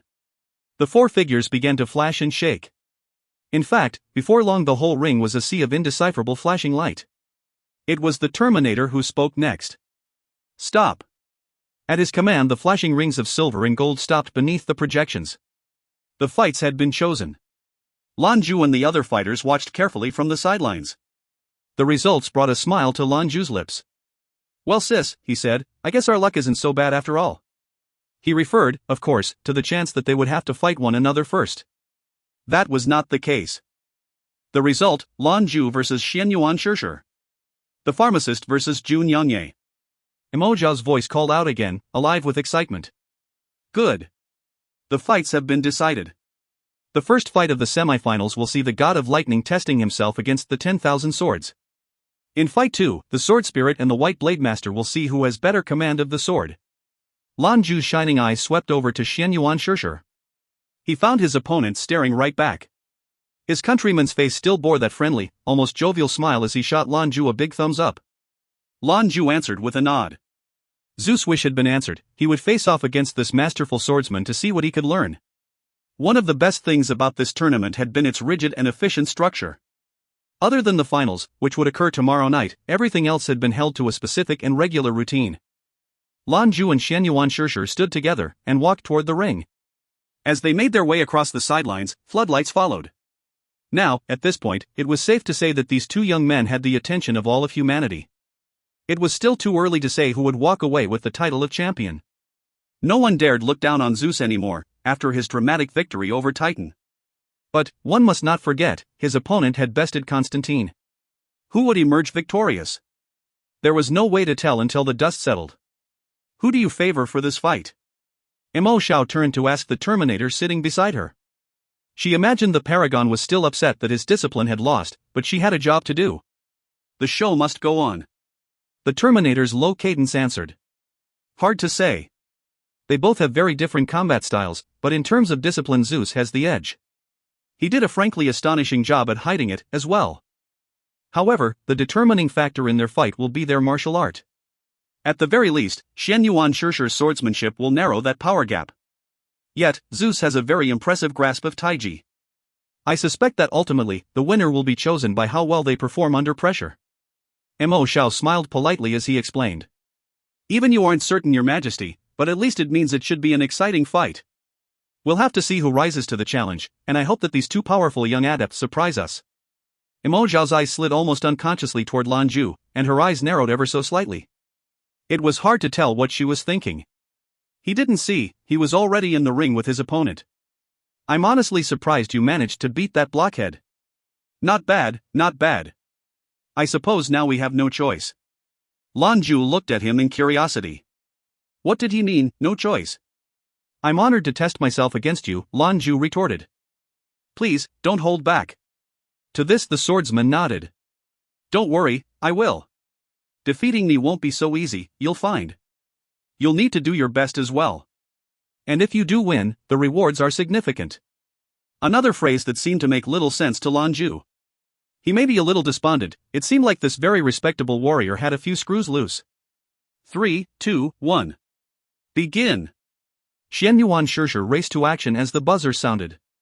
His hand shot out, and at their motion a white fog rolled out to meet Lan Jue. It moved with unnatural speed.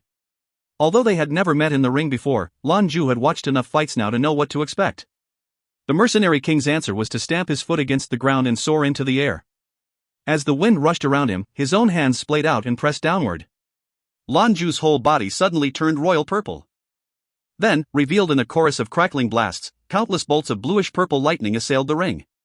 The mists summoned by his foe were instantly dissolved, though the two enormous mist swords hidden within, as well as Xianyuan Shishir himself, were unharmed. The crowd was suddenly reminded, his discipline was thunderbolt and lightning. Since his last fight against Titan had relied solely on Taiji, many in the crowd had forgotten what his discipline was. Titan's strength had been his incredible defense. It had required an incredible pinpoint force from Lan Jue. Xianyuan Shishir's strength was in the sword style he was now famous for. Zhu's tactics would have to be different, and so he started with his Forest of Lightning. It was important to note that he had joined with Zhou Qianlin before arriving. This Forest of Lightning was 9th level 9th rank, very different than those that came before. Each individual bolt was the size of a man's arm. Everything beneath the force field was completely lost in lightning. Xianyuan Shishir and his blades were no exception. Terrible blasts of thunder exploded all around them, again and again. Xianyuan Shishir himself was stunned by what he was seeing. His body dissolved into a cluster of clouds to try and escape. But the Forest of Lightning was all-encompassing. There was nowhere he could run to. Almost immediately the bolts of lightning began to tear through the mist and separate it, but it also danced around like mad. The fight came down to how their disciplines interacted. When he fought Titan, Lan Jue's lightning discipline hadn't been enough, by any measure, to break Titan's shield. Shishir's defense was not so doughty, not even half of what Titan had commanded. Further, his style of 10,000 changes couldn't use its advantages against 10,000 lightning bolts. Back in the weighted area, the pharmacist nodded as she looked on. Her little brother was smart. He knew what his foe would try, and had a fine answer for it. However, Shishir was no pushover. His tactics changed when he noticed his original plan was ineffective. The two giant swords dispersed, only to reform after a moment into a large slender sword suspended in air. It swiveled and swiped around the bolts as it searched for Lan Jue. But the sword would never find him. Just as Shishir could lose himself in mists, Zeus employed the lost arts of lightning to become electricity himself. He was everywhere. The slender blade was a lost fish in a sea of lightning. Shishir's plan was a good one, in theory. His opponent's attacks were sure to expend a great deal of energy. Therefore, he would save his own and focus on protecting himself. He could prevent himself from being too adversely affected in weight, and when Lan Jue's energies were low enough, then his defeat was assured. It was the same mistake Lan Jue's other opponents made. None of them knew of his phylactery stone. This was not to say that the attacks were not exceedingly draining, especially at his level of power. However, with the benefits of the phylactery he could sustain it for a long period of time without much trouble, maybe an hour and a half. Besides, these thick bolts of lightning had already started to affect Shishir. Even if Lan Jue's output was 7 times Shishir's, he could keep this up for quite a while. No, this isn't right. This can't be true. How could you have so much energy? We don't have any long-ranged skills. It didn't take Shishir long to see the problem. He yelled out in frustration. In the end, Xianyuan Shishir was right. The fight continued until energy was gone. He just didn't think it would be his own. If you find any errors, ads pop-up, ads redirect, broken links, non-standard content, etc., please let us know. Report chapter so we can fix it as soon as possible. Chapter 476, Stabilizing Protogenia. Chapter 476, Stabilizing Protogenia. Xianyuan Shishir's cries were heard clear throughout the arena, and it sent chaos rippling through the stands. Constantine was watching also, and he was full of a helpless disbelief. How could he have lost to this guy? And Zeus, what he was doing should be impossible. How was he sustaining such a taxing barrage? The more attentive onlookers could see how this man's Forest of Lightning was a problem. However, a competition was a competition, and victory was earned at any price. But what they did not expect was Lan Jue's cry. Very well. The overwhelming swell of lightning finally began to subside. Just as all rivers flowed to the ocean, the great bolts of electricity all flowed back toward Lan Jue, standing suspended in the air, and disappeared within him. That slender sword tumbled to the ground where it reformed into the figure of Shishir. The swordsman looked at his opponent, refusing to believe what had happened. Scoundrel, you must have a way to shore up your energy reserves. Lan Jue looked at him helplessly. Can you relax? Fine, Shishir replied with a sniff. Now we'll see what's stronger, your fist or my sword. His challenge came as Shirshir flowed toward Lan Jue, himself very much like a cloud. Another misty sword had appeared in his hand. Lan Jue answered by sinking into his stance. His hands rose up in the now familiar and fluid motions of Taiji. He'd agreed to stop the Forest of Lightning because winning wasn't what he was after. He was in search of growth, and the best growth always came from pressure. What was there to be gained in a straightforward win? There was a flicker of light against Shirshir's sword, then he was in front of Lan Jue. His weapon lashed out and birthed 10,000 copies that flowed like mercury. They slithered toward Lan Jue's shields while the swordsman himself seemed to become more incorporeal. Xianyuan Shirshir's weapon was like an extension of his own body. His movements were unpredictable and dangerous. For Lan Jue it was like everywhere he looked were swords. Every single one of those deadly blades were heading right for him, aiming to pin him to the ground. Shirshir's title was more telling than he'd imagined. They hadn't reached him yet, but he could feel them. Every one of the acupuncture points dotting his body began to ache but he had a plan. He shrunk in on himself a little more, sinking lower into his hands and bringing his arms around to form a vertical circle. Where Shirshir's sword style was swift, guileful and enveloping, Lan Jue's response was to slow way down. It put the both of them in sharp contrast. Then, the scene became strange. Those 10,000 sword shadows were drawn toward something, that circle Zeus was making with his arms. To Shirshir it was like those swords were all piercing through a vortex. It was like they'd gotten lost in a quagmire, and even Shirshir was starting to feel the pull. Years of extensive study led to Zeus being capable of completely fusing his discipline with Taiji. Since electricity had its own vacuum force, it bolstered the Taiji vortex even further. This was his plan, combine them together to creation the appropriate reaction. Shirshir, seeing this, had no recourse but to use all his strength to wrench those mist blades free and attack again. He came at Lan Jue from a different angle of attack. Lan Jue's arm began to move, but maintained the circular shape. However, the Taiji power spilled free and started to conceal Shirshir's attacks from view. The new center of gravity sent the sword master's weapons spinning, and ultimately unable to hit him. Gradually Shirshir lost control, and his weapons were directed where Lan Jue wished. Their difference in discipline also began to show. Xianyuan Shirshir's mists had started to grow sluggish. He inwardly complained at the situation. Whether the Forest of Lightning or the Taiji abilities, everything had him locked down and unable to fully engage his speed. The Taiji skills of a peak-ranked adept were too strong. Even the atmosphere under the force field swirled at the behest of Zeus.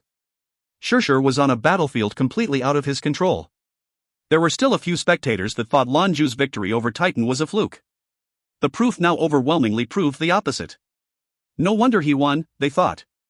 Taiji was much more capable than any ordinary person could have imagined too. Lan Jue moved slower and slower, and the whole of the energy around them began to change by degrees. The shield surrounding the ring fluctuated as though it was under assault. Xianyuan Shirshir was losing control of himself to Lan Jue's flowing force. Lan Jue himself was a tool of it, he was a part of it and seemed almost separate from reality around him. For a moment, he even forgot he was in battle. Every moment saw his lightning discipline and the Taiji powers more completely combining. His Yan-style powers were brought into the transformative properties of Taiji, and softened it. The overwhelming force of it felt more pliant, and yet the moment of release was as powerful as one of the Taiji 9 strikes. It hit with enough force to shake the earth. This is what he meant. I remember Master telling me that the rage of Yang lightning could be given peace by Taiji. He also remembered the words of his teacher, when he could bring those two worlds together, he would discover his path. It was completely unexpected that he should have this epiphany now, in the midst of competition.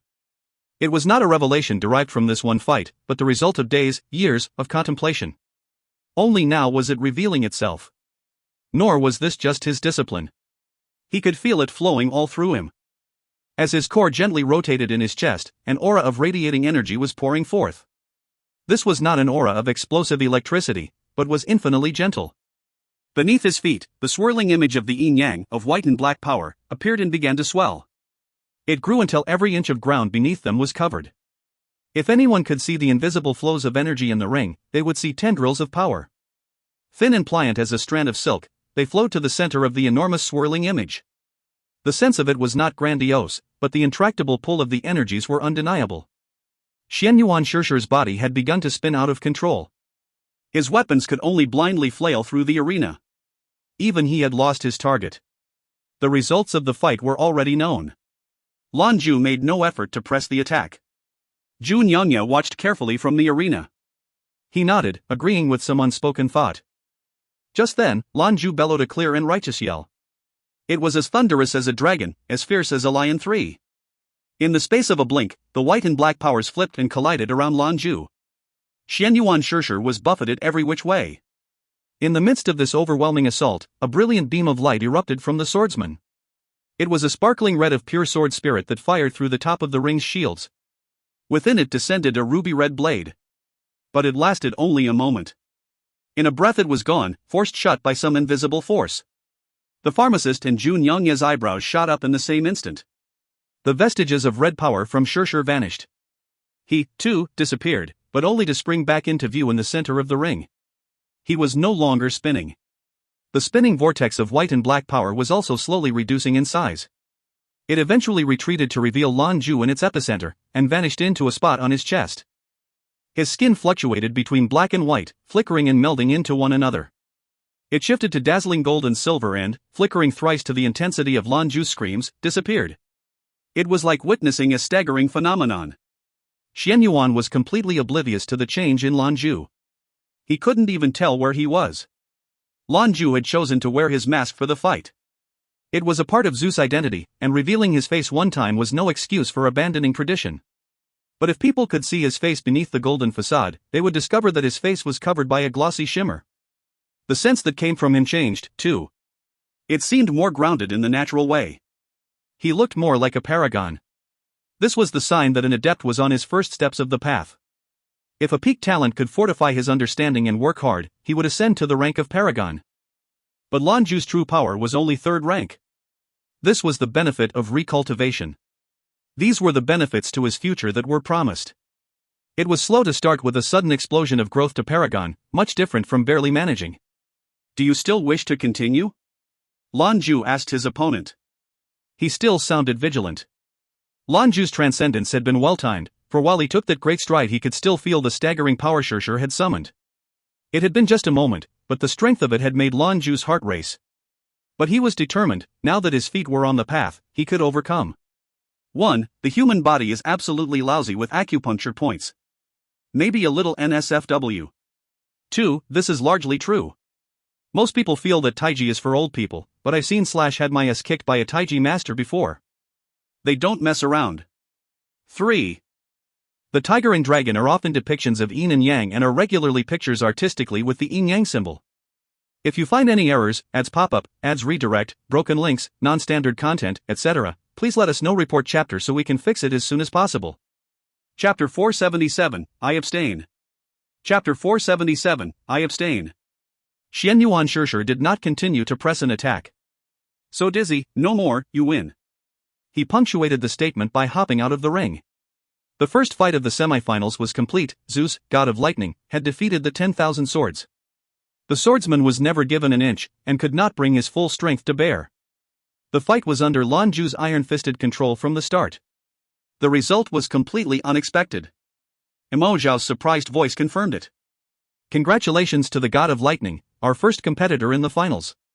With each victory he seems more and more the deity. Your Majesty, what can you tell us about that last fight? The expression in the Terminator's eyes could be described as despondent. Xianyuan Shishir didn't really lose. He had something up his sleeve, but had no chance to use it, or couldn't control it. Zeus had very good understanding, that's what saw him win so quickly. His own disciple had made his own future progress slower in order to win glory for the great conclave. But he lost, giving his spot in the quarter-finals to this mercenary king. What's more, Zeus had used the opportunity to find his path. Was Skyfire Avenue really so richly endowed? Of course he knew that Zeus also went by the name of the Jewelry Master, a counselor of the Avenue. He was his organization's future, and he had played a part in stealing away the North and West splendor. Mo Xiao could hear the irritation in the Terminator's voice and quickly changed the subject. The next fight will be against the White Blade Master and the Sword Spirit Fairy. Do you have any thought on this fight? He didn't hesitate to give this answer. The pharmacist appears stronger. She showed us that at the end of her fight against the Dark Necromancer, Zhang Yuan. It was no less powerful than a strike from a paragon. Her weapon is likely already an astrum, or equivalent. He was a second-level paragon, and with that insight he knew that her strength was even enough to curtail the spread of his own domain. In fact, it was hard to say for certain she wasn't already a paragon in disguise. And she was of the Avenue as well.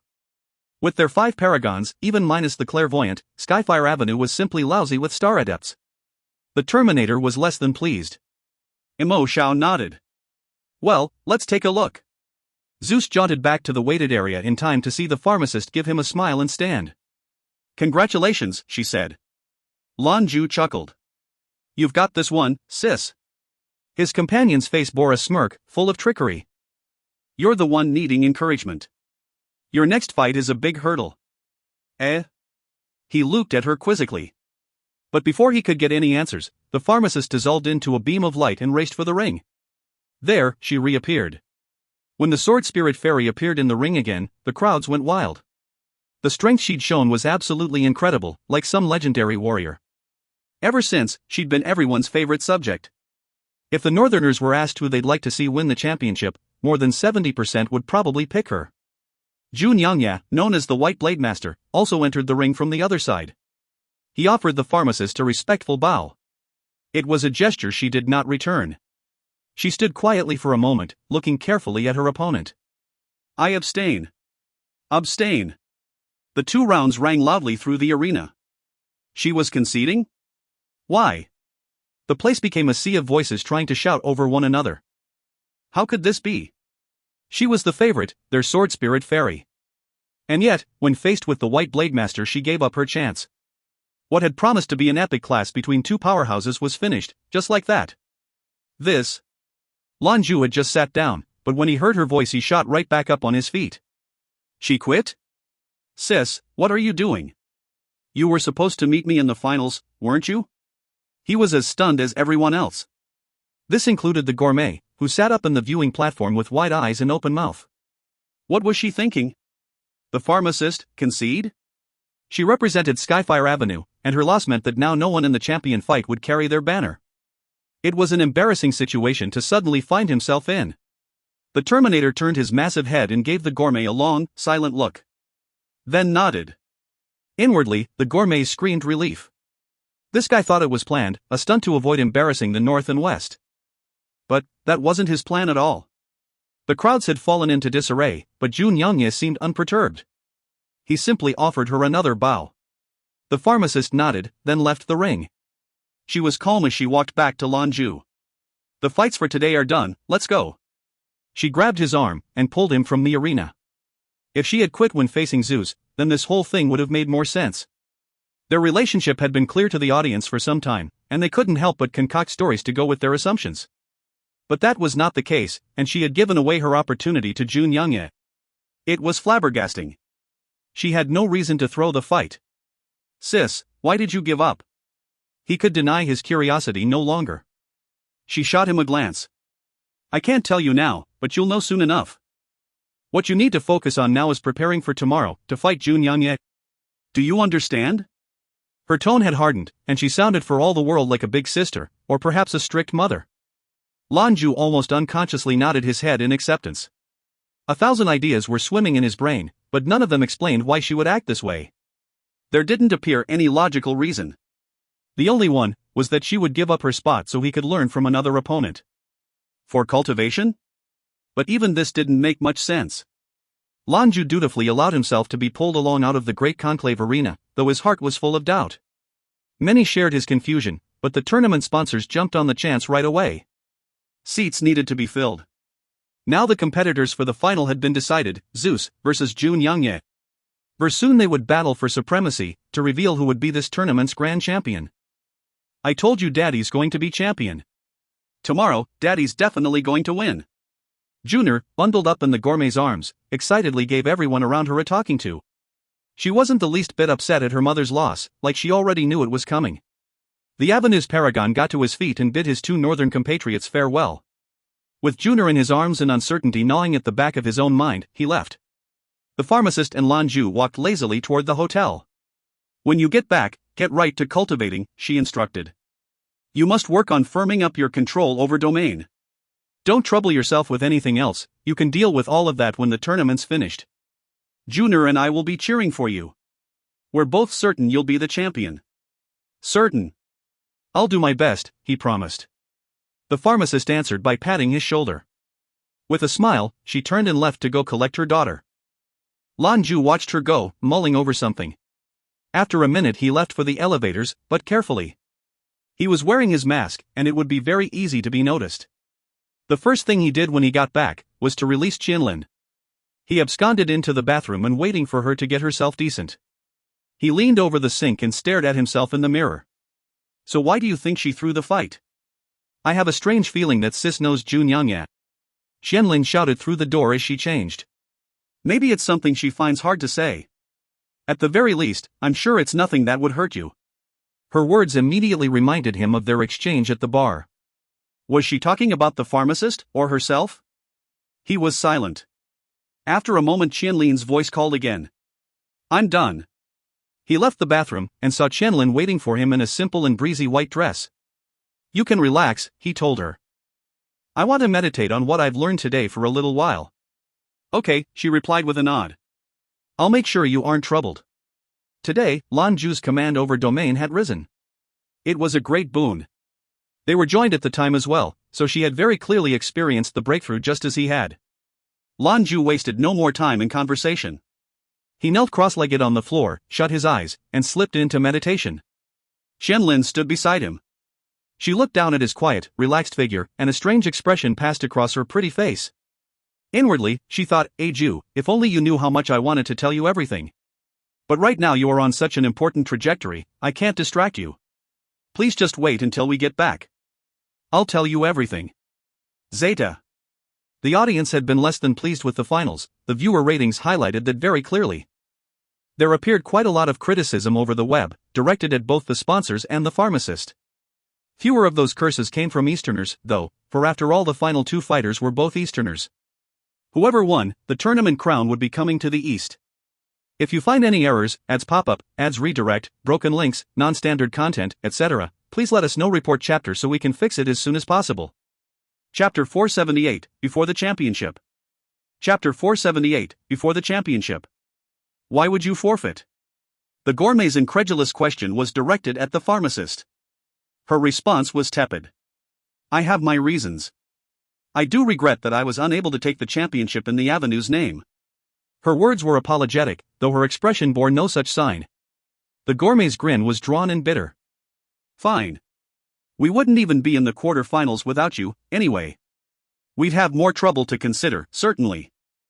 At any rate, the jewelry master is one of ours, even if it isn't on his name tag. It is what it is, and I wouldn't speak any more on it. Now, let's just hope our jewelry master can emerge victorious tomorrow. There was a flash of excited energy in the pharmacist's eyes. Her voice was resolute.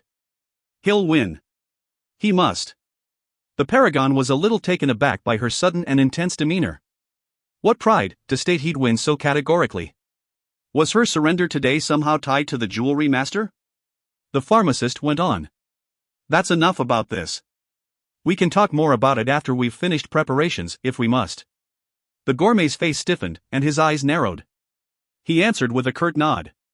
By the afternoon, news outlets had run wild with reports of the finals. The pharmacist was now the target of widespread ridicule for her decision to concede. Unfortunately for her detractors, the pharmacist couldn't care less what anyone thought. At around evening, however, the story had grown tired. Now people were starting to talk about the final fight. Every fight the White Blade Master and the God of Thunder had participated in were shown one after the other. Reports and analyses flashed across the screens. Meanwhile, social media chatter focused on who the champion would be affiliated with, and what sorts of prizes they'd earn. No less popular were the odds. Zhou's odds were 1.6, and Zhou Qianlin's were 1.8. Evidently there were significantly more people, now, who thought Zeus might pull away with the win. After juxtaposing the two competitors, their relative journey to this point was highlighted. Zhou Qianlin's rise through the rounds was largely unhindered, whereas Lan Jue had to fight tooth and nail nearly every step of the way. Ever since winning his group, analysts have had to completely reword their models for Zeus. Every one of them used pretty much the same phrase as well, wolf in sheep's clothing. His ability to conceal his true strength was staggering. The championship. At last it was time to pick the greatest warrior of humanity's up-and-comers. This was the latest news, the one thing on everyone's mind. At last the day had come, but perhaps ominously, the weather did not hold. In the early hours of the morning, clouds gathered over the city of Luo and began to sprinkle it with rain. It made the air chilly. However, the wet blanket of precipitation didn't dampen the city's spirits. It was a rare occurrence here, and made the air thick with humidity. However, today's last fight would not follow the structure of earlier rounds. It would not be in the morning, and would instead proceed at night. By early morning, the arena had already been transformed into an awards amphitheater. Winners from previous rounds were invited back to receive their just rewards. Audience members who had won various raffles or prizes were also recognized while the field was available. Then, there was the closing ceremony. The audience members were allowed into the arena to watch all of this, so ticket holders had already begun to mill about in the early morning. Those little digital slips were veritable treasures that would grant them access to all of that, and the championship fight besides. They came in droves, lugging bags laden with food and other essentials for a day-long event. It looked more like a concert than an adept fight. Many of the competitors from previous rounds were also in attendance to pick up their winnings. The crowd was most interested, though, in the last two, the focus of many bets. The novel activities and the exciting conclusion on the horizon conspired to make the whole arena feel like a carnival of anticipation. The afternoon came quickly. The activity slowed, and eventually stopped as the crowd settled. After all, not even a child could keep up a whole day's worth of high excitement. They would need to conserve their energy if they wanted to be ready for the night. That didn't mean the audience was idle, by any measure. They sat in their seats and went over older footage. Of course, those fights with in-depth analysis were also available, for a fee. Platforms for digital payment made consumption and profits easier. Lan Jue entered the arena, accompanied by tournament attendants. He walked throughout without any fuss to a separate waiting room, where he took his seat. There he would wait for the time to arrive. Zhou Qianlin wasn't present, and must have had a room all his own. He figured it was a ploy by the organizers to make the process more exciting. As the day wore on, the sun faded and night took hold. The arena's floodlights cracked noisily as they lit up. They blazed so bright it looked like daytime in the center of the ring. "Ladies and gentlemen, please welcome the lovely Mo Xiao to the stage." The announcer's excited voice called out just as the image of Mo Xiao appeared in the air. Suspended by some unseen contraption, she descended from on high like an angel. Spectators, friends, adepts, good evening to one and all. The penultimate mistress of ceremonies was clad tonight in a blaze of red fabric. She was a blaze of fire in an otherwise black night sky that descended like a meteor. She spread out her arms and curtsied low to the ground, using the Western means of etiquette to give everyone her regards. The crowd screamed back their welcoming cheers. She smiled. "I imagine you're all eager to get started?" "I am, too. This has been a clash we've been waiting for, and at long last the time has come. For more than half a month, we have followed these amazing talents on their journey to discover who is the strongest. Soon we will have our answer. Remember that this is only the first time these young adepts have been tested. I'm certain it won't be the last.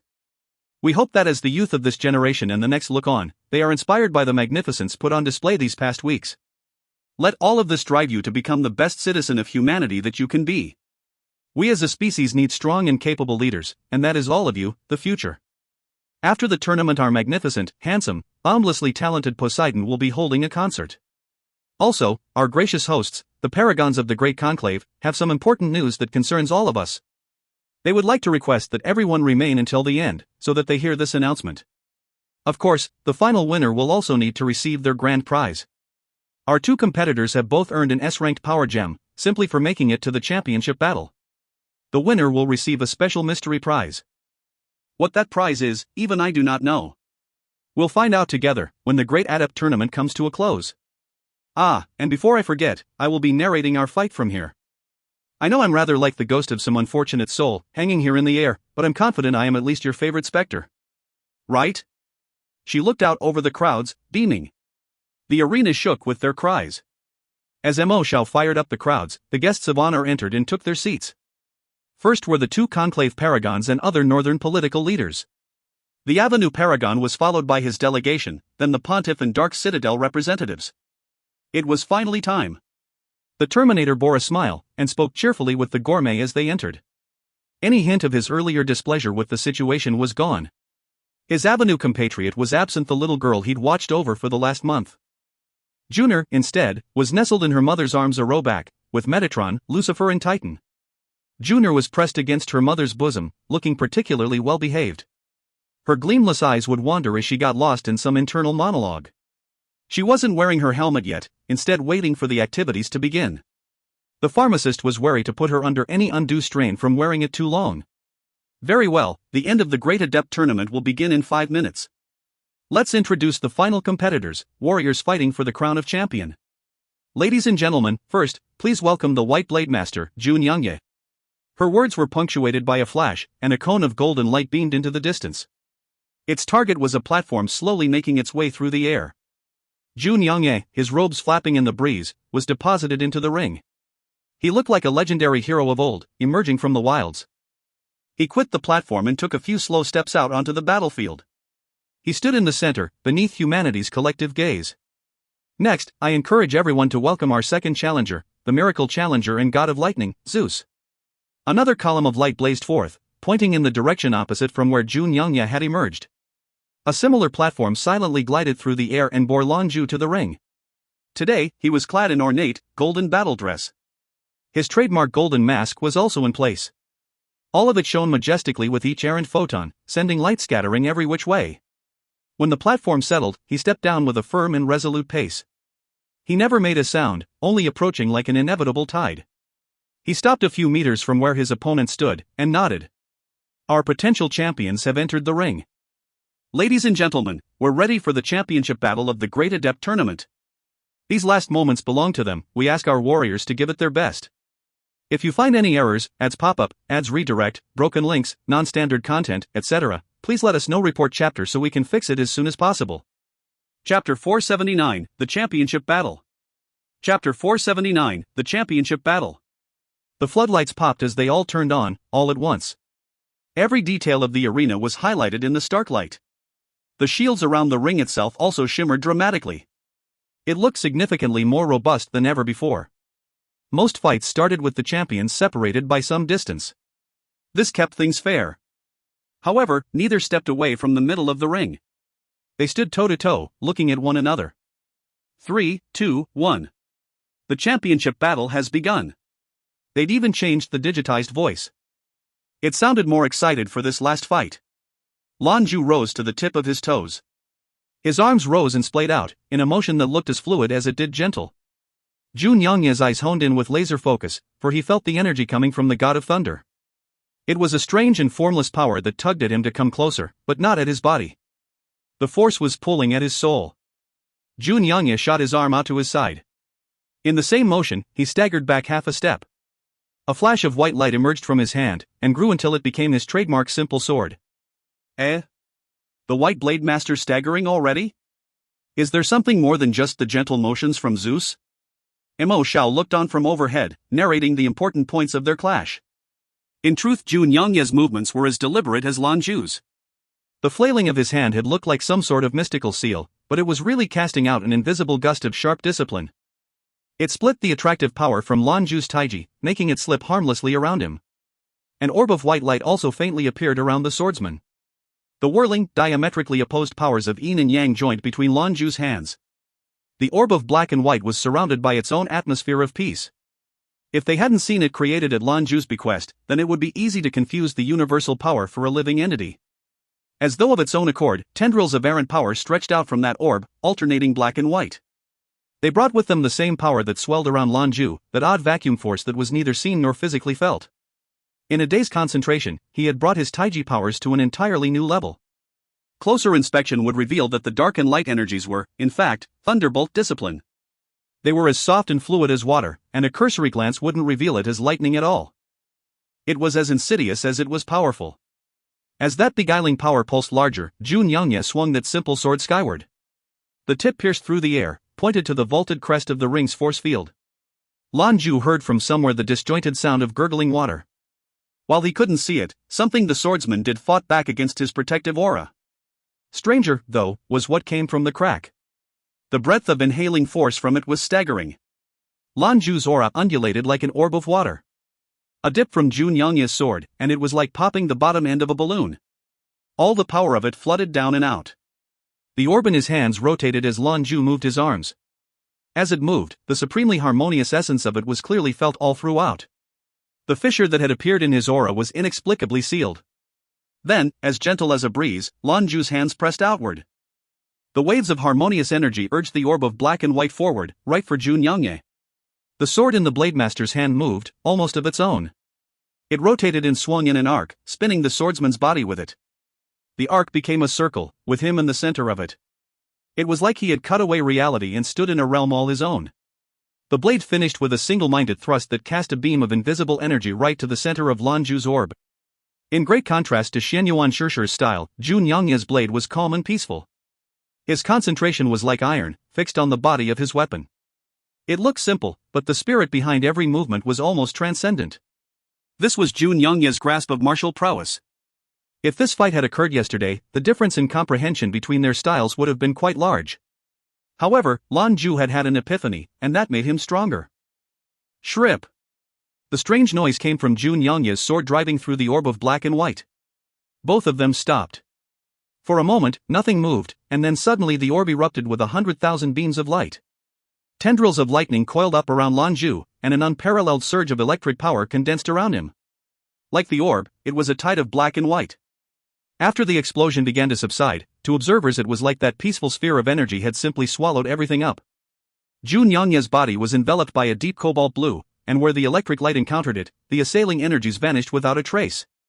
His weapon, however, that blade of light, couldn't take it. It broke apart and dissolved into a hazy cloud of dimming light. An airburst, massive as a missile shot, erupted between the two fighters. Both of them were thrown violently backwards. Finally the crowds were waking up. The beginning of their contest had been almost boring, until that giant explosion. Only now did they realize that the beginning of the fight had been no less dangerous, just less visibly exciting. Where they had been inches from one another at the start of the fight, the blast had separated them by hundreds of meters. They glared at one another, their eyes full of admiration. Lan Jue's arms traced another arc, but this time instead of summoning a ball, a beam of light descended from above. It coalesced in his grip, becoming a sword 10 meters long. His aura shifted, becoming more regal. He then threw himself at his foe. Zhou Qianlin watched as the black and white sword came crashing down from overhead. The Blademaster's right hand snapped out, and another blade of light was summoned on his palm. The vicious intention of that oncoming attack made his robes flap dramatically. He spun again in a similar motion to before. This time, though, when his sword thrust out, it met directly with the tip of Lan Jue's. Ting! At the moment of impact, a blast of power was released from around him. The aura that propelled it was earth-shaking. Once more, that deep blue shielding appeared around the white Blademaster, extending now to imbue his sword as well. It changed from white to the same cobalt blue. Lan Jue's weapon was swallowed up by the blade of light. He switched his trajectory in the air, stepping out to strafe and lashing out with his right fist. The 7-star strike of Taiji. One of the 9 Taiji strikes. The true essence of the Taiji domain was the most important aspect of stabilizing one's powers. Lan Jue's comprehension was put on display when the entire fields reacted to the strike. All of the arena became a stark world of black and white, and the floor was indelibly marked with the image of yin and yang on the floor. A flickering orb of lightning was right in the middle. The whole place was immersed in the essence of Taiji. Boom! The yin-yang sword crackled and fractured into a bolt of lightning. Zhou Qianlin's sword acted like a lightning rod and took the full brunt of it. The ensuing blast forced the Blademaster back 9 steps before he could recover. Zeus rolled his arms again, once more summoning the yin-yang sword. Its re-emergence was a tide of majesty that swept across the whole arena. This one was different from before. Where the first sword was born of calm and quiet, this one was almost overbearing. It was slower, but its path was marked with a wake of black and blue that ejected like solar flares. The enormous yin-yang symbol emblazoned on the arena floor started to rotate. The ring was now a self-contained world of blue. Zhou Qianlin found himself immersed in it, and it felt like fighting against an undertow. He had no more time, there was only attack. He rose on to the tip of one foot and thrust forward. His body and blade moved in perfect unison, as a single unit, then melded into one. The cobalt blade hung suspended, alive, and from its tip was fired an array of deadly wisps. It rolled like a sea of 100,000 swords, sweeping past Lan Jue's electric world. The pull of Lan Jue's sword aura sent Zhou Qianlin's attack scattering in all directions. Once again, he was relying on the duality inherent in the yin-yang powers to diffuse the attack. Every deadly sharp wave ultimately was swallowed up in black and white. Zeta. The pharmacist watched from the VIP platform. Her hands were fists, and she muttered darkly to no one in particular. Convergence style, where all rivers meet the sea, little brother, prepare yourself. Zeta. Lan Jue and Zhou Qianlin met on the field, their swords whistling through the air toward each other. At the moment of impact, the yin-yang sword warped and imploded into a vortex that threatened to swallow Zhou Qianlin whole. But, in that moment, the blue light surrounding the living sword flared like a supernova. Though it should have been impossible, Zhou Qianlin was untouched and unmoving in the air. Then, it swept horizontally toward Lan Jue. The wave of energy released from the motion was sharp enough to split the sky. Lan Jue's almost impervious yin-yang powers were chopped right in half. Again there was an ear-splitting explosion as all of that power was released. The whole ring was lost in a sea of black and white lightning. Lan Jue was stunned. He hadn't guessed Zhou Qianlin would have this ability. His blade could make the sky collapse. More startling, Lan Jue felt the world around him grow fainter. The pealing rolls of thunder sounded far away, muffled as though his head were underwater. It became dark. The whole ring melted away in the darkness until even he was swallowed up. "Don't get rattled," Lan Jue inwardly chastised. In situations like this, it was only the calm who saw opportunity. If you find any errors, ads pop up, ads redirect, broken links, non-standard content, etc., please let us know. Report chapter so we can fix it as soon as possible. Chapter 480, The Pervading Blade. Chapter 480, The Pervading Blade. Lan Jue didn't know what Zhou Qianlin's sword was, but he felt it. It was vibrant, full of steadfast intention. It was so complete that it cut right through space and time, not unlike the powers of the Winemaster. But this seemed more complete. Lan Jue's hands gathered together in the shape of a circle, and the yin-yang energies existing all around him were drawn together in tendrils of monochromatic lightning. The more it fed, the thicker the tendrils grew, converging to a point that fought to both expand and contract in equal measure. He was suddenly assailed by a tremendous pressure. It fell on him like a mountain, constraining his taiji and keeping it from spreading too far. He fought back, focusing everything on his lightning and forcing it to the strongest he could manage. It was fearsome, like nothing he'd ever felt before. That pressure squeezed not just his body, or his discipline, but collapsed upon his core directly, even his soul. He had to fight against it with every fiber of who he was. "No! I won't lose like this." Lan Jue bit the tip of his tongue, and the light in his eyes flared. He dropped his hands, and from the center of his chest, from his core, a column of pure white light issued forth. A miniature symbol like the one that had covered the floor rotated against the center of his chest. The black and white that composed it flashed with its own power. Zeus was immediately surrounded by an aura of righteousness. He pumped his arms, attacking with his open palms 9 times. With each push a blast of white light ensued which birthed an orb of energy.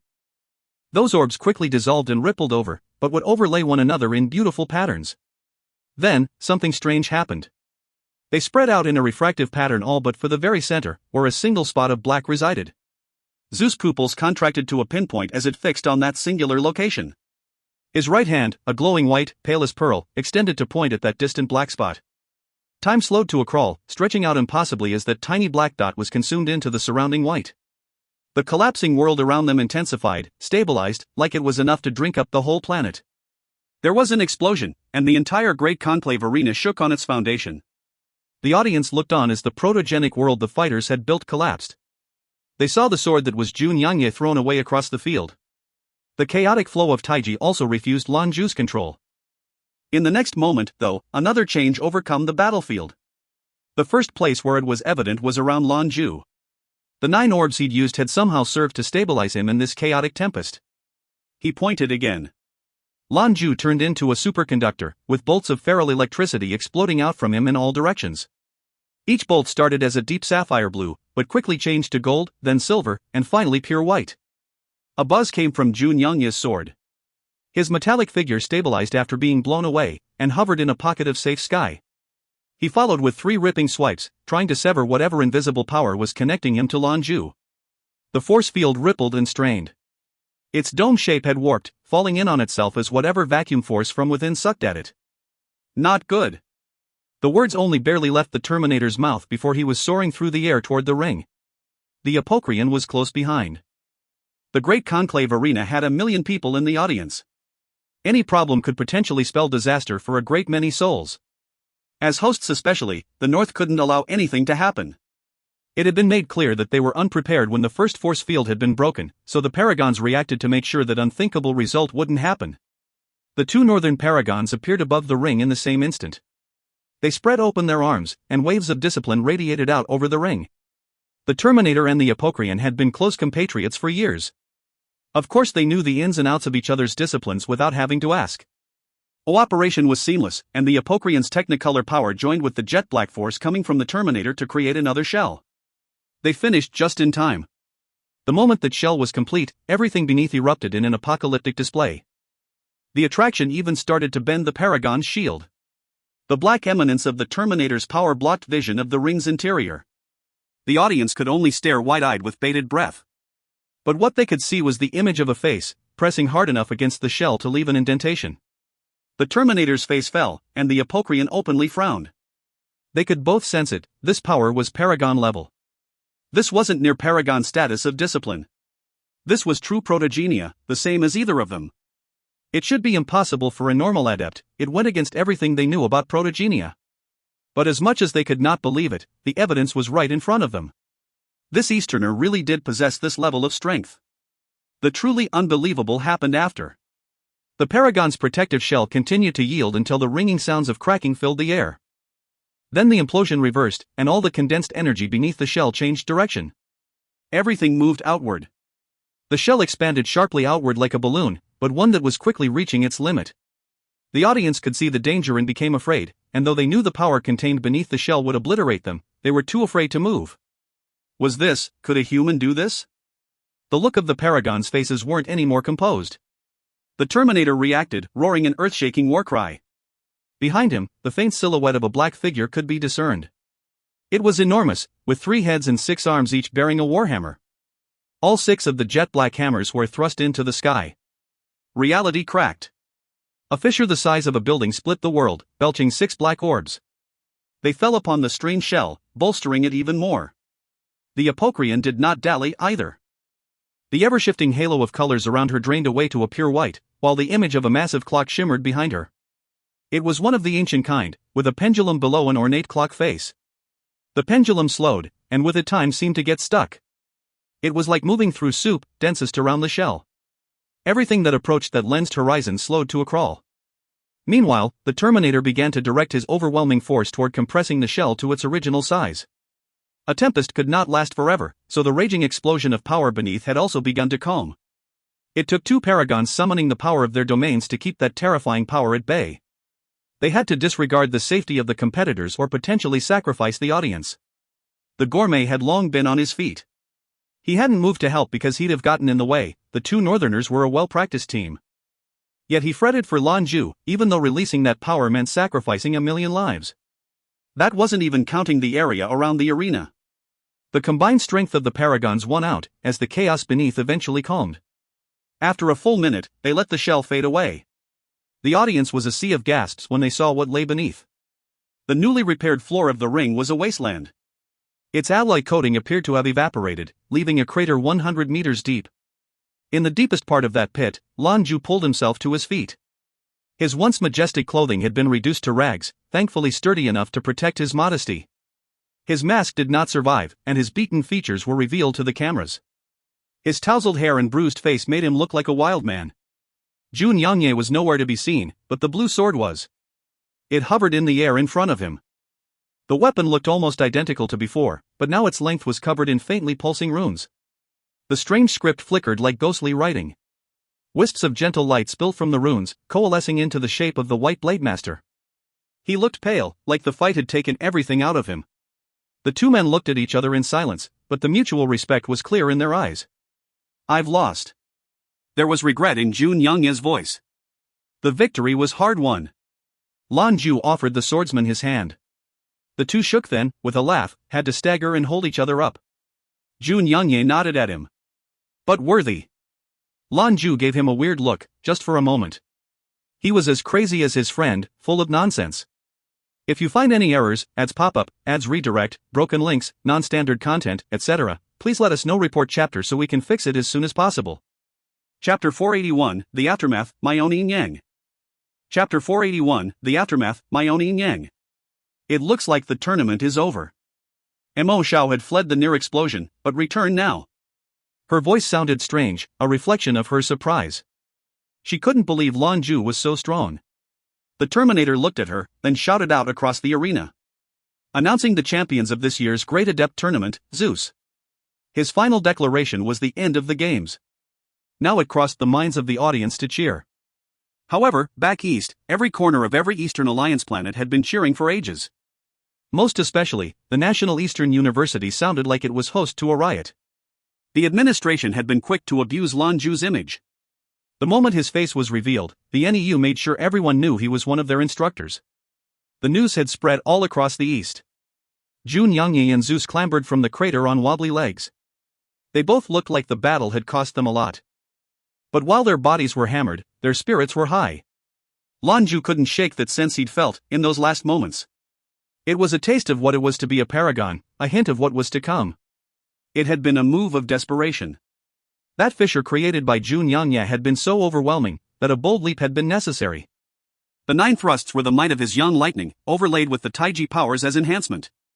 Under his ministrations, his discipline was empowered and concentrated by it, resulting in one of the strange rules of yin-yang: when yang rose to its peak, yin is born one. That final moment, that crucial point, Lan Jue felt the yang force of his thunderbolt flare outward. With his own yin-yang powers as a base, his lightning was catapulted in strength. Just like when he fought the driver. The joining of his yang and the driver's yin discipline had been a brief glimpse at the possibilities. The combination of Lan Jue's subsequent cultivation and the refinement by Taiji had recreated that explosion 100 times over. For a moment, somewhere in that cataclysmic blast, he'd seen it again. Like before, the path to Paragon, he sensed the direction now. But it was also far beyond his control. Even before the yin-yang powers merged, in that second where yang was at its peak, he couldn't control it. Only once he reached Paragon was that level of mastery capable. Every inch felt like a mile as the two heroes struggled from the ring. The crowds cheered in admiration. There was no question that the fight had been frightening for them. However, at the very least that was testament to the strength of the fighters. These two men were worthy to fight for the championship. The Great Adept tournament had wowed spectators for more than a month. Now, whether they were there in person or watched on their screens, people didn't quite know what to do with themselves. As they sat, lost reverie over the last few weeks, the floodlights dimmed. The arena was plunged into an inky darkness. But, before anyone could panic, a single column of light burst into existence. In the surrounding darkness, it was particularly eye-catching. The beam fell upon a figure, dressed in a dark red suit. It made the man look gloomy, set stark beneath the light, but his unparalleled features were the focus of every spectator. Deep notes wafted through the black, but muffled as though locked away. Poseidon. It's Poseidon. Indeed it was, the god of the sea, suspended in the middle of the great conclave arena. He looked like the field sounded, broken and repressed. The white light gradually died, and was replaced by a crimson light that seemed to come from everywhere. He was suddenly immersed in a sea of red. The melody rose in volume.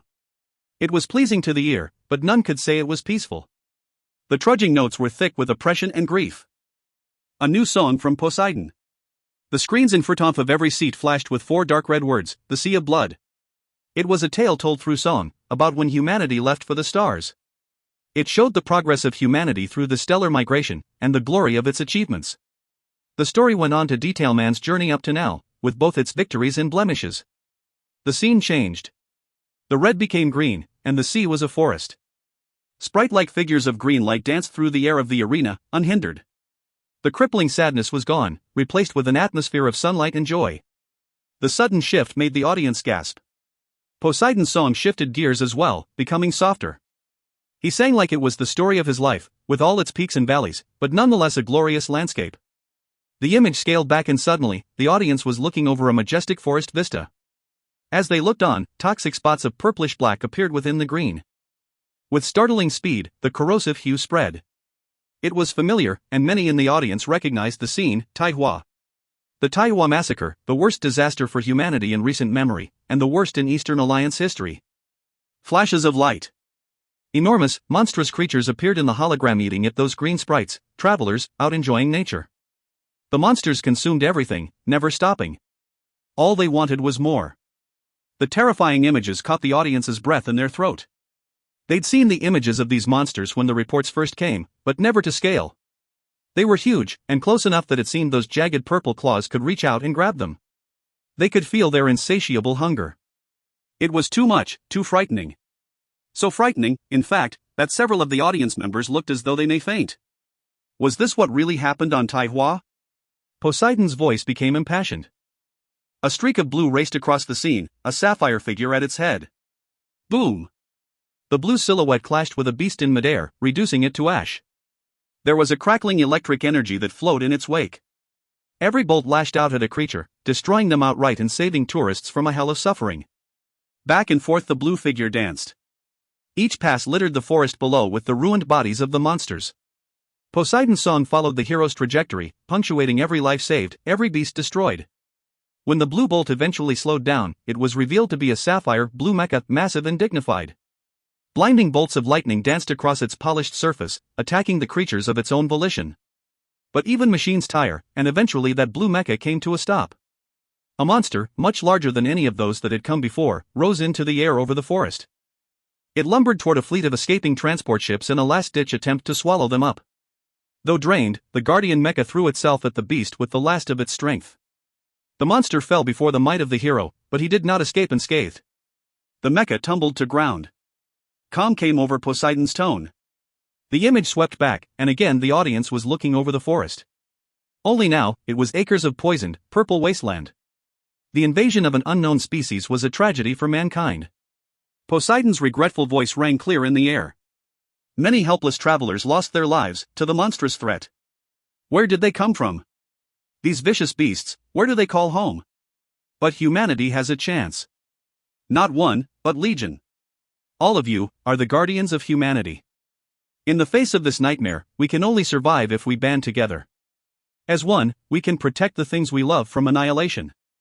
Together, we can carry the light of humanity far out past the stars. Today, I will share with all of you a secret. A soothing blue light surrounded Poseidon.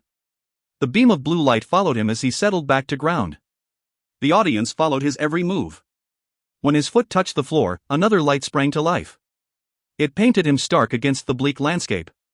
It also revealed the figures of Zhou Qianlin and Zeus, who stood before him. Poseidon turned around to face the audience. His voice was full, and bubbled with pride. All of you saw that warrior, who fought incessantly to save the lives of those travelers on Taihua. This nameless savior defended the lives of thousands, by killing thousands of foes. But there is something you don't know. In his valiant attempt, this unsung hero nearly gave his life. The Sapphire Mecha battled against that evil titan until the end, refusing to give in until the Coasmagus, paragon of Skyfire Avenue, arrived to offer support. As you all know, even a god-ranked pilot has his limits. So how is it that this one man was able to fight for so long, so hard? That is the secret I am going to share with you today. Lan Jue stepped forward and put a hand on his friend's shoulder. Poseidon turned to look. Then, with a smile, he pulled his fellow monarch forward to stand at his side. Don't stop me. I want everyone to know. And anyone who tries to cut me off will have the Gobi Entertainment Group to deal with. This sentence was lower, reserved for Lan Jue, but the last words were loud enough for all to hear.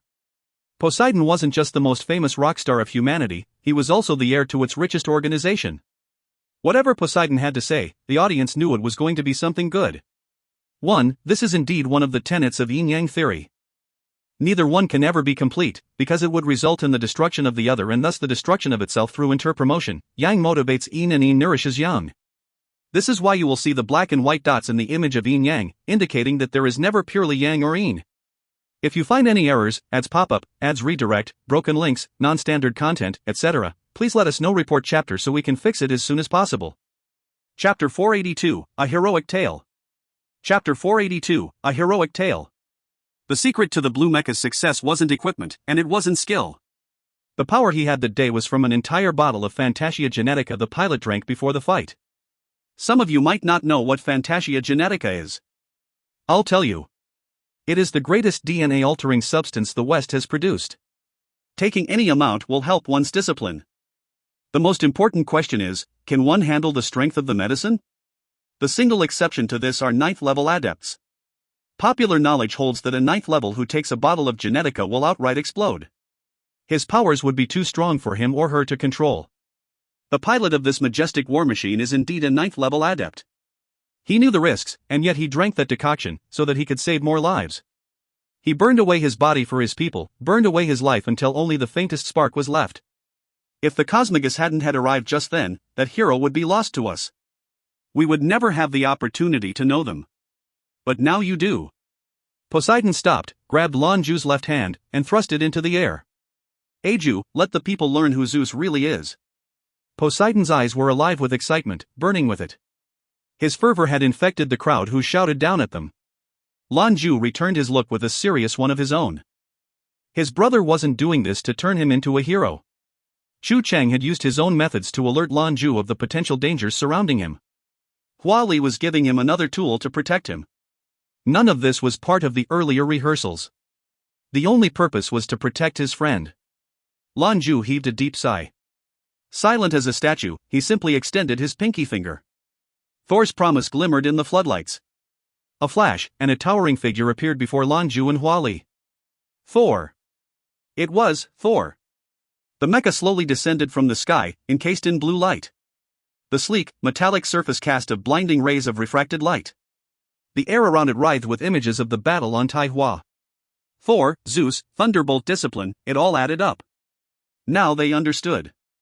That mysterious hero, who had saved so many lives, was Zeus. That sapphire guardian angel had been Thor. And although this Thor wasn't exactly like the Thor in DreamNet, it was close enough for the audience to connect the dots. There was a single word bouncing through the collective consciousness: heroic. This was the hero of Taihua, before their eyes. Short though the crowd's memory was, several still remembered Zeus' rise. He was an Easterner, an outsider, who had belittled a woman on interstellar television. They couldn't understand why a woman like the pharmacist would consent to be seen with him. Now they knew. Or so they thought. Shock wasn't reserved for the audience alone. Many of the tournament competitors were just as stunned by the revelation. They were adepts, they all understood the risks of a 9th level using the Fantasia Genetica. Yet, somehow, this man had done it and survived. Now he was the tournament champion, hero and victor. Despite all that had come before, that was how the crowd saw him now.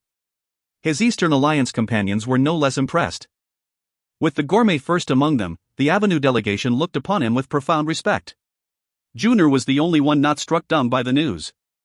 "That's my daddy!" she cried, never looking away from him. "That's my daddy!"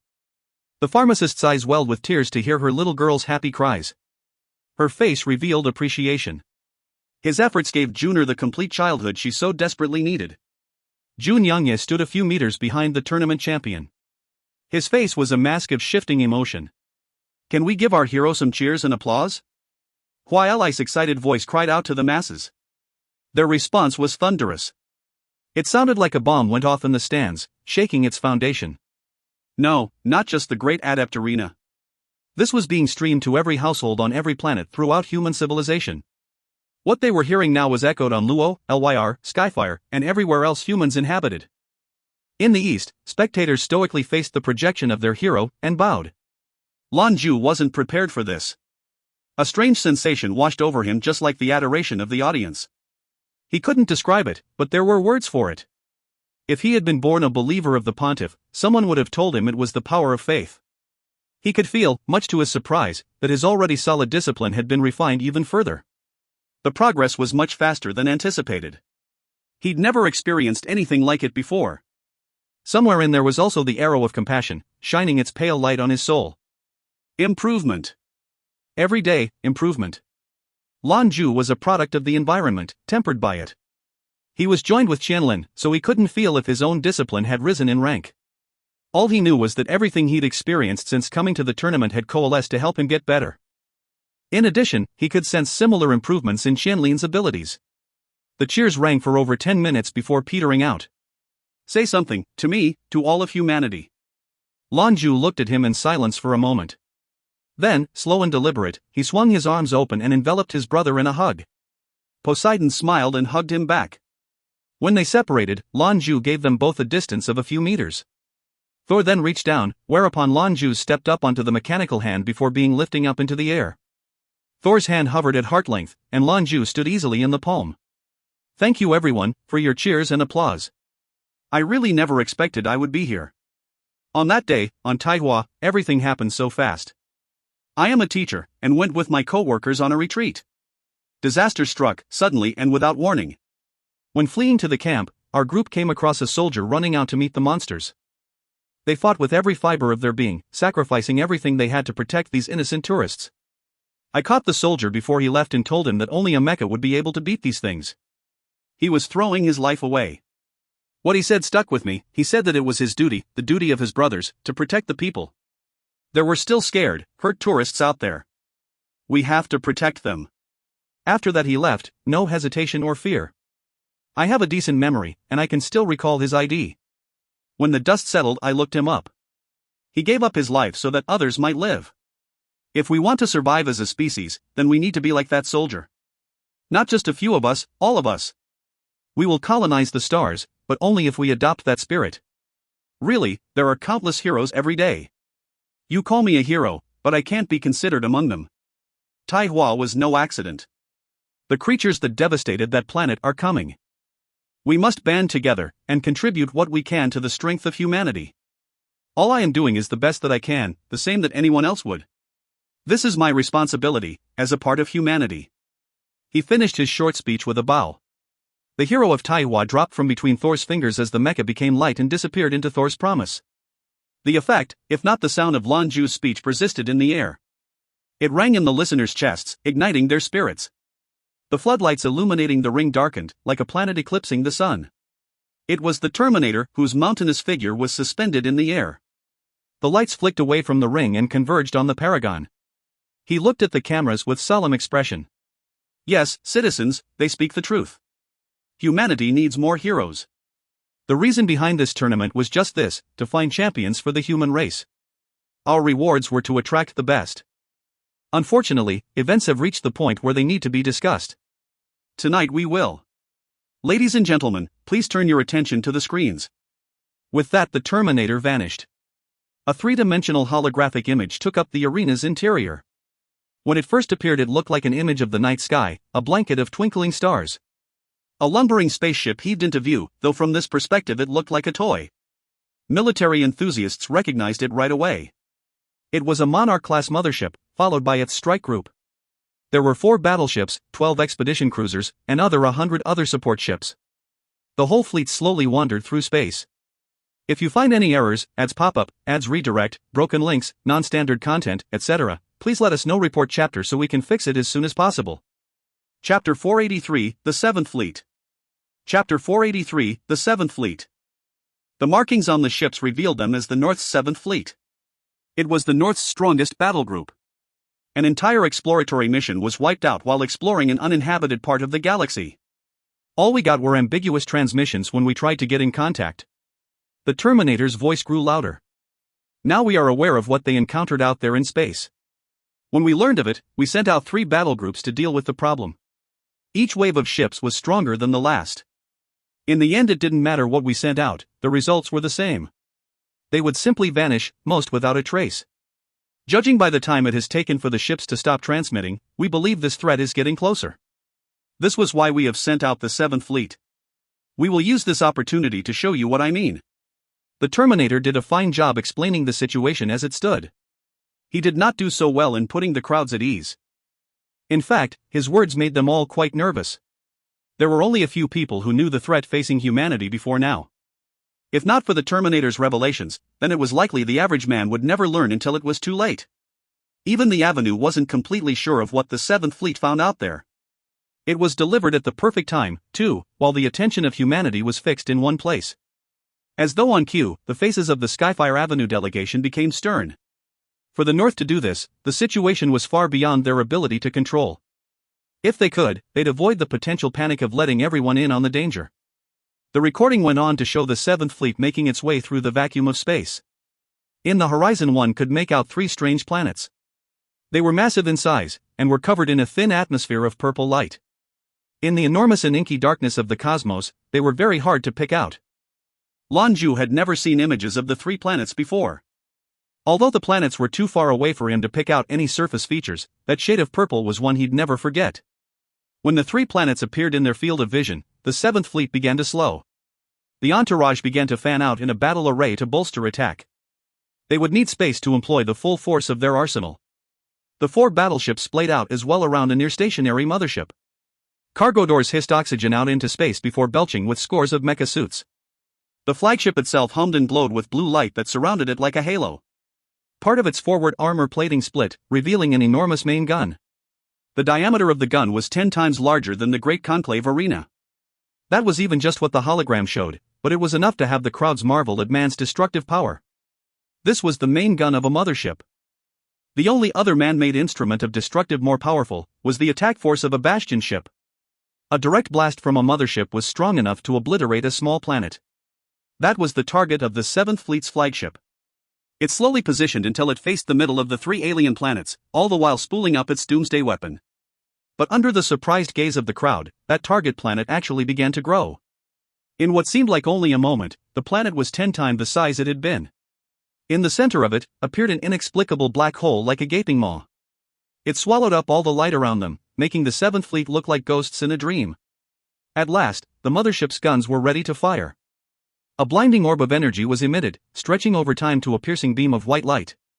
The rest of the battle group followed suit and aimed their weapons. Only Specifics artillery could attack a target from this distance, so they instead prepared for the inevitable offensive. The crowds couldn't help but have faith in the power of their technology. Although these planets were strange, they couldn't possibly be a match for something like a mothership. The gun was enough to deal with the problem. The enormous planet hovered against the bleak backdrop of space. Aside from being a planet, it had grown to a much larger target. There was no avoiding the blast. Everyone watched with quiet satisfaction as the energy blast 10 times the size of the arena drilled into the planet. But that wasn't right. It never struck the planet. Instead, it was swallowed wholesale into the depths of that black hole. Blast delay?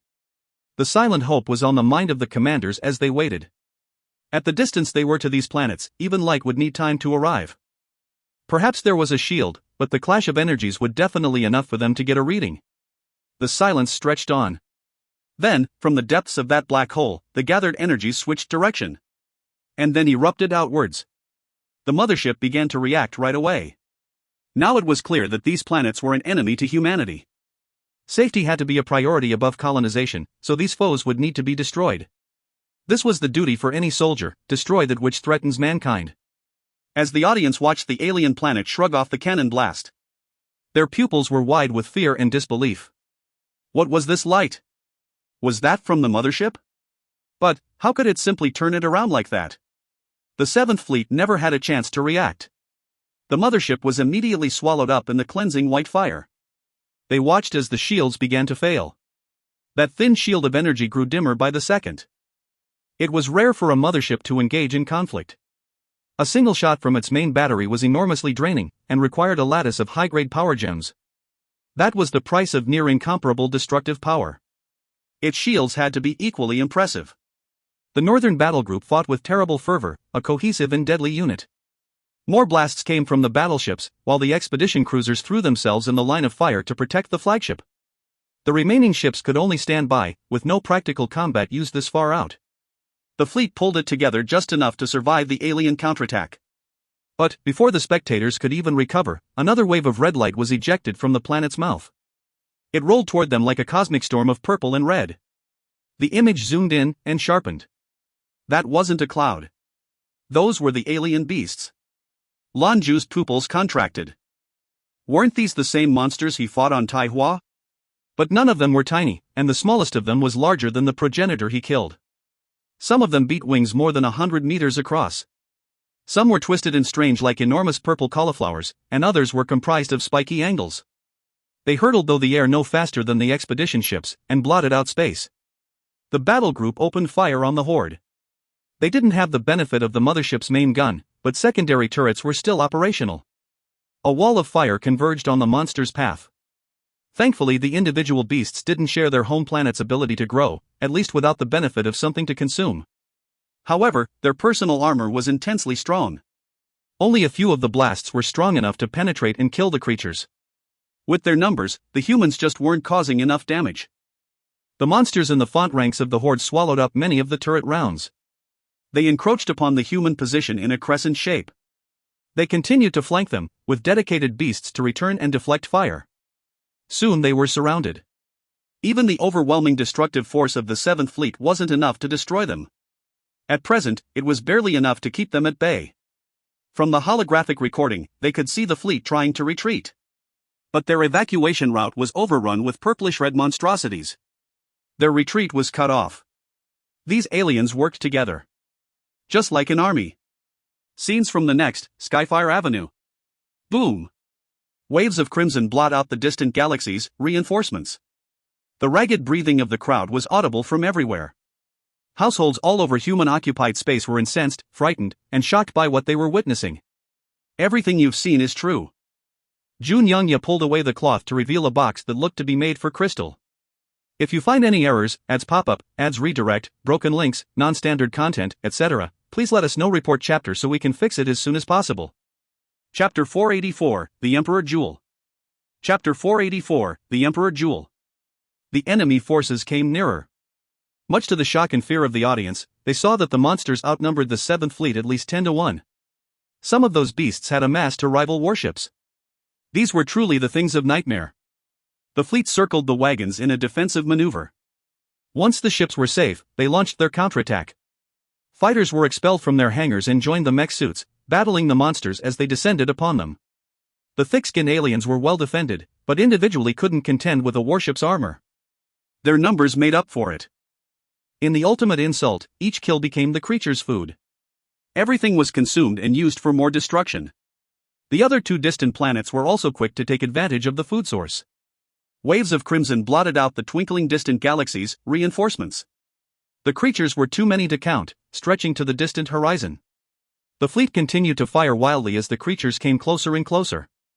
Each one killed was replaced by 10. A blast from the mothership ripped open a vast swath, but it shut half a heartbeat later. The recording froze. The ragged breathing of the crowd was audible from everywhere. Households all over human-occupied space were incensed, frightened, and shocked by what they were witnessing. The tournament competitors watched with solemn faces. Lan Jue had known of this for some time, seeing it like this caused a storm of emotions to appear on his face. The North was the strongest human alliance to date, but even their entire armada counted only around 10 battle fleets. A single one could conquer a galaxy. Whether it was distance, strength, or energy renewal, there was no naval body that could match them. People called it invincible. This harshly underlined how arrogant humanity really was. This terror from the depths of space was unimaginable. Their soldiers were swallowed up by the invaders. The aliens were stronger than the fleet. It looked stronger than 10 of them. This was also just the tip of the iceberg. These 3 planets were beyond comprehension. Whatever destructive capabilities they had, the crowd still couldn't guess. But, who would go out to learn more? Who could they ask to sacrifice themselves like that? The Terminator's voice called out again. His tone was no different, but in the thick atmosphere it sounded much lower. Everything you've seen is true. The 7th Fleet has valiantly given their lives for their alliance. They died to give us this information. They bought it with blood. Now we know the strength of our hostile neighbor, thanks to them. We've learned that these 3 planets are living entities. They move at the speed of a bastion and are getting closer. At least a year, as long as 3, that's how long before they reach our homes. Thanks to the information gleaned by the East, we've discovered that these monsters consume essence. They use what they devour to evolve, and not just life, but anything with energy. Make no mistake, these beasts are out for our destruction. What you saw was not a single event. When these alien planets arrive, we will be faced with the possible destruction of our species. But don't be hopeless. We held this tournament to show you that humanity has a chance. Make no mistake, fellow human citizens, we have entered a dire era. Starting immediately, we need to muster all of our strength. We need to make preparations to meet these enemies and stop them at the gates. They will be greeted with our greatest weapons and be laid to waste. If we can do this, then there will be nothing to stop humanity from prospering into the distant future. There will be no threat to our continued existence among the stars. Silence hung over the arena, as the spectators let the news sink in. Those images were frightening, the moment that 100,000 people died. Before the news had been kept confidential, and even family members didn't know the circumstances behind their loved one's death, though the government compensated them. Many in the audience cried openly as memories of their loss came flooding back. The pictures vanished and the floodlights returned. The excitement of earlier was gone, replaced with a thick and somber atmosphere. It stretched on for some time, until Mo Zhao's voice returned. Ladies and gentlemen, the Great Adept Tournament has come to a close. Please join us for the award ceremony, where our northern hosts will be presenting the finalists with their prizes. It was the moment they had been waiting for, but the mood had soured. Excitement was in short supply. It proceeded under the dark threat of alien destruction. Finalists were assured at least an S-ranked gemstone, and because there was no fight, Xian Yuan Shershur and the pharmacist received the same S-ranked gem. The second part of the award ceremony followed. Zhou Qianlin and Lan Jue stood before the two paragons. They had been given no time to change clothes and looked pretty beat up. There had been two main reasons for the Great Adept Tournament. The first, as mentioned, was to inspire the youth of today to work for strength. The second was to announce what the Terminator had dubbed the Dire Era. These goals had been achieved, so the rest was keeping promises. They didn't need to make a fuss. The Apocryphon floated to the space before Zhou Qianlin. She bore a tray in her hands, with a box-shaped item beneath a red cloth. Open it. Congratulations. She sounded like a young woman, but there was no emotion in her voice. Zhou Qianlin pulled away the cloth to reveal a box that looked to be made of crystal. Within, a twinkling gemstone the size of a man's fist sat. Its faceted, oval-cut surface glowed with a golden light. The box was still clothed, thus constraining its aura, but it nonetheless caught every adept's attention. Lan Jue saw it clearest, standing right beside the Blade Master. He couldn't help but gasp, like he was looking upon a masterpiece.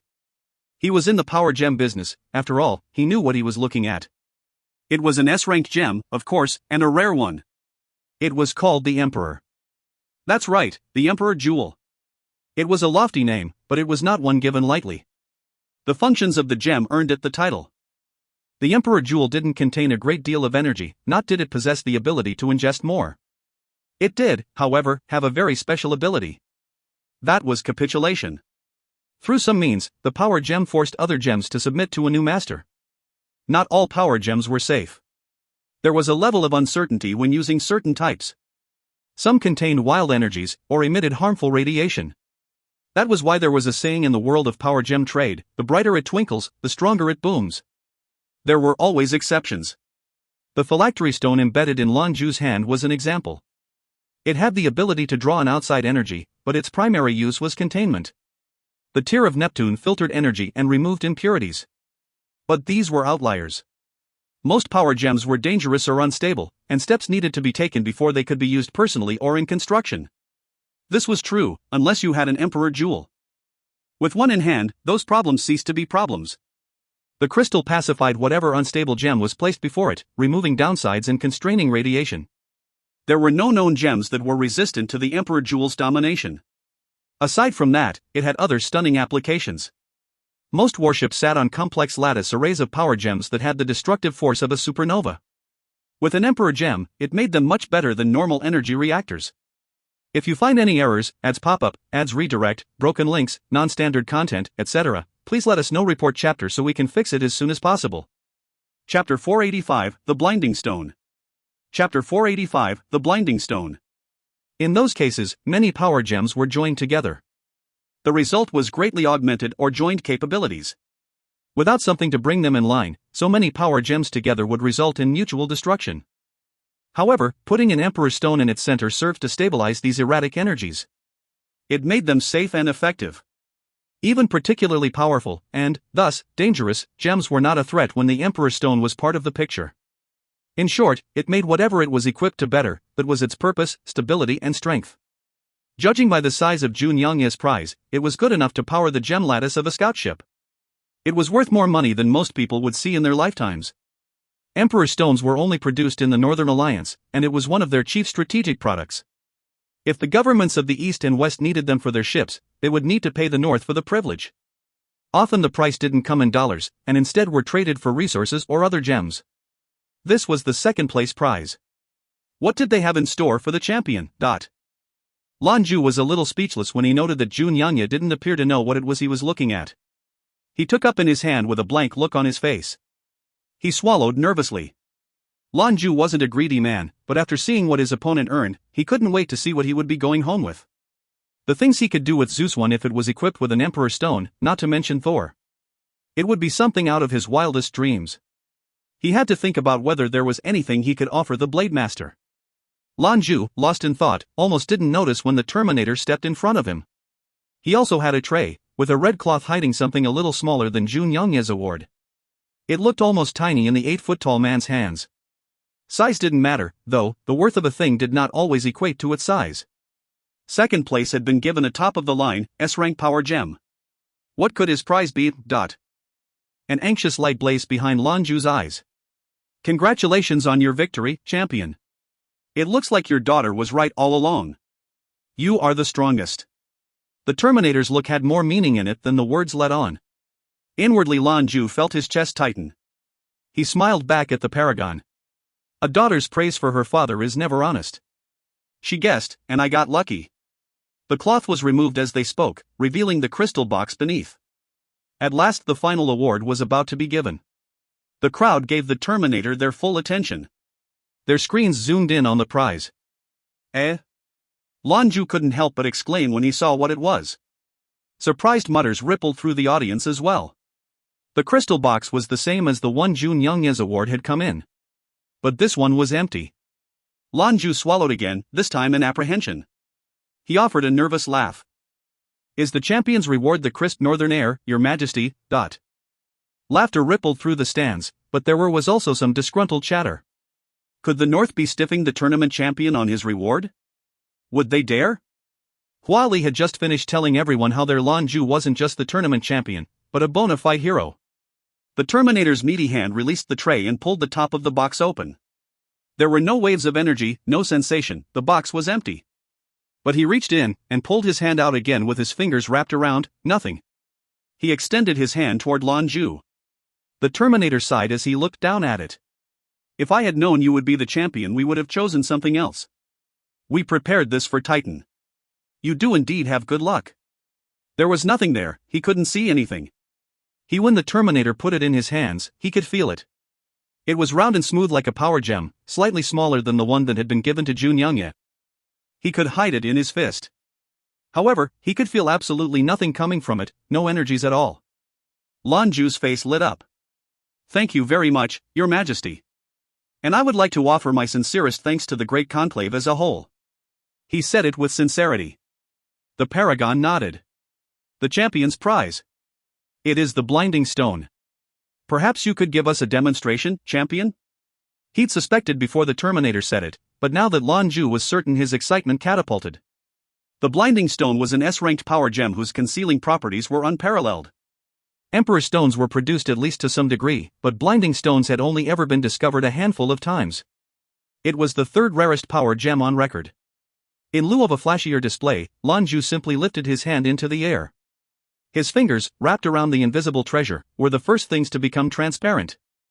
It spread to his arm, his shoulder, and then he vanished completely into thin air. Zhou Qianlin was standing but a few inches from the spot where Lan Jue had been, but he felt no trace of the man. The Terminator's booming voice rattled the arena. Channeling energy through the blinding stone will enable its concealing effects. There are no current technologies that can penetrate this cloak, making them effectively blind. Only a paragon's reflection of their domain can recognize its use. It is a power gem of the highest grade. Unfortunately, this stone is too small to conceal an entire ship, but installed to a mecha, it would completely wipe it from radar. This will make Thor a ghost. He needn't explain any further. Lan Jue reappeared, and bowed toward the paragon to show his appreciation. This was a truly deserving gift. The implications of a mecha completely undetectable to radar were staggering. He could also use it on himself and no one but a paragon would be able to find him, and even then, only if they were channeling their domain. It wasn't like they walked around with it turned on all the time. Of course, this didn't overcome a paragon's crisis awareness. If he used the stone to try and conceal an attack, a paragon would recognize the threat immediately. Lan Jue was satisfied. But, if he could get an Emperor stone like Zhou Qianlin's, then his planned upgrades for Thor would be complete. The miracle battle against Star Alliance had underlined the need for new hardware. After all, he had gotten stronger. Thor would need to be stronger to handle it. The tournament had come to a close. The final prizes had been given out. Once Lan Jue and Zhou Qianlin collected their prizes, the announcement was made that the festivities were over. The audience left in orderly fashion, without fuss. Any residual excitement they had was gone. Humanity was under threat, and even the military didn't seem capable of handling it. An entire fleet had been destroyed in moments, and those same planets were headed their way. What sort of havoc could they wreak on civilians? At least on Luo they felt a degree of safety.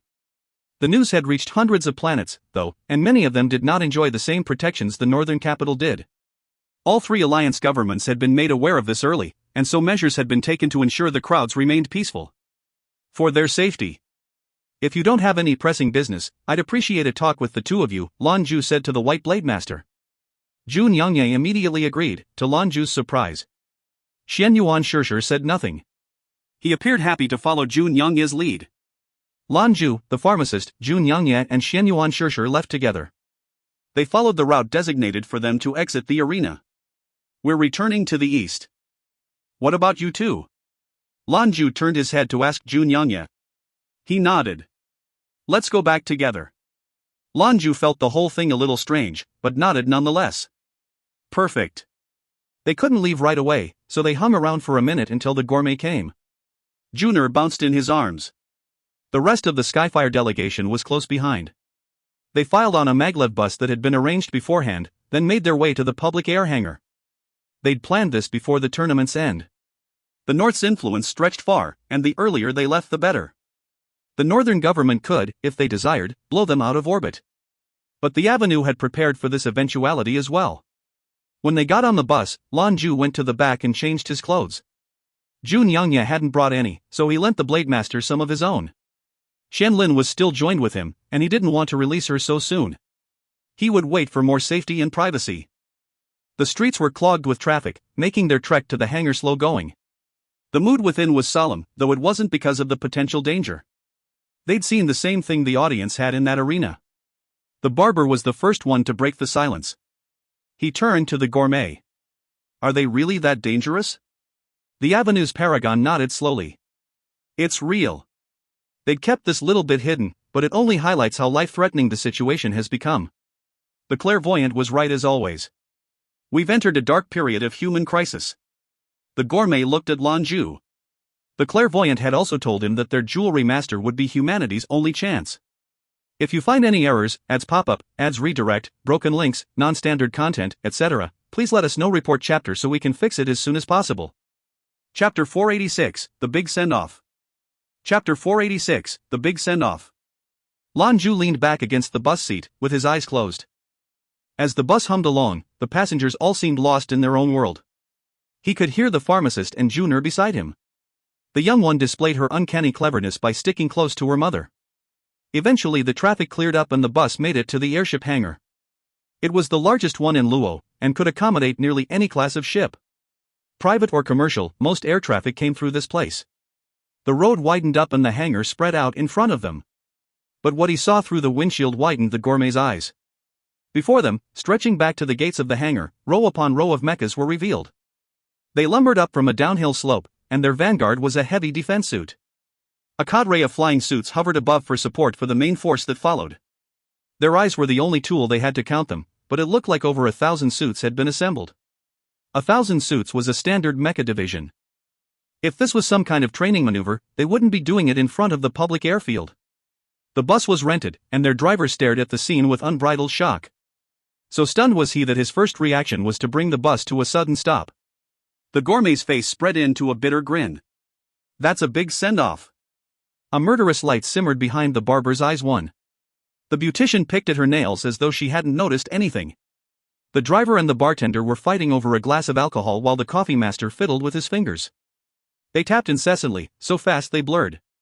Open the door, the gourmet said to the driver. Then get as far as you can. The driver did as he was told. He didn't know what was going on, but he was no fool. Whatever was going on here was not going to be good. It was a problem he didn't want to be involved in. The encroaching mech suits had spread into formation. All at once they stopped, as though nailed in place. Their guns rose and the telling buzz of charging cannons filled the air. A V formation of flying suits hung overhead, but did not engage. They quietly awaited orders. The Skyfire Avenue delegation, together with Jun Yangye and Xianyuan Shishir, filed off the bus. The 10,000 swords rolled his shoulders. Well, this isn't the best outcome we could have hoped for.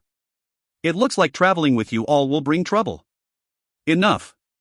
Jun Yangye shot his companion a look, but said nothing else. Shishir seemed to fear him on some level, and kept silent. Lan Jue was apologetic. I'm very sorry.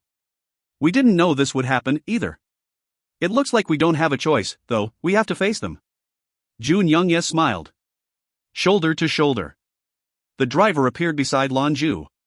He glowered at the enemy, with his arms crossed before his chest. I like the odds. It's better when things get noisy. The Adepts lined up to facing their enemy. They quietly surveyed the mechs, knowing that these were no ordinary soldiers. The pilots would be some of the best, and in a straight-on battle it was unlikely they would win.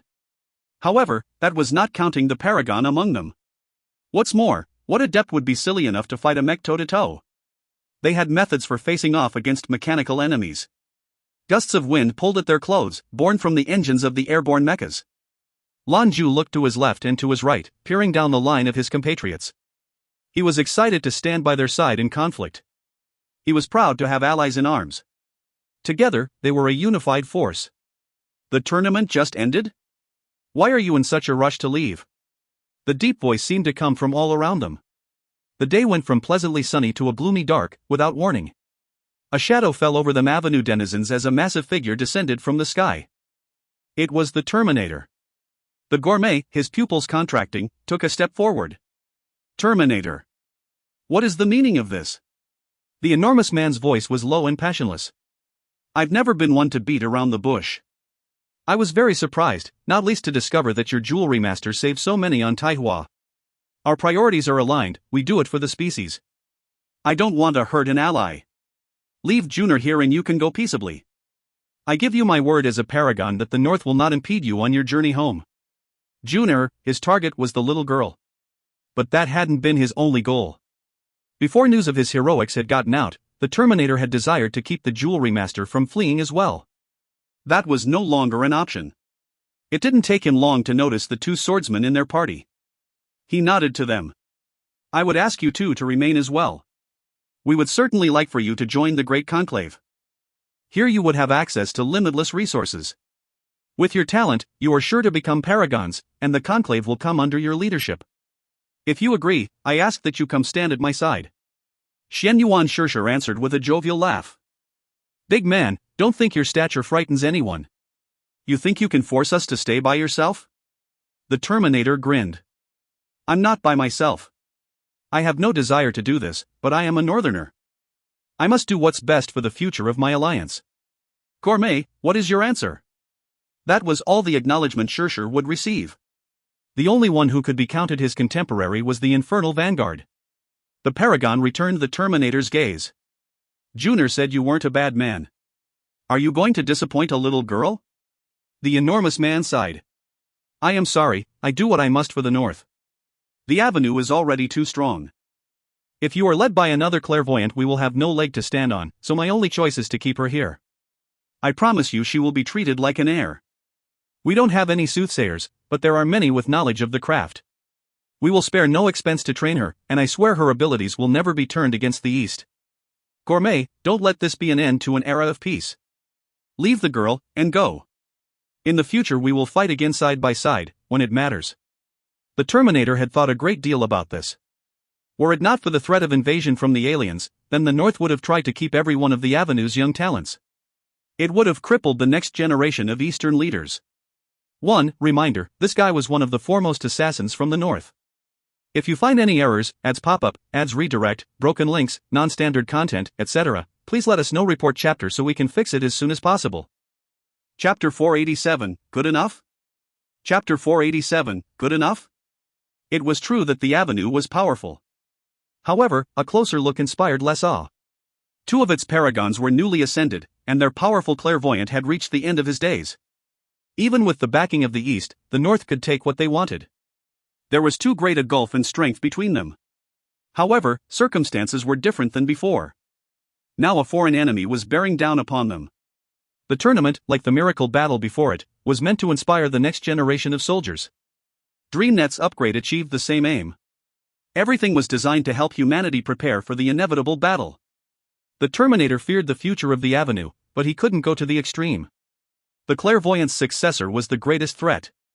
Lan Jue would be a paragon, but rising to the level of his master, Zhou would be no easy feat. Still, if Zhou were alive he wouldn't appreciate a disciple in trouble. Besides, Lan Jue was a hero. The East's response to having such a luminary kidnapped would be intense. The North would have trouble keeping its head above water. In the end, Huai's move had been wise. The North couldn't stop Lan Jue from leaving now that everyone knew who he was.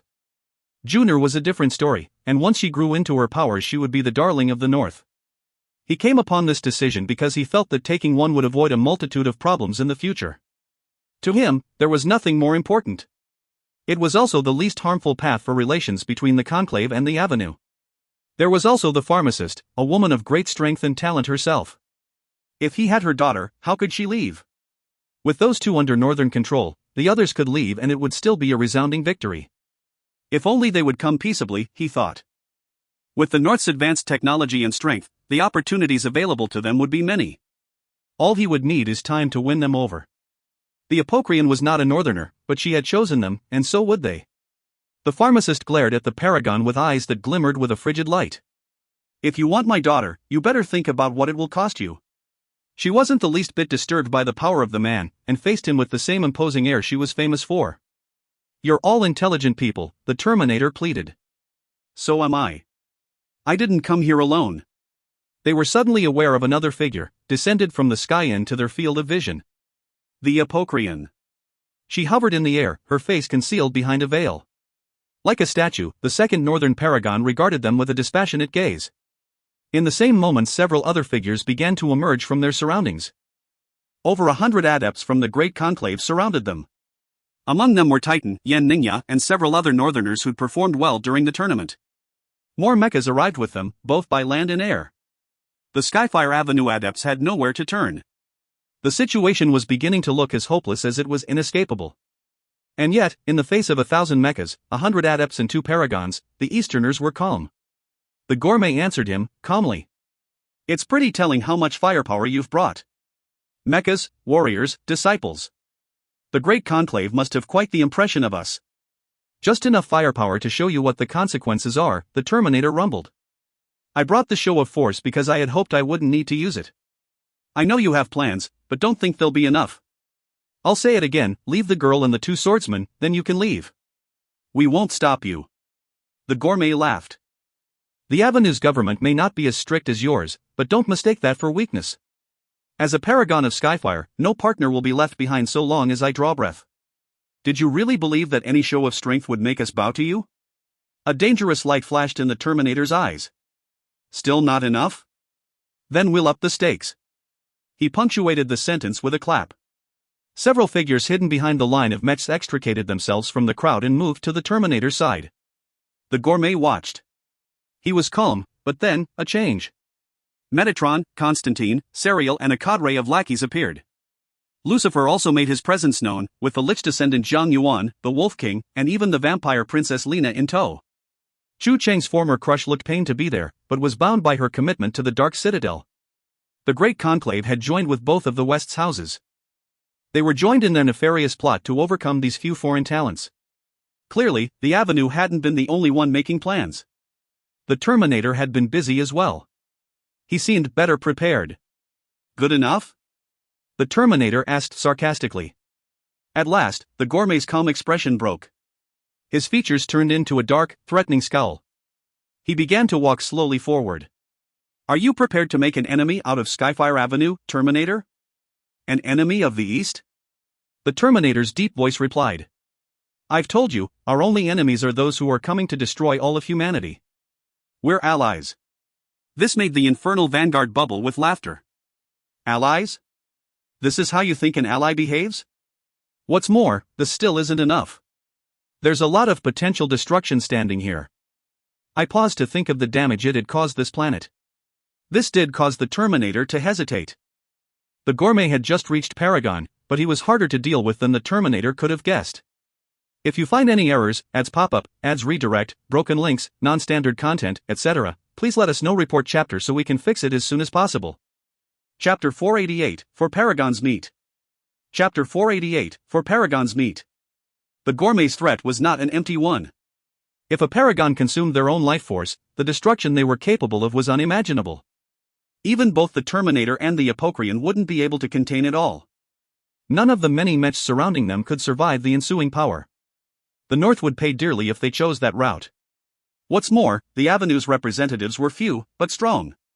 All 4 of the tournament's finalists were present, and everyone had seen the strength that they possessed. Each of them could touch the border of Paragon, even now.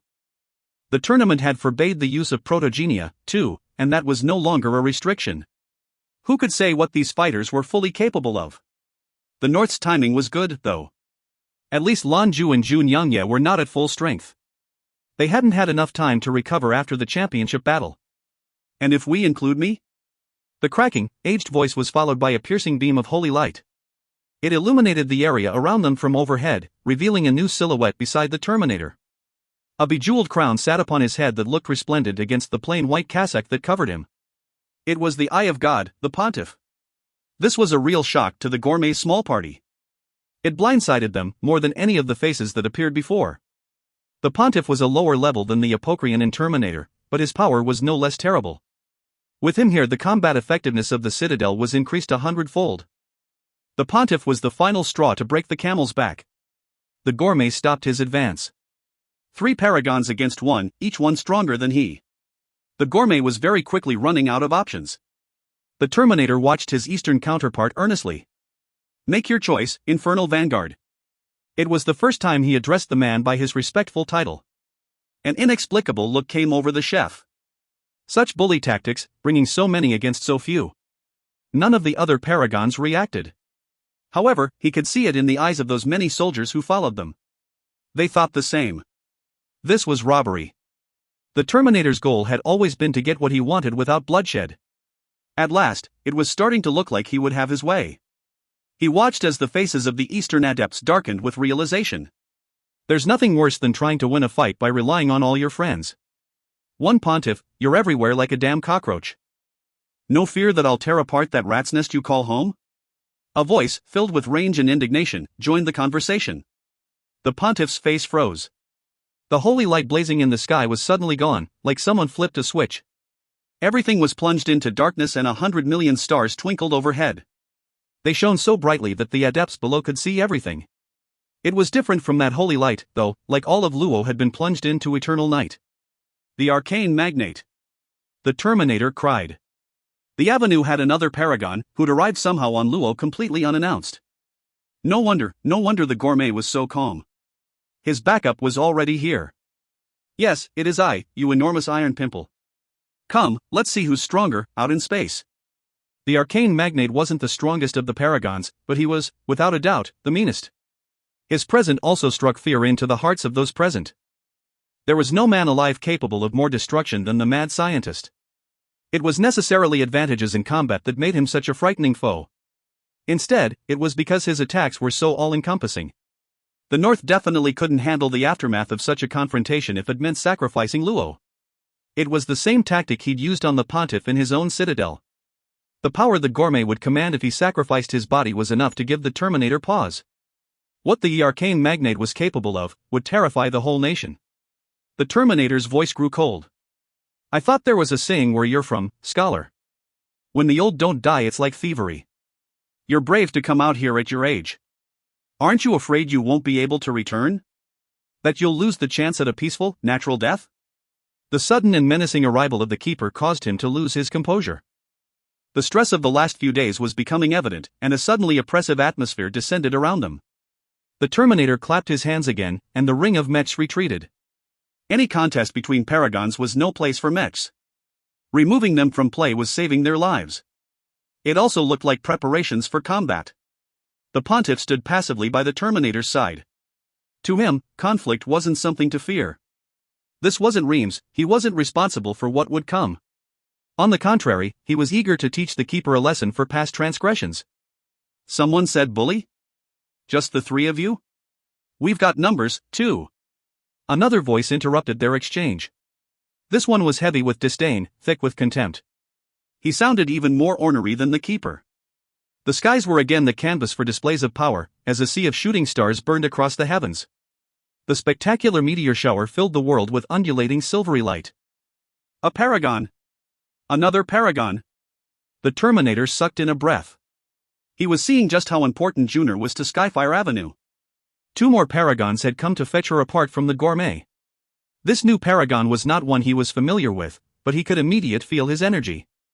It mingled with the Keeper's, and their synergy birthed a dictatorial air. The Terminator could feel it constraining his domain, fighting to keep it contained. The karmic scholar. He growled. Correct, it is I, your elder brother. What was all this about old people dying? Let me tell you something, Q-tip, we 2 old geezers will be kicking around long after you're dead. The karmic scholar, once the mortal enemy of the keeper, and in a former life called the bookworm. Now, they were the twin pillars of strength underpinning the avenue. Towering images, each 1,000 meters tall, stretched high into the air. They were the projected images of the arcane magnate and the karmic scholar. They stood in majestic pose, peering into the distance like a pair of old heroes. To put it succinctly, they were peacocking. Now it was even, 3 world-destroying superhumans against 3 more. In terms of pure numbers, the North still looked to have the upper hand. The Eporian and Terminator were both in the reflection stage of Paragon. Each of them individually were strong enough to handle both old men together. Strength wasn't the problem, except it was. If they used their full strength, it would be the people of Luo who would suffer. The cost was unthinkable. Already, regret had wormed into the Terminator's mind. If he'd had known, the ambush would have been set in space. Out there it didn't matter how devastating their clash became. You've done your homework, Terminator, the Keeper said proudly. In pure strength, we can't compete. But I promise that the East's memory is long. You will never know another peaceful day. And perhaps, sometime, I'll appear around one of your northern planets. I'm sure a positron cannon blast through its core would be satisfying to watch. The bookworm followed on his heels. You know, I've been fiddling with a new device, and I'm fairly sure it can strip a planet of its atmosphere. I've yet to test it, though, for lack of an adequate test subject. The North does have the most planets, which makes it an excellent test environment. Enough, it's clear you 2 old madmen don't have any shame. Do you have any integrity? The Apocrian could no longer hold her peace. Her pretty voice was hard with anger. You 2 are paragons. They are called that for a reason, paragons of integrity and honor. You should act like it. The sharp rebuke earned a rare moment of silence from the 2 crotchety old men. They exchanged a look, but said nothing. And then there was another voice. You are no longer the Avenue's clockmaker. You are not the assistant to the clairvoyant, or the chairwoman of the Avenue Council. Not anymore. You are the Apocrian, and you belong to the Great Conclave. When she heard the voice, the Apocrian went rigid. The pontiff, too, was visibly shaken. They turned, and saw the man standing a few feet away, bathed in silver light. He held aloft a glimmering scepter. The Cosmagus. The Wine Master. All 4 of Skyfire Avenue's paragons were gathered for war. Bold, bringing all 4 of you here. Aren't you afraid to leave the Avenue unprotected, Cosmagus? The Terminator asked. The sudden arrival of the karmic scholar, arcane magnate and Cosmagus was no accident. They hadn't even just arrived. Skyfire Avenue must have had time to prepare for this, and did so amply. 3 paragons were sent for a handful of adepts and a little girl. The Terminator hadn't counted on that. Now the Northerners were outnumbered. The Terminator was confident they could still win, even down a man. After all, the karmic scholar and the infernal vanguard were only recently ascended. However, their appearance meant that his plan had been thoroughly ruined. There was no hope for a bloodless resolution. 1. Common practice in China. There is never a one-on-one fight. Sometimes you'll see full-on gang wars, complete with battle lines and everything. If you find any errors, ads pop up, ads redirect, broken links, non-standard content, etc., please let us know. Report chapter so we can fix it as soon as possible. Chapter 489, The Cosmagus and the Apocrian. Chapter 489, The Cosmagus and the Apocrian. The Avenue's 4 paragons didn't only represent their organization. They represented their whole alliance. If something were to happen to them here on northern soil, then the entire government of the East would be forced to retaliate. Things would have played out differently if the alien threat didn't exist, but they did, and they were coming. Once again the North would be first to suffer. It was unwise to start a war with the East under these circumstances. Hearing the query, the wine master's cold gaze fell upon the Apocrian. His voice was soft, but unfriendly. The clairvoyant isn't dead. That's hardly leaving the Avenue undefended. The Terminator was slow to react. He may have only been 1 level of paragon beneath the clairvoyant, but the gulf between them was immense. That was as true in their contributions to humanity as it was to their strength. This was also why he feared the idea of another clairvoyant so much. The Terminator's voice was hard by contrast. You thought bringing so many people here would frighten me into letting her go, Wine Master? You forget, this is the North. That is exactly what I think, the Wine Master tepidly replied. And now that I'm here, do you think we would put Junior in harm's way? Pharmacist, show him. A smile spread across her pretty face, and she set the bundle in her arms to the ground.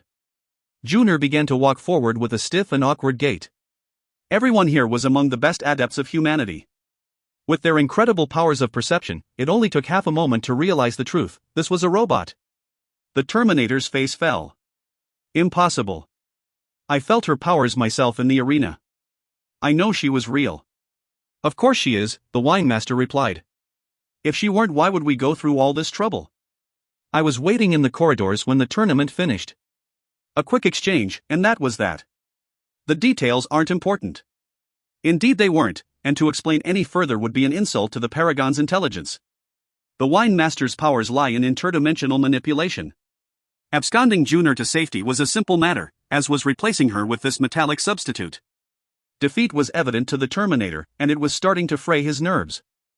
He'd been outsmarted, and all his strength couldn't change the fact. The Avenue had prepared well. Their objective wasn't here. What was the point of any further conflict? Especially when the bookworm and keeper seemed to have such little regard for northern life. They were already prepared to inflict massive damage to Luo if provoked. They had defensive measures in place, of course, but who knew how well they'd fare against a cadre of paragons? Good, fine. You may go. But Jun Yangye and Xianyuan Shishir are not your responsibility. The Terminator was grasping for a victory. They are not part of the Avenue, the wine master confirmed. But they are my fellow apprentices, the pharmacist interjected. The Terminator's face darkened even further. The art of the sword was an ancient technique passed from master to student, so her assertions were plausible. It made him furious. Jun Yangye languidly sauntered over to the pharmacist's side. He smiled. You won't be keeping us here either, even if you're paragons. So Ayuna, let's head out. We don't want to bring our friends any more trouble. Sister, we'll find you when you get back. He nodded once toward his companion. Then, pausing for a moment, the swordsman looked toward Lan Jue and nodded as well. Xianyuan Shishir arrived at his friend's side. There was an odd flash, and then the two changed before everyone's eyes. Two swords, one red, one blue, hung suspended in air. They glimmered brilliantly and then, piercing effortlessly through the ground, vanished. It was an unanticipated exit, to be sure. Neither the Terminator nor the Apocrian knew they could do that. The pontiff waved his scepter, and an aura of holy light spread out around him. He looked prepared for battle. The Apocrian fixed the wine master with her silent, shimmering gaze. The Terminator's chest heaved, fighting his anger. After a moment, though, he eased. His voice was hard as iron. I am honored to have so many illustrious Paragon guests on Luo, but you've taxed my hospitality. I ask that you leave as quickly as you're able. Men. Send them off. The Terminator dissolved into a jet-black column of energy, then vanished. It had seemed frank, but it was more fatal than the Easterners had known. He could feel the pontiff's lust for blood, and letting that loose would have hurt his people as well as theirs. Everything would have been thrown into chaos. In light of these unfortunate revelations, fighting would have achieved nothing. After all, there was their common enemy to consider. He would have to swallow the bitter pill of today's embarrassment. With the Terminator gone, it signaled the North's defeat. The pontiff didn't stick around. He took his entourage and left. The Dark Citadel made their exit as well, in another direction. The pontiff was here and Satan was not, so they weren't interested in starting trouble. They knew what kind of man the pontiff really was, and given half a chance he would destroy them all. They had been on a razor's edge, but now the atmosphere cooled. The Avenue delegation could breathe a sigh of relief. The skies overhead brightened anew, which signaled the departure of the keeper and the bookworm. The arcane magnate's voice hung in the air after his figure disappeared. We'll wait for you on the airship. Hurry up. It was also Junior's hiding place. They would need to get there quickly to protect her. Those last two words were deliberate. Lan Jue also heaved a sigh. Thanks to the pharmacist's medicines he was recovering, but the fight against Jun Yangye had drained him. Complete recovery would take time. This was a much preferred alternative to fighting. The gourmet broke his reverie. Let's go. We'll have to fly there ourselves. Without regarding the wine master, he led them into the air and toward the air hangar. Only two remained. The wine master and the Apocrian exchanged looks. The old man's calm face was belied by emotive eyes. They looked pained. Have you been all right? The Apocrian spoke first. Very well. He answered. The Apocrian's small voice was almost a whisper. It's been a long time. You haven't changed at all.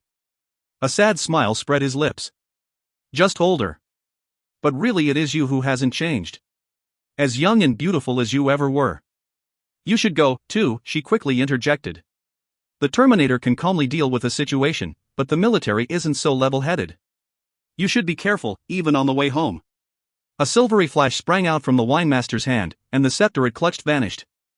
I didn't only come here to protect my people. I've had questions on my mind for the last 42 years, and today I'm going to get answers. We may never get another chance. There was a moment of silence, before the Apocrian looked up at him. Ask. The winemaster took his time. His hands slowly clenched into white-knuckled fists. Why did you leave? Was it really just a disagreement in philosophy? Did you take our relationship into account? She didn't answer. The winemaster couldn't hide the emotion from his face any longer. My whole life I've only ever loved two things, wine and the clockmaker. He fought to calm himself, managing to a degree. There are a few shops on the avenue that lie empty. The horologium and the photography studio still await the day their owner returns. There was a clear note of disappointment in her voice. Go back? I'm sorry, winemaster. I know how you feel about me. That's part of the reason I left. The winemaster looked at her, shocked. Because of me? She sighed. Time passes so quickly. People think I control it, but do I? I sure don't think so. No one is the master of time, because it cannot be controlled. 42 years, neither of us are young anymore. There's a lot I never said for fear of hurting you. But you're insistent. The truth is, I never loved you. My heart always belonged to someone else, someone who loved my sister instead. I couldn't accept it and left. It wasn't all you, either. You were too good to me, and I couldn't repay you the way you wanted. I felt I had no choice but to go. Those disagreements of vision were just an excuse. The real reason was I couldn't stand to face you, or even face myself. That's when I met the Terminator and decided to leave. Perhaps it was the best decision for me, at the time. The winemaster was at a loss for words. He didn't know how convoluted the truth had been, or how cruel. If you find any errors, ads pop up, ads redirect, broken links, non-standard content, etc., please let us know. Report chapter so we can fix it as soon as possible. Chapter 490, Absconding. Chapter 490, Absconding. The winemaster took a step back and staggered, almost falling over. His ruddy features were now a ghastly pale, and twisted in agony. I was a clown and nothing more. I'm sorry I troubled you. Had I known, I wouldn't have been around all the time. I apologize. I won't bother you any further, but I will say that the horologium is still just the same as it was. Come by, if you're feeling nostalgic. It's been 42 years, your store is the same but many other things are different. Otherwise, I promise that I won't disturb you anymore. A pain difficult to put into words struck at the old man's heart. Over 40 years of waiting, only to discover this.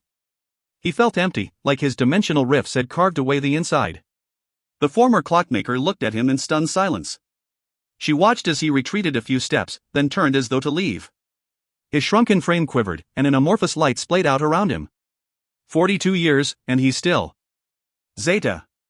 Zeus 1 was tucked into an unassuming corner of the public air hangar. None of the newly arrived paragons had used it to get here, though. The gourmet had informed the winemaster of Junior's abilities at the earliest chance he could. The cosmogus then immediately alerted the other two and made for Luo. This was not simply a matter of bringing back the little one safely. The entire future of the avenue was altogether, not least Lan Jue who the clairvoyant placed such high hopes on. A great deal went in getting into the north undetected so quickly. It required a series of secret identities to confound would-be defenses. They'd refused Lan Jue's offer to use Zeus 1 to maintain secrecy.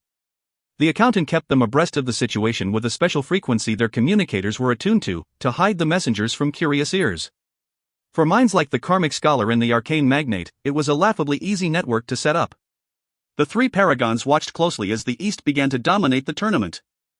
Lan Jue's miracle victory over Titan put him in the finals, and swept potential victory from the other two alliances.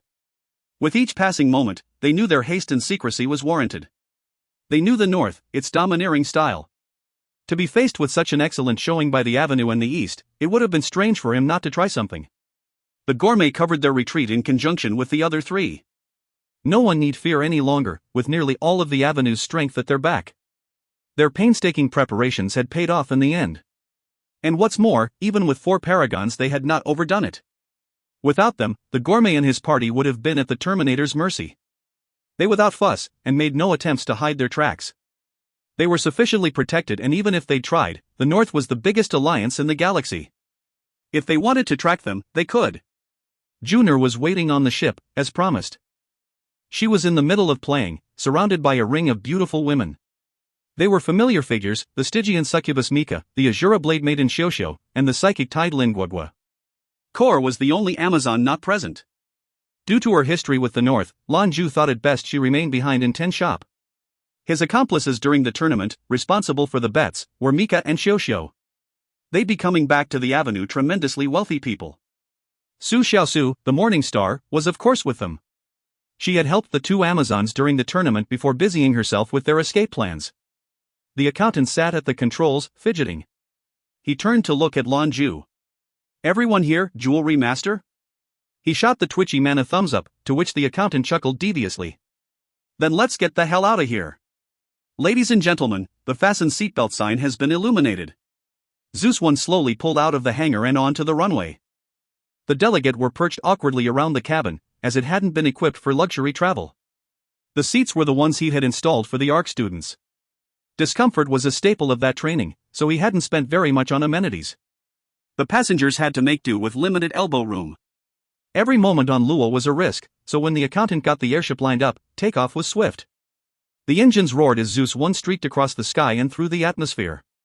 The ship's state-of-the-art dampening equipment made the acceleration feel no more uncomfortable than a bus ride. Junior almost didn't notice they were moving. Almost the entire Avenue leadership was on Luo, and it was no longer a secret. They needed to get back to Skyfire as quick as possible, or they left themselves exposed to danger. In reality, however, they knew the chances of something happening while they were away was small. Short of a Paragon attack, they would be safe. Flickering reds and oranges filled the cabin as the atmosphere burned just outside the cabin windows. Soon it faded away as Zeus 1 thrust itself into the empty embrace of space. Lan Jue sat in his usual seat, with the control helmet perched on his head. They weren't completely out of the proverbial woods. The North had the strongest fleet in the galaxy, with bastions and warships that could destroy them without much effort. Whatever the likelihood of that happening, he had to be ready. The wrinkled face of the keeper slipped into his field of vision. The old man patted him on the shoulder. "The blinding stone. Let's have a look." Lan Jue wasn't sure what he wanted, but hastily produced it from interdimensional storage. It still sat in its crystal box. Presumably. He handed it to the keeper. A gem like this was a rare thing to see, even for him. He weighed the box in his gnarled hands, and chuckled. That idiot Baldy has suffered a hell of a lot to save face. This sort of gem is not cheap. A worthy reward. I'll take a closer look at it while you're bringing us home. I'll go, too. The bookworm spryly leapt to his feet and made to follow his colleague. Upon breaking through to Paragon and assuming the mantle of Karmic Mantle, the dispute between them withered and died. Now the two were practically attached at the hip. They spent their days trading theories and testing hypotheses. Through it they had made pretty amazing advances. Those two were a large part of what made the Terminator back down. With their powers joined, they were as strong as a second-level Paragon. That was likely to change, though, as both had begun their path to second level individually. The two old researchers left, while the wine master kept to himself in a corner. It was impossible to tell what he was thinking about by his face. The gourmet stood at Lan Jue's side, ready to offer assistance if needed. The jewelry master allowed his psychic energies to flow through the helmet and into the ship.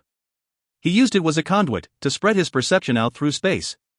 There was nothing out of the ordinary. Soon they were moving at light speed, towards safety on the route the accountant had designed. After about 15 minutes, Lan Jue took the helmet off. He smiled. It looks like the Terminator is a man of restraint. There doesn't appear to be anyone in pursuit. He could hear the audible sighs of relief from the passengers. He couldn't blame them, it was a tense situation. I need to visit the bathroom, he said before standing. Accountant, watch the radar. Count on me, I got this. He was piloting the ship, but when needed he had almost superhuman focus. It also helped that his two worst nightmares were a few feet away. Lan Jue made his way to the bathroom, the safest place to release Qianlin from within him. It wasn't a state they could maintain forever. I see nothing. Can't see anything. Lan Jue shut his eyes tight and turned away from her. Qianlin, modestly covering what she could, peppered Lan Jue with his eyes screwed shut.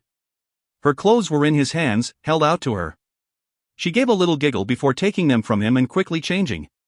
"All set," she said, when she was finished. Lan Jue opened his eyes and saw the blushing face of Zhou Qianlin. He greeted her with a friendly smile. "Did you get hurt in today's fight?" She shook her head. "No. You took all the attacks. Are you all right?" He, too, shook his head. "After cis medicine, I'm fine." "Check, what's your discipline at, now?" "I'll check as well." He knew that after Husley's announcement, something was different. He felt stronger. The faith and appreciation of the masses had infused him. Qianlin was with him through the whole process, so her improvement was just as impressive. But when he closed his eyes and turned his perception inward, he discovered just how much of an improvement it had been. He was 9th level 3rd rank before, recently risen upon finding his path to Paragon. Still, that process would need time. It was everything else, that pure flood of faith and power, that bolstered both him and Qianlin. His discipline had exploded to 5th rank, tempered through the whirlwind events of the tournament. It felt solid, too. His foundation was strong. His core was maintaining its condensed state, and its energies remained pure. This tournament probably saved him several months of hard cultivation. If you find any errors, ads pop up, ads redirect, broken links, non-standard content, etc., please let us know. Report chapter so we can fix it as soon as possible. Chapter 491, Joint Statement. Chapter 491, Joint Statement. Zhou Qianlin's gains through this ordeal were even better than Lan Jue's. Her discipline had exploded to 9th level, 4th rank. Lan Jue might have risen by more ranks, but the qualitative change was the same. Passing 3rd rank was the first major bottleneck in a 9th level adept. Now, she was in the middle ranks. Zhou Qianlin had never risen so high in rank before. The tribulations of this ordeal had helped her cross the gulf. Months of her life had been saved, that otherwise would have been spent in arduous meditation. Lan Jue had already traversed this path, so the way was clearer. It was also great that they should break through like this together. Still, Lan Jue didn't spend too much time marveling over it. He smiled at her, then opened the door of the bathroom and slipped out first. She watched him go through the closing door. A myriad of conflicting emotions flitted across her face. But she pulled herself together and followed him out. Are we pulling beautiful women out of thin air? The coffee master blinked at Zhou Qianlin when he saw her. Not bad, right? They should call me the magician. Lan Jue dodged. The coffee master didn't need to know about his relationship with Qianlin. The pharmacist looked to Qianlin for a moment, then waved the jewelry master over. He trotted over and sat by her and her daughter. Juner smiled him when he came and opened her arms to be held. He snatched her up into his arms. "What's up?" he asked the pharmacist. He reminded himself to be careful how he addressed her in front of Juner. "Aren't you curious why I forfeit and pitted you against Zhou Qianlin?" the pharmacist asked. He nodded. "A little. But I know you have my best interest at heart." "Indeed," she replied. "In many ways they really are my fellow disciples." That wasn't entirely untrue. The fight you had with them was also a test, one which you passed. Soon you'll reap the rewards. Lan Jue looked at her. That submersion technique, to go underground, they must still be on Luo. Will they be safe? She shook her head to assure him. Don't worry. Nothing will happen to them. In reality, there probably isn't anyone in the galaxy who could hold them if they didn't want to be held. I believe they'll come looking for you soon. Lan Jue sighed in relief. Then we can go home at last. After so long, this trip has become exhausting. How could it not be?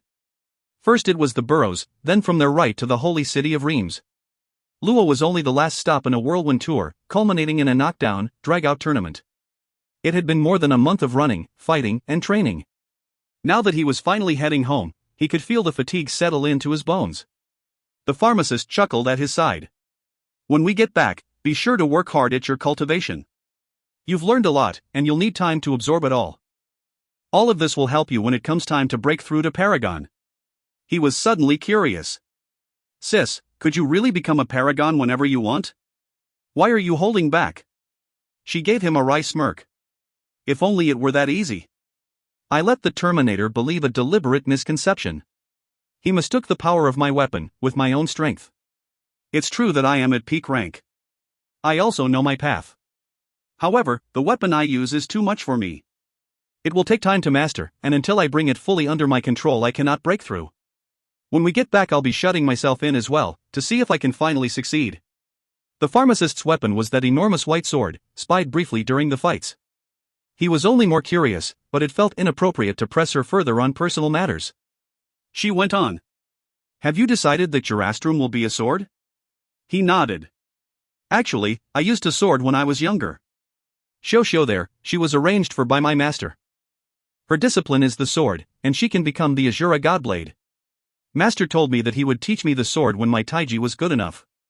I guess when I took on the name of Zeus, I just decided to use the spear to keep up appearances. It looks like my first inclination was the right one. The pharmacist smiled softly.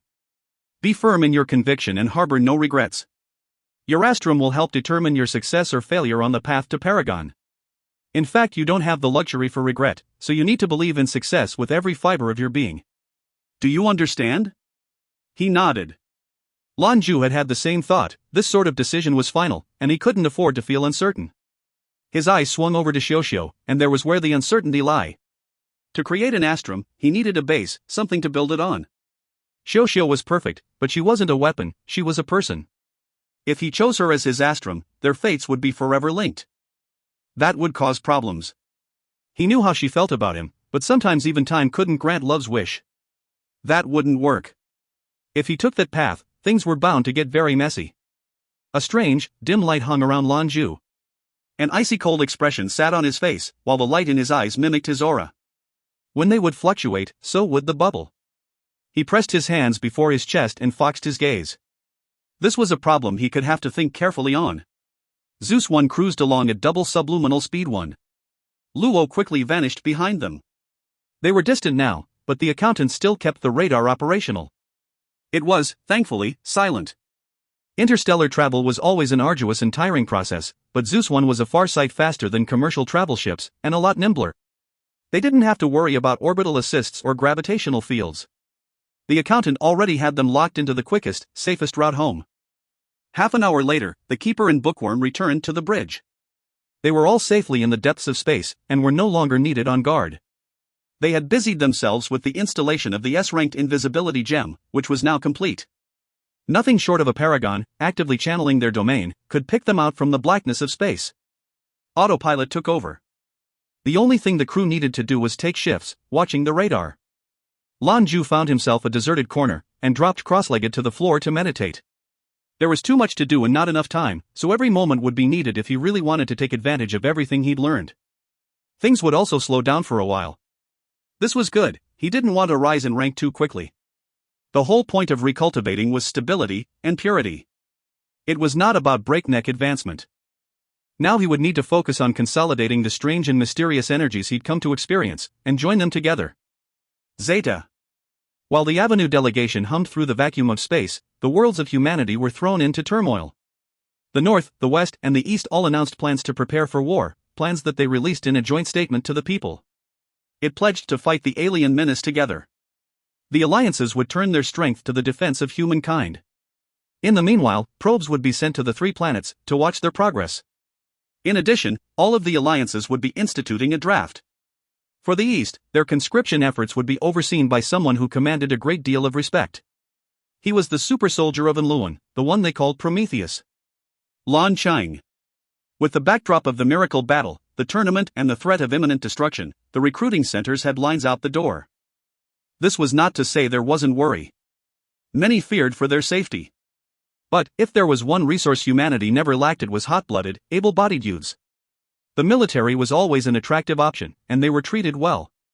Especially in times of war, however, they became heroes. This stirred even normal people to take up arms. Everything raced ahead to the beat of the war drums. The differences between the alliances already seemed to start melting away as they worked to avoid destruction. Humanity would need to become a well-oiled military machine to survive. The resolve to fight quickly spread to every corner of human-occupied space. Mining planets saw their output surge as demand increased. Military institutes were preparing themselves as well, and recent enlistees were brought in at a higher rank. However, this was also met with a much more stringent training regimen. Zeta. 7 days later, Zeus 1 pulled into the public air hangar on Skyfire. As he disembarked, Lan Jue couldn't help but stop and take a deep breath. Really, though, the trip had flown by. He'd spent most of it in quiet contemplation. Maybe it was because he wasn't joined with Qianlin, or perhaps it was just that he'd risen too fast, but whatever the case, he could sense his discipline's progress slowing. There was a change, though nigh imperceptible. He could feel it, but he couldn't quite describe it. All he knew was it was a good thing. Ah! Only the air on Skyfire can make a man feel at home. The coffee master called out what everyone was thinking. A maglev bus silently awaited passenger a few feet away. When the doors opened, a familiar face peeked out. It was the seamstress. I have no idea what that means, but that's what he said. You'd expect double subliminal speed would be full light speed. If you find any errors, ads pop up, ads redirect, broken links, non-standard content, etc. Please let us know. Report chapter so we can fix it as soon as possible. Chapter 492, Coming Home. Chapter 492, Coming Home. The seamstress had left Luo shortly after her stint in the tournament. At the time, only the gourmet knew why. Going to Luo was an opportunity for the Avenue. Not just in the tournament, but it gave them an excuse to purchase goods and military equipment that was only available in the north. They were purchased in good faith, under the Edict of Mutual Aid in the fight against the monsters. The seamstress brought the haul back to the Avenue herself. A short time later was when the Paragons began to notice the strength of the East. During the semifinals, pressure had already begun to mount against them, and leaving would have been difficult. She got out with their purchases before getting swept up in the North's net. The Great Conclave's focus had been drawn by Lan Jue, the pharmacist, and the others. The seamstress was small potatoes, comparatively. The gourmet strode forward and wrapped her up in a hug. The two shared a wordless look and smiled affectionately. Homeward, the wine master's low voice called. Everyone filed onto the bus. Ever since the clairvoyant shut himself away, the wine master had become the leader of the Avenue. But, the entire ride home he never spoke a word. The old man sat as though in a stupor, with a sour expression on his wrinkled face. No one troubled him, or tried to help. This man was from another generation, and it was the place of youth to pester their elders. The bus hummed along the road back home. Lan Jue and Zhou Qianlin sat together. He had his eyes shut, and a neutral expression that made his thoughts hard to guess. Qianlin watched the scenery pass outside her window. Did you have something you wanted to tell me? Lan Jue asked through the soul-collar stone. Qianlin, give me 2 days. I promise I'll tell you everything. Lan Jue opened his eyes and looked at her. 2 days. She looked back apologetically. I need to prepare. All right. Lan Jue hadn't been able to shake the memory of her rejection. It dug at him like a fishbone caught in his throat. The bus reached its destination, stopping outside the entrance to the Avenue. Every face on the bus broke into a smile when the sight of home appeared on the horizon. Even the wine masters. When they got off the bus, Qianlin turned to Lan Jue. I haven't been home for a long time. I'm going to head back. I'll send you home, Lan Jue replied. No, it's fine, she said, shaking her head. I'll manage. She hurried off in the direction of Mount Tai. Lan Jue's brows unconsciously nodded. Ever since his confession, she'd been acting strange. She was disconnected. Had he known, he would have kept it to himself? It was better when the two of them were in harmony. Is there something going on between you two? The pharmacist's voice interrupted. He looked down at Junior, tucked in her mother's arms, and shook his head. Nothing major. She nodded. Come with me to the shop first. I have something I need to discuss with you. Sure, he replied. He then turned to Mika. You all head back first. I'll be at the Hall of Supreme Harmony for a while. Get a room set up for Xiaosu, then inventory what we brought back from the north. I'll be back later. Got it. Mika nodded, and shot a glance toward the Morning Star. There was a visible glint of hostility in her pretty eyes. She wasn't alone. None of the Amazons were tolerant of the former blood-fiend Empress. How could they be? She had almost gotten Lan Jue killed, and Mika kidnapped. Xiaosu didn't appear to notice. She was quiet, but warm. Her discipline was stronger than all the other Amazons, but the Morning Star was wiser than that. If she wanted to stay here and serve at their side, she would need to at least be cordial. Otherwise, at their word she would be cast away. Xiaosu left with the Amazons, and the other Avenue denizens went their separate ways. Lan Jue took Junior from her mother and wrapped her in his arms as they left for the pharmacist's shop. When they reached the underground, Lan Jue was amazed at what he saw. There was easily twice as many people now than there used to be, back when he thought it was crowded. Every shop was a buzz of activity. As they entered the hall, he was floored. The press of humanity was crushing. He slipped on the face mask and gave the sunglasses to the pharmacist by means of disguise. After the pharmacist's incredible showing, her and her shop had become instantly famous. She was a household name overnight.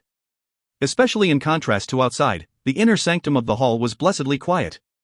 If Lan Jue was forced to pick his favorite place on the avenue, it would have to be the secluded, winding paths of the hall.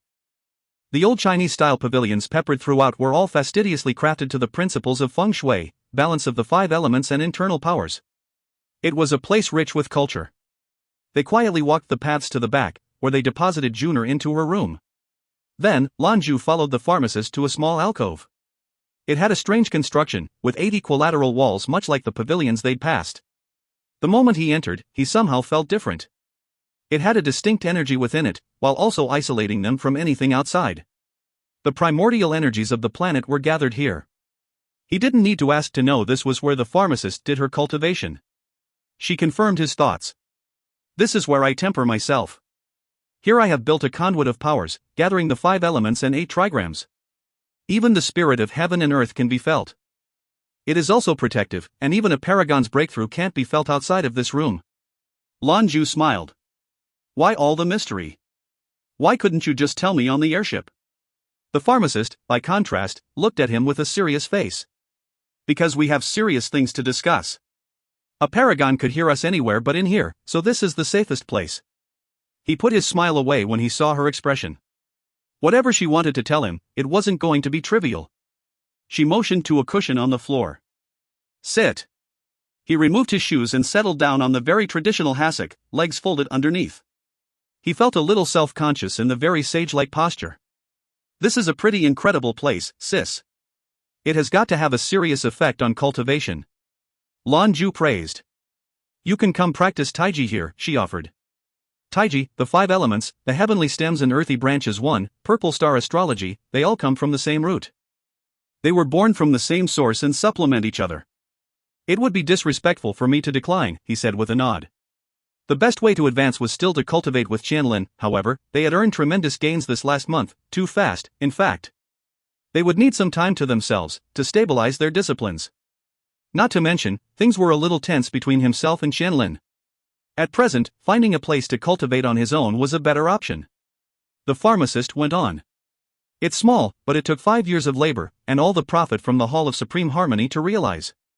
This took Lan Jue by surprise. It was common knowledge that the Hall of Supreme Harmony had the best income, much to the envy of many. Thanks to her personal strength, and the support of the clairvoyant, no one caused her any trouble because of their jealousy. He knew at least that her profits were head and shoulders above Zeus' jewelry shop, but he was still reaping the benefits. What great gains, and he didn't even have to put in any effort. There was an old saying that claimed you could do nothing that's better than selling drugs. All of that money was hard to imagine. She saw the surprise on his face. Do you know why I did it? I imagine creating such a powerful array is difficult to construct and sustain, he said. She nodded. That's part of the reason. The heart of it is an S-ranked gen, surrounded by a lattice of 10 A-ranked. That isn't all that much money, however. Most of it was spent to suppress my own strength. Huh? Lan Jue blinked at her, confused. She was half a breath from Paragon, and still she struggled to control her own discipline. What was she ultimately capable of? She smirked. It's strange, isn't it? But it's the truth. It cost me 10 times the resources to create an array that would do what I needed. The loss of Junior's father has made my path longer, but repressing my strength has also been a major hurdle. But it isn't entirely a bad thing. The results are similar to the recultivation process you're going through. As I keep it down, I can polish and strengthen my discipline, and master my domain. When I do ultimately break through, my progress will be much faster than someone like the gourmet, who broke through normally. I still don't understand why you'd want to tell me this secret, Lan Jue apologized. Does this have something to do with me? Not directly, but there is a correlation that involves you, she answered. First, I'll show you what I am suppressing. Her final words were punctuated by a dim light. She spread her hands out, and the light filled the room with a graceful, majestic elegance. Lan Jue looked on as the walls reacted, shimmering with ancient runes. They shimmered, light as air, but there was a sense that their strength ran deep. 1. This is a complicated system of calculation that's used to precisely pinpoint the energies of a year, month, day, even down to the minute presumably. We learned the fundamentals of it in school to help inform treatment times. https://en.wikipedia.org/wiki/celestial_stem. If you find any errors, ads pop up, ads redirect, broken links, non-standard content, etc., please let us know. Report chapter so we can fix it as soon as possible. Chapter 493, The Legend of the Godly Blades. Chapter 493, The Legend of the Godly Blades. The sudden, crushing pressure forced the air out of his lungs. All at once it was like a mountain had landed on him. He'd seen improvement in his discipline, and by extensive command over his domain and spirit, but this power was overwhelming. The pharmacist didn't appear at all affected, having long since become used to the pressure. Only her hands moved, fingers dancing through the air. Each swaying motion released a wave of light that fell upon the rune. All at once the pressure doubled. The room had nothing in the way of ornamentation or furniture, and the only thing he'd seen in it were the cushions. No, he knew why. Anything in here when the pharmacist let herself loose would be crushed to dust. The woman's pretty eyes flared to life, blazing with internal light. But however bright they were, her gaze was ice cold. The air was thick with a murderous intent so overwhelming that Lan Jue could only stare. He felt like even his soul was frozen. He fought against himself, forcing himself to remain still and not interrupt. The pharmacist had had countless opportunities to harm him in the past, so that was surely not her intention. So he sat and watched as the pharmacist continued to reach for something. Shot pointed with her right hand, and then a flash. The room was filled with an incandescent light. It was so intense that, if Lan Jue were a normal man, he'd have been outright blinded. Slicing within it was a white light, somehow separate, that hung in the air. Not a light. A sword, one whose every inch blazed with light. Its point was directed to the ground, its handle pointed skyward. When it appeared, the air felt like it turned to liquid. The same suppressive energies that threatened to crush Lan Jue also seemed to work on the sword. Its luminous aura dimmed, ever so slightly. To Lan Jue, the pressure on himself felt more diluted, as well. Strange lines were etched along the blade's surface. Looking upon them made Lan Jue's spirit shudder. He'd seen them before, when the pharmacist fought against the necromancer Zhang Yuan. It was the same blade that overcame the malefic Wirm, the one they spoke about before, her astrum. Sister, all of this to control your own astrum? Lan Jue asked in surprise. There was a bitterness in her voice when she answered. It is more accurate to say, all of this to control what I hope to make my astrum. If I succeed, I will pass the barrier and become a paragon. This thing is part of the reason Junior was born without sight. It is both a great blessing and a terrible curse. It is the thing that keeps me locked in this place. Only after years of painstaking effort have I seen some success in the last few years. There was certainly a story in all of this, but Lan Jue was silent. He didn't wish to interrupt the pharmacist's explanation. I found it the year I discovered Master's legacy. It was with the medicines and cultivation teachings. Like them, it was part of the inheritance. But it had a mate. 2 swords, and one was taken up by my late husband. We trained together, and improved together, but we still didn't have the strength to approach the weapons. It took a long time for us to understand, but even the presence of their aura helped us obtain knowledge and strengthen our disciplines. Little by little, we grew strong. At last, when we had come upon the threshold of 9th level, we took the first steps in claiming the weapons for our own. We were so happy. Even just being near them had helped us so much, we foresaw such benefit once we could integrate completely with them. We were right. We advanced faster than other adepts, and were stronger. Eventually, though, we discovered that something wasn't right. The weapons were actually much stronger than we had at first thought. Master's teachings speak of them. Inherited blades, artifacts even he couldn't completely control. He gave these weapons to the future, so that a way to unlock their powers would be revealed. They are a set of 4 in total. I remember Master telling me once that the swords should never be brought together, even though they are inexorably linked. No human could contain their power, and the result would be outright Armageddon. He never joined with them himself, only studied their power. When he felt as though he didn't have much longer to leave, he let them loose to find their destiny. The weapons are dangerous, he urged. They are as murderous as they are sharp. In the condition he was in, he dare not attempt to command them, lest he cut his diminishing life short. His teachings urge us to be cautious, and only train with them once we achieve Paragon. Unfortunately, my husband and I chose not to heed the warning. We were sure that 9th level was strong enough to assert our dominance on the blades. We could do what the master could not, we thought. When we first joined with them was when we discovered the swords were much more terrifying than we could have imagined. The murderous energies, that infernal sharpness, it tore at us. As a couple, as people. It quickly began to carve away our lives. Only great doses of medicine saved us. For the sword, it was like the addition of our life force excited them. The energy they released was stronger than ever. We couldn't hold it, and it felt like they were trying to slice their ways out from within us. Still, we were confident. We had succeeded in joining with our astrums. How could this be wrong? The only thing that would stop us from mastering these weapons was death itself.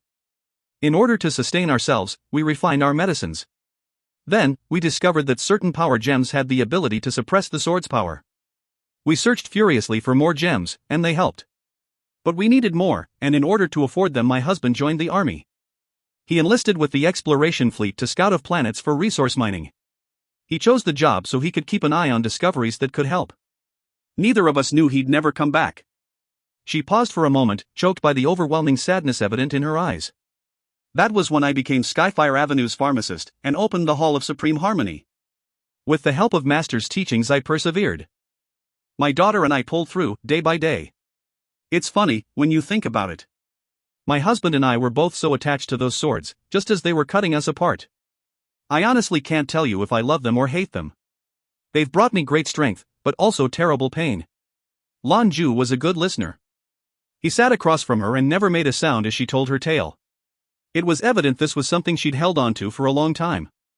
It was important for her to let it out. The pharmacist lifted her head to the ceiling, denying her tears the chance to tumble down her cheeks. It took a moment for her to regain composure. I hate thinking back on these things. It's only gotten better in the last couple years. Junior is bigger, and I am slowly asserting my control over the artifact. As long as I don't try to tap into its full power, I can suffer it. Little brother, have you guessed why I'm telling you this? She suddenly asked. Lan Jue looked up at her. You said that there were 4 blades. I imagine Zhou Qianlin and Shenyuan Shishir are the other 2. They must have also come across Celestial Master Qian's teachings. The pharmacist smiled. Not quite, but close. They acquired a part of Master's legacy. That day, when the Terminator made his threats, he could never have made good on them. What he did not know was that the styles of Zhou Qianlin and Shenyuan Shishir were actually 2 parts of what was intended to be a harmonious whole. Once the 2 of them are in tandem, it's said to be completely invincible, like magic. Even your Taiji sword style, or the legendary arts like Lonely Blade, would struggle to go toe-to-toe. That is to say, in a fight with the Terminator they wouldn't necessarily have the disadvantage. But that would mean letting the swords free, with all their hungry power. Lan Jue looked at the pharmacist, stunned. He'd never heard even a whisper of this before. Were there really dual-style martial arts like this? Unfortunately, he had no way of knowing. When he left to see his own master, and learn the way of the Taiji sword, then he would discover more about the power of the combined weapons. The pharmacist continued. All of these weapons share the same name. You're a disciple of Zhou Di's martial expertise. Can you guess what it is? If you find any errors, ads pop up, ads redirect, broken links, non-standard content, etc., please let us know. Report chapter so we can fix it as soon as possible. Chapter 494, The 4 Banishing Blades. Chapter 494, The 4 Banishing Blades. A thoughtful expression fled across Lan Jue's face. In reality, he'd guessed the story of these weapons once the pharmacist started explaining. From what she told him, it sounded as though Celestial Master Qian was not the sword's creator. Instead, they were ancient artifact weapons, old and powerful. But where did they come from? It was more complicated than that, though. It was common knowledge that an astrum was destroyed with its owner. How, then, could these swords have survived to be passed on? Perhaps they weren't really astrum, maybe it was just that simple. With such being the case, it must have an ancient heritage. But Lan Jue searched his memory, and could think of nothing about a set of apocalyptic swords. A normal astrum should be strongest when it's whole, but the pharmacist displayed incredible ability with only 1/4 of a set. They were so strong, and so old, it didn't make any sense that they weren't more widely known. What on earth were they? He racked his brain, but came up with nothing. He shook his head. You're going to have to tell me. I don't know. Her eyes sparkled. There is a belief, passed down from early generations of humanity. Back then, they aligned themselves with different schools of thought, the School of Insight, and the School of Interpretation one. The founder of the School of Insight was Celestial Master Lingbao. He, along with Celestial Master Yuanzhi and the Elder Sage, constituted the three pure ones. They all followed the same master, Ancestor Hengjun. The great teacher separated a treasure into 4 parts, and gave one to each of his disciples. Each of these great artifacts had a name: Altus, Oxisis, Captus, and Immortus. The Banishing Blades. The Banishing Blades? Lan Jue exhaled upon hearing the names. Was it true? Could they be the Banishing Blades? Now that she'd told him the name, of course he knew of them. But calling them an artifact was only scratching the surface. The legend of the Banishing Blades talks about the pure ones using them in tandem, a style called the Banishing Stance. They would emerge from any conflict unscathed. They were considered among the strongest god weapons. Sis, are you telling me that your sword is one of the Banishing Blades? The pharmacist smiled. Altus sharp, Oxisis death. Captus not but bloodlight left. Demortus shifts are limitless. Godly blood spills down my dress. The sword I bear is the sword of death, Oxisis. Lan Jue's eyes were so wide they threatened to roll out of his head. His pupils were wide in surprise, and he took a hard gulp. The Banishing Blades. Holy shit! The pharmacist saw his expression and bubbled a laugh. And with Celestial Master Qian as strong as he was, how was it even he couldn't persevere against their power? No one is sure whether Ancestor Hengjun actually made the swords, but it is clear that they are incomparably mighty. Unfortunately, when Master found the swords he did not also discover the Banishing Diagram, teachings for how to perform the Banishing Stance. Its power is enough to obliterate a bastionship, and no man-made object could ever contend with its destructive power. Oxisis. Oxisis, Oxisis. The name echoed again and again in his mind as he struggled to comprehend. Hey, come back to me. The pharmacist waved a hand in front of his face. He snapped back to the present and looked her way. Oxisis, that's really one of the Banishing Blades. Sis, with that in your hands, you could defeat the Terminator even as a first-level paragon. Lan Jue said. The pharmacist smiled. That sounds about right. Oxisis is the most murderous of them, the Terminator wouldn't be too much of a problem then. Lan Jue's eyes suddenly narrowed. So that means, Zhou Qianlin and Xianyuan Shishir are the same.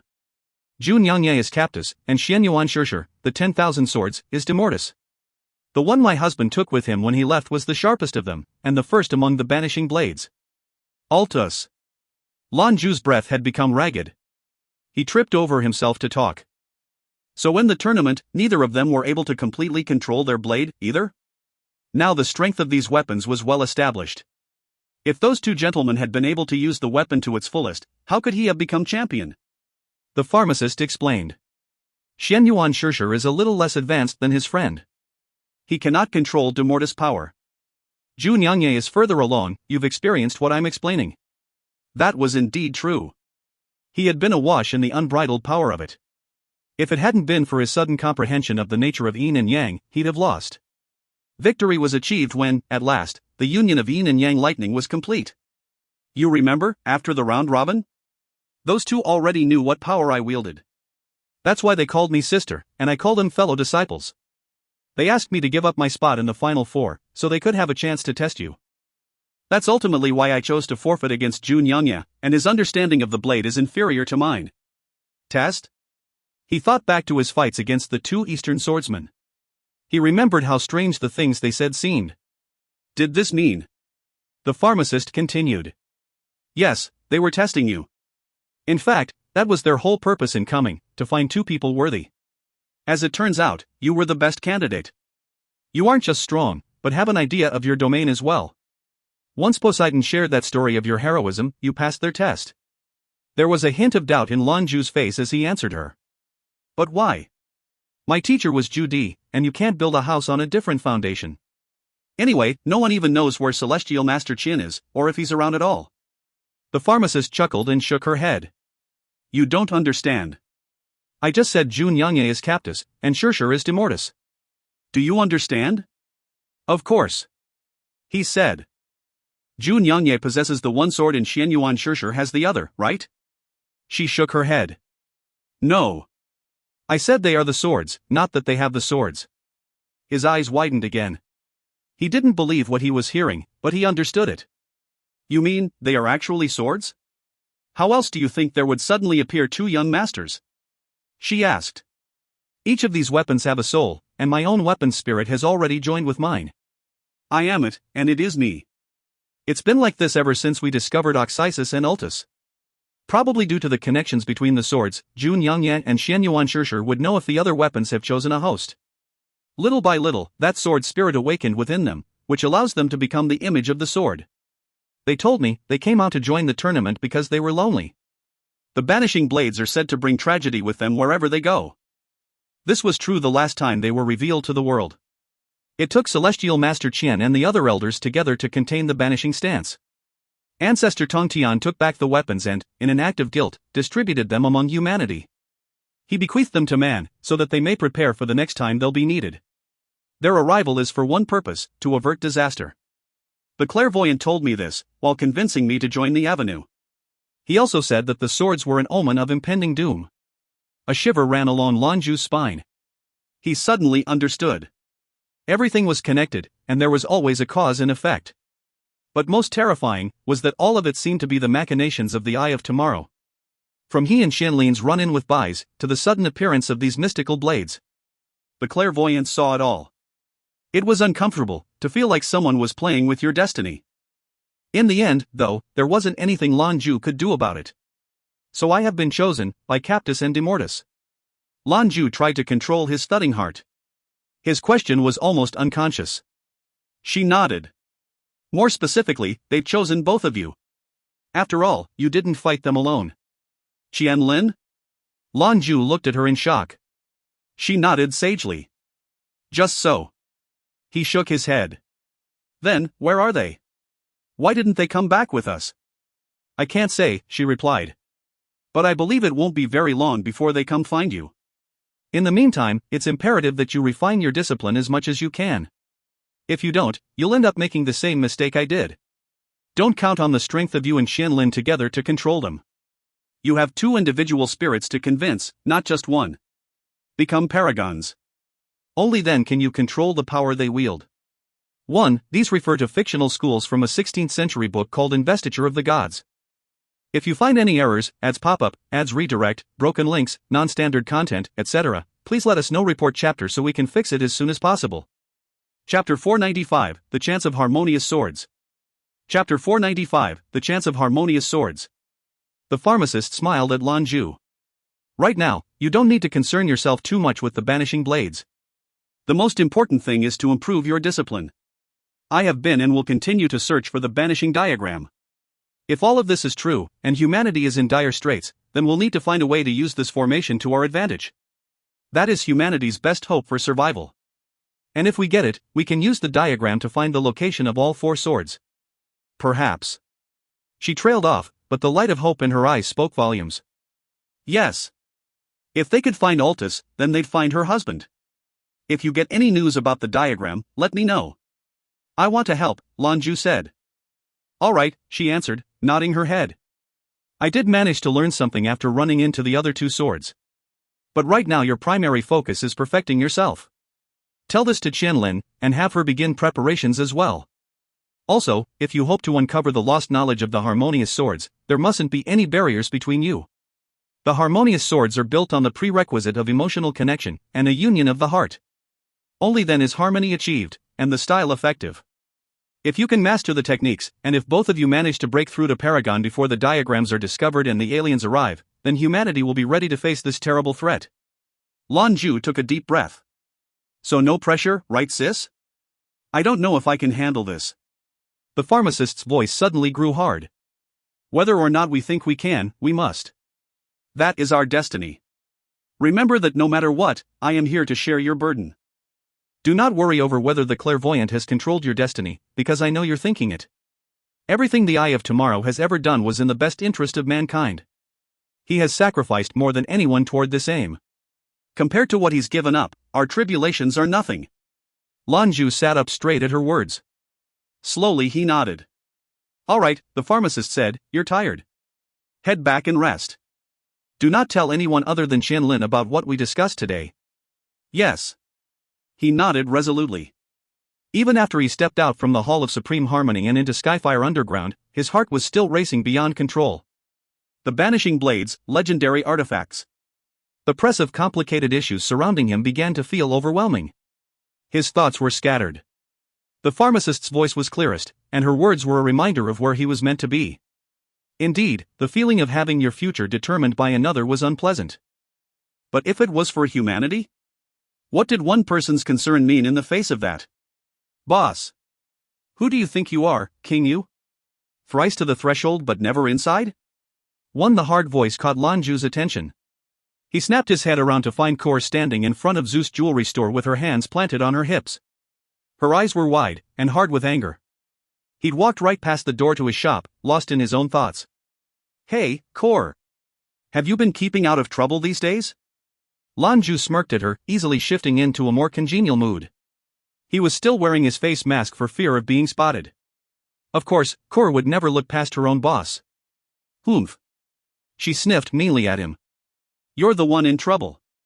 Gone for so long, never getting in touch, this is not the behavior of a responsible employer. You all left me here by myself, busy all the time. Kor's so tired. Every day, so many people. I can't get a moment. Thank goodness Lu was here to help me.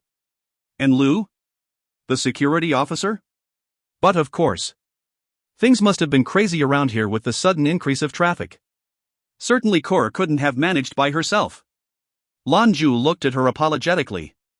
I'm so sorry, Kor. I had no idea there would be so many people. Name whatever compensation you want, and you've got it. Kor straightened her shoulders, causing the fabric of her uniform to stretch against her well-endowed figure. Kiss me, and I'll forgive you. No. The door behind Kair flung open, and 3 pairs of hands yanked her into the shop. Mika's face appeared around the doorframe. Get in, boss. Lan Jue smirked. Ah, home. Where it is always warm and sweet. Lan Jue almost had to fight his way in. There was a press of people from wall to wall, and the girls were all busy. Lin Guogui and Xiao were helping customers, and Kor had to race back to the counter. A lot of the merchandise was missing from within the display cases, and a line of people were waiting to get more. Lan Jue gaped at them. Since when was buying power gems like going to the cabbage market? 2. Mika looked over at him. Boss, I think we should close the shop after this wave of guests. We need to organize and restock. Lan Jue nodded. He'd been gone for a long time, so he'd need a minute to go over the condition of the shop. While he was out being productive, the business side of things had fallen on the girl's shoulders. He was out of the loop. Mika turned off the welcome sign, then set about helping. Meanwhile, the Morning Star stood in a corner and observed the raucous crowd. She looked confused, and a little disappointed. Lan Jue saw, and pushed through the people to get to her. What's wrong? Not really your scene, I bet. Su Xiaosu shook her head. It's not that I'm uncomfortable, I'm hopeful.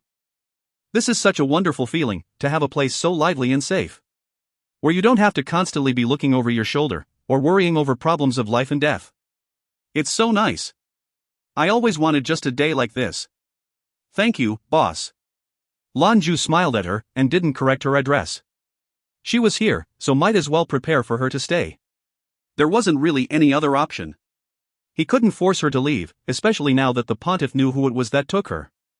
All eyes were on Skyfire Avenue now, and if it weren't for the state of things then retaliation would be expected. If you like it, then stick around. You're smart and empathetic. You'll fit right in. Lan Jue said with a wide smile. Lightly shaking her head, Xiaosu said I want to, and I'll try my hardest to make the other girls accept me. But I can't, not now. I have to say goodbye. You're leaving? Lan Jue's heart skipped a beat, but he hid it from his face. She nodded. I had good people in the Starfields, people who would have followed me through hell and high water. The Moonfiend pirates may have been puppets of the Pontiff's citadel, but I ran the outfit for years. I have my trusted people. Without me there, things have got to be hard. Gao Yong was the one who came to you, and if he hadn't I would have died. I wouldn't be able to help them. So I'm going back, and I'm going to rebuild the Moonfiend pirates. Lan Jue's brows shot up in surprise. You've changed your mind? It wasn't long ago that she was begging to be one of his Amazons. She answered with a sigh. You helped me make up my mind. When I saw your heroism on Taihua, I realized that people can't just live for themselves. Life isn't a careless walk through the park. I saw those monsters, and when I did I knew that we can't rely only on our disciplines. We have to have real strength, inner strength. I have resources out there, and I'll turn them toward the fight against these alien predators. We will be an arm in the fight against eradication and throw off the shackles of the Citadel. The more impassioned she became, the more vociferously Lan Jue nodded his head. He looked delighted. Seeing you like this makes me very happy. You have my support. But, going out right now by yourself is too dangerous, and I've got my hands full. Su Xiaosu shook her head. I'm also not the girl I was before. I was still bound by the training and regulations of the Citadel when they came for me before. I have no such relationship with them any longer. With your help, I'm no longer a slave to their faith. Besides, the universe is a big place. Finding me won't be easy. There was a bright light of wisdom and confidence in her face. Lan Jue gave her a big smile. It looks like our Moon Fiend Empress is going to make herself felt. If you're confident, I certainly won't stop you. Take Zeus One with you, I'm sure it'll be a big help. That was an understatement. The ship had just been modified to include the top-grade blinding stone. It was a mini-warship that could pop into existence practically anywhere. It was a telling sign of Lan Jue's commitment to her cause. Boss, I can't accept that. That ship is too precious. Her face reddened. Who said anything about giving? Lan Jue said with a chuckle. I'm lending it to you, you can return it to me later. And actually, there's something else I think I can help you with. Lan Jue manipulated his discipline so that his voice was directed to Xiaosu alone. He spoke a few sentences while she listened quietly. But with every word, her eyes seemed to get brighter. Alright, so it's decided. Once everything's said and done, I expected a position here in the shop. Su Xiaosu said with a smirk. Lan Jue chuckled. It would be my honor to employ the Moon Fiend Empress. Zeus jewelry shop will always be open to you, but... Xiaosu dragged her eyes over to the other girls, busily helping customers. I won't say goodbye to them, they're still upset. The next time I come by, I'll show them that I would be just as good to the boss as they are. She suddenly spun around and wrapped Lan Jue into a tight hug. It was just for a moment, then she quickly released him and left the store. She'd felt soft, almost like she was boneless. This was different than the countless other girls he'd hugged. He stood there stunned for a moment, and when he came to, Xiaosu was gone. 1. This is a reference to the semi-mythical Yu the Great, and the story that he spent years in the ditches with the workers to control floods. He was always near home but never at it. 2. Farmers drive up to a market or neighborhood in dump trucks full of cabbage. The whole neighborhood, hundreds of people, will file out and swarm the truck for cabbage that's 0.02 cents cheaper. If you find any errors, ads pop up, ads redirect, broken links, non-standard content, etc., please let us know. Report chapter so we can fix it as soon as possible. Chapter 496, Boss. Chapter 496, Boss. Quick as the wind, this girl, Lan Jue muttered helplessly. Boss. He suddenly realized the customers had all gone. The 4 Amazons all stood at his back, hands on their hips. He awkwardly plucked off his mask and coughed. Do you girls want a hug, too? Humph. They shouted in unison. Ladies, he said, his face spreading into a winning smile. It's so nice to be home, let's not ruin the mood, am I right? In fact, I think we should have a drink and celebrate, what do you think? They couldn't hold it, and Cora bubbled into laughter. I don't care, but I do want a hug. You all going out and leaving me behind, you don't know how much work it was. Nika replied. It was no cakewalk for us, either. Running this way and that, hiding our identities, making deals and buying supplies, it wasn't easy. They made their way toward the far counter of the jewelry shop. The ladies were careful to keep Lan Jue captured in the center of them. His shifty eyes flit in all directions. I'll have you know, girls, that I'm a man of integrity. Like this is some sort of rare happening, Cora quipped. She stuck her tongue out at him, and the other girls tittered. All right, Nika said, business to discuss. How has the store been these last few days, Cora? She nodded. Business has been unusually busy. Our stock is down to 43%. Everything is selling like hotcakes, it doesn't matter the price. Lan Jue bobbed his head in understanding. To be expected. In the face of a crisis, everyone wants to prepare and make themselves as strong as possible. These gems are used in ships and mechs, but any adept worth their salt knows that making their equipment stronger improves survivability. Down here, the ones who come to buy are the smart ones. You watch, soon these things will be strategic resources for the coming fight. I suspect personal sales will dwindle or stop in the near future. I think we should close the doors for a while, not for any profit reason, but to arm ourselves. Yeah. The 4 Amazons each nodded their heads. Beyond simply agreeing with their boss, they would follow his decisions unconditionally. Lan Jue went on. So now that we know what we've sold, Mika, tell us what we got. A glimmer of excitement lit up the Stygian succubus eyes. She began with a dark chuckle. Oh, we got quite the haul. Luo is the capital of the north and is fat with all kinds of resources. Under the boss instruction, we went out to go look for power gems to restock. Thanks to the bets we placed on him during the tournament, we had no trouble getting everything we needed. We cleared out about 30% of all the stones in their market. Our focus was on A and B ranked gems. It's certain that after the Terminator's announcement, prices will skyrocket. Meanwhile, we've got plenty of working capital. The boss was right, power gems are going to become a precious commodity, and we're sitting on a giant cache. Lan Jue cut in. I need you to take stock of everything we have. Make a list, and make sure the winemaster gets a copy. Whatever the avenue needs, we sell at cost. Yes, boss, Mika answered. Boss, why did she leave? Now that the important business was done, Mika switched gears. She scowled out the window to the avenue outside. Lan Jue made his face unreadable. You ran her off. Mika's eyes snapped back to him. We never did anything to her. We may not like her all that much, but she was the one that set up the trap in the starfields. Xiao interjected. Boss, don't be mad. Let me run out and bring her back. Lan Jue's displeased expression turned her way. You're the good one, Xiao. When did you start being so insincere? This made Lin Guogua chuckle. She tugged on her arm. Because we all think 4 is enough. Any more and you won't be able to control us. Lan Jue's stern expression collapsed at the joke. Alright, that's enough innuendo. I leave and you all gang up on me. Anyway, Xiaosu's life has been a difficult one, much like all of you. Hell, she's had it worse. He went on to give a brief look into the pirate leader's life. The girls listened dutifully, and when they heard about the dark underbelly of the citadel, their faces changed. Boss, we were wrong. Mika hung her head. I had no idea the Pontiff's citadel was even filthier than Satan. What a hypocritical bastard. Lan Jue shrugged. It's fine, I don't blame any of you. I just wanted you to know that Xiaosu's life wasn't so easy. So also didn't leave just because of you all. The remnants of the Moonfiend pirates are still loyal to her, so she went to help them. I trust in her abilities.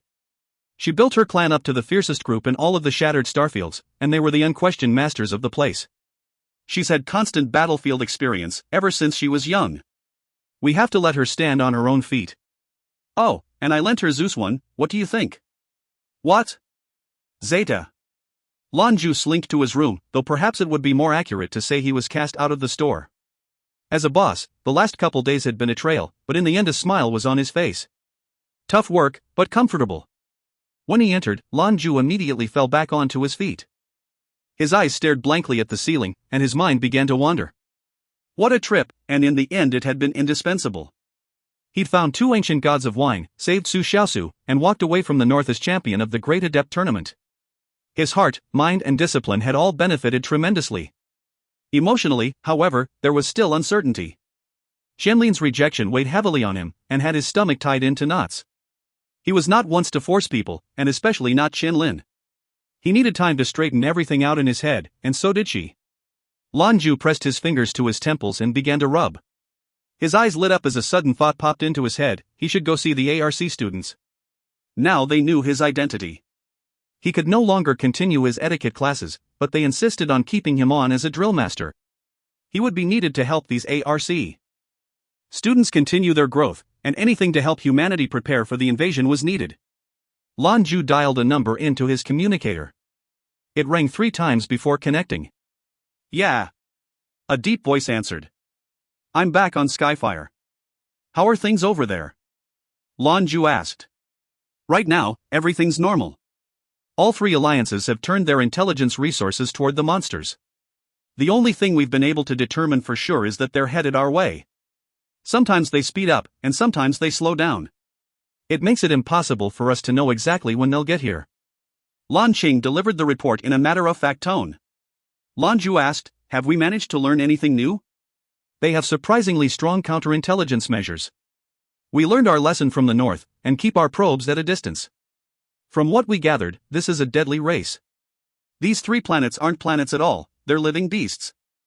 They invade a world, suck its life force dry, then use its husk to transport it to the next victim.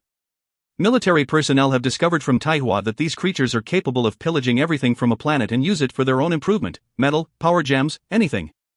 However, the energy they get from those is significantly less than from a planet's vitality. Somehow, they take this life force and convert it into energy for themselves. Lan Jue couldn't help but suck in a breath at his brother's report. He knew what this meant. Humanity exploded across the galactic stage, and now sat pretty at 500 billion strong. Add to that the plethora of flora and fauna on these planets, and it was clear why the pillaging aliens had their eyes pointed in their direction. I want to help, Lan Jue said. On the other end, Lan Shang was silent for a moment. After a moment, his voice answered. Don't. Ha? Lan Jue's eyes widened. It was only a word, but he knew his brother, and he could hear something else behind the word. Could the super soldier of Enluan be doubting humanity's chances? He could hear something different in his mood. He'd never heard anything like it from his brother before. Lan Qing changed the subject. When are you going to see him? In a few days. You? It doesn't look like I'll be able to. Too much to do. You should head over there yourself, first. Myself? Lan Jue sounded almost scared. Lan Chang answered with some measure of comfort. You had to go see him sooner or later. Me going would only be to help shore up your courage. I can't really do anything substantial to help. It's all on you. All right. I'll go see him. At least I won't show up without something to help me save face, Lan Jue joked. You've grown quickly, Lan Chang affirmed. Have things been all right? Some, here and there, Lan Jue answered. He didn't hide things from his brother. He told him all about the issues between him and Qianlin. If you find any errors, ads pop up, ads redirect, broken links, non-standard content, etc., please let us know. Report chapter so we can fix it as soon as possible. Chapter 497, Going Home. Chapter 497, Going Home. The clairvoyant? Him again? Lan Jue could hear his brother sigh on the other end of the line. There's still about a month before we're supposed to meet the clairvoyant, like we agreed. You'll be back around the same time. Remember to remind Acheng and Ailey. When you come back, make sure you bury any hatchets that have been dug up. Yeah, I know. Brother, I've decided to leave tomorrow and meet with him. Honestly, though, I'm afraid I lack the nerve. Lan Jue's sudden revelation come out of nowhere. Lan Qing thought for a moment. What if you brought that girl with you? Lan Jue hesitated. Nah, I guess I'll just go myself. He'd originally wanted to bring her, but with things as they were now he wasn't sure. If he was going to trouble the old man with a new person, he had to make sure they were close enough to stand it. Qianlin's uncertainty put him on unsure footing, too. Tell him I asked about him, Lan Qing said. Sure thing.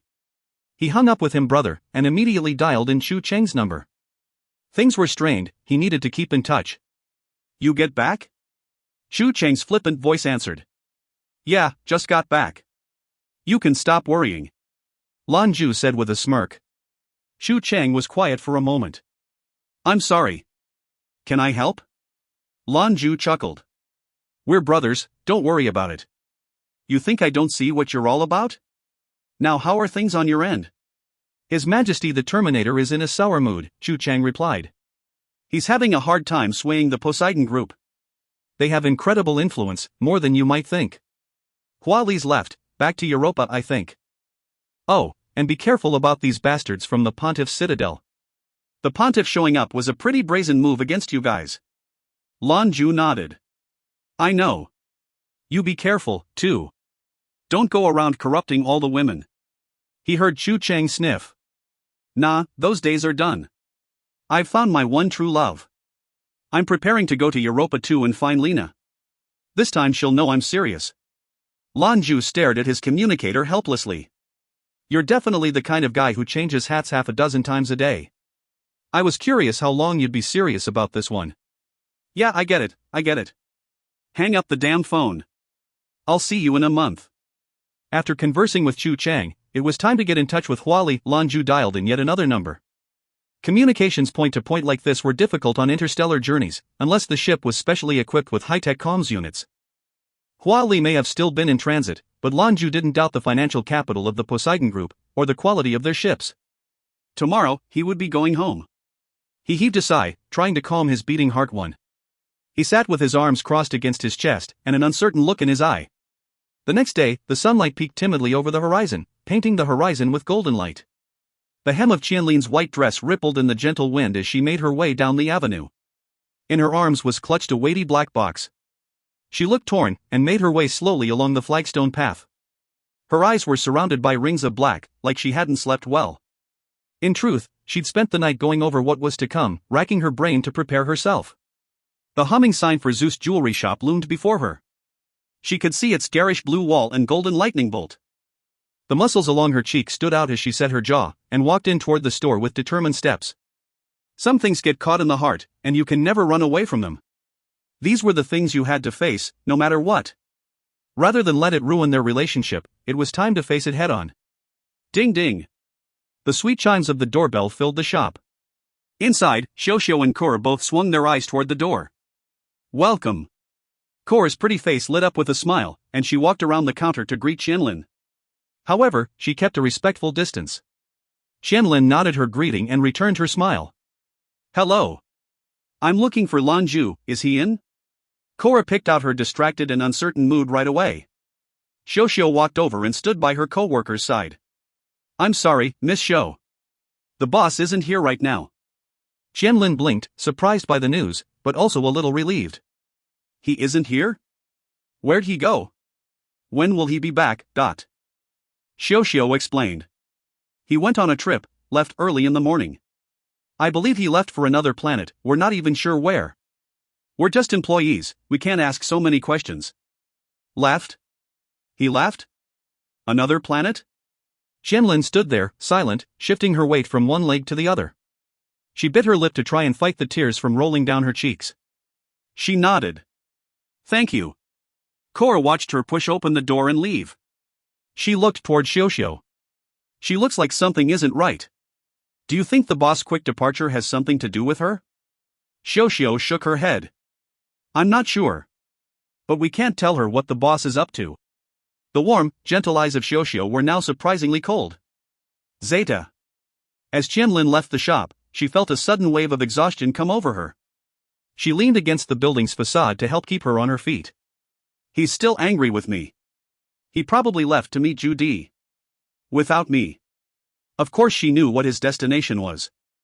She had been there when he got the call. She tried to contact him through the Soul Caller gem, but there was no answer. He wasn't on Skyfire. Of course. Turning him down the way I did, how could he not be upset? Her doll-like face scrunched into a bitter frown. She shut her eyes, and at last the tears began to carve their paths down her porcelain cheeks.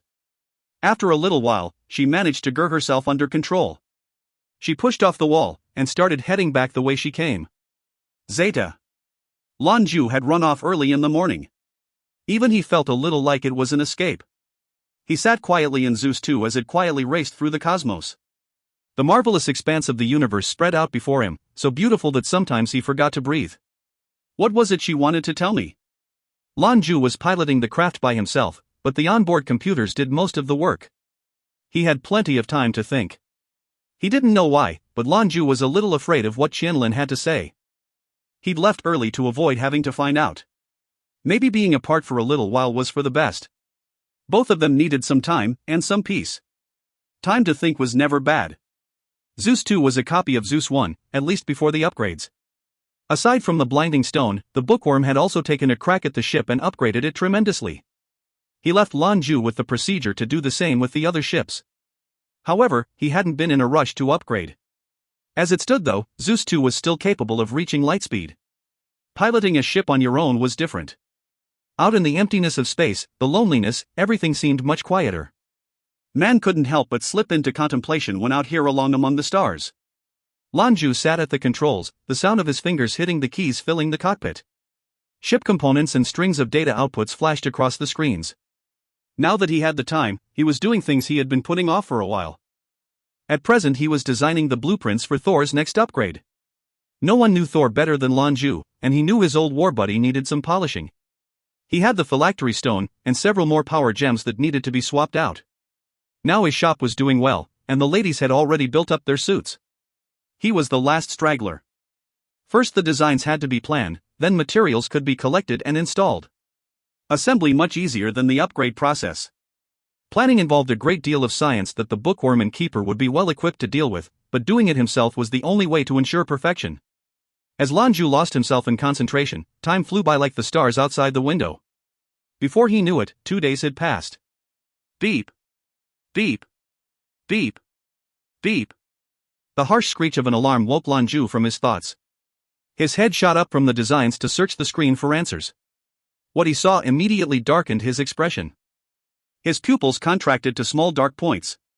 The main screen showed a purple light, racing toward him at incredible speed. The radar had a solid lock. Approach, and identify the object. Arm the main cannon. Lan Jue's low voice was almost a growl. He could tell by its trajectory that this unknown arrival was headed his way. Zeus 2 slowed and approached the unidentified object. Its weapons hummed as they charged, but for now he just remained vigilant. Attempts to hail the unidentified craft have met with silence. Radar scans indicate life. The computer's digitized voice delivered the report. The image on the main screen was enhanced and enlarged. It was exactly what he expected, one of the purple alien invaders. It looked like an enormous, elongated date pit with purple light expelled from its tail. The creature was moving incredibly fast. But as Lan Jue watched, he noticed something different about how this one moved. It wasn't maintaining a constant speed, and instead would sometimes blast forward, then slow time.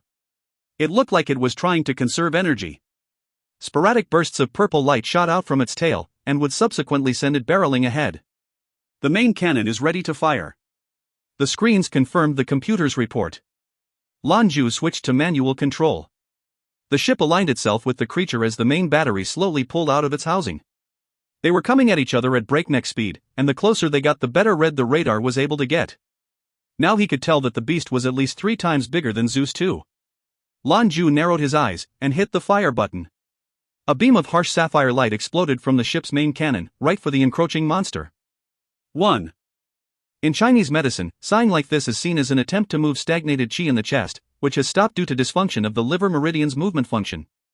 Remember that they are talking about the function of the meridian with the name liver, not the actual organ itself. I'll write out a post detailing the functions of the meridian systems at some point, as an extension to meridian theory.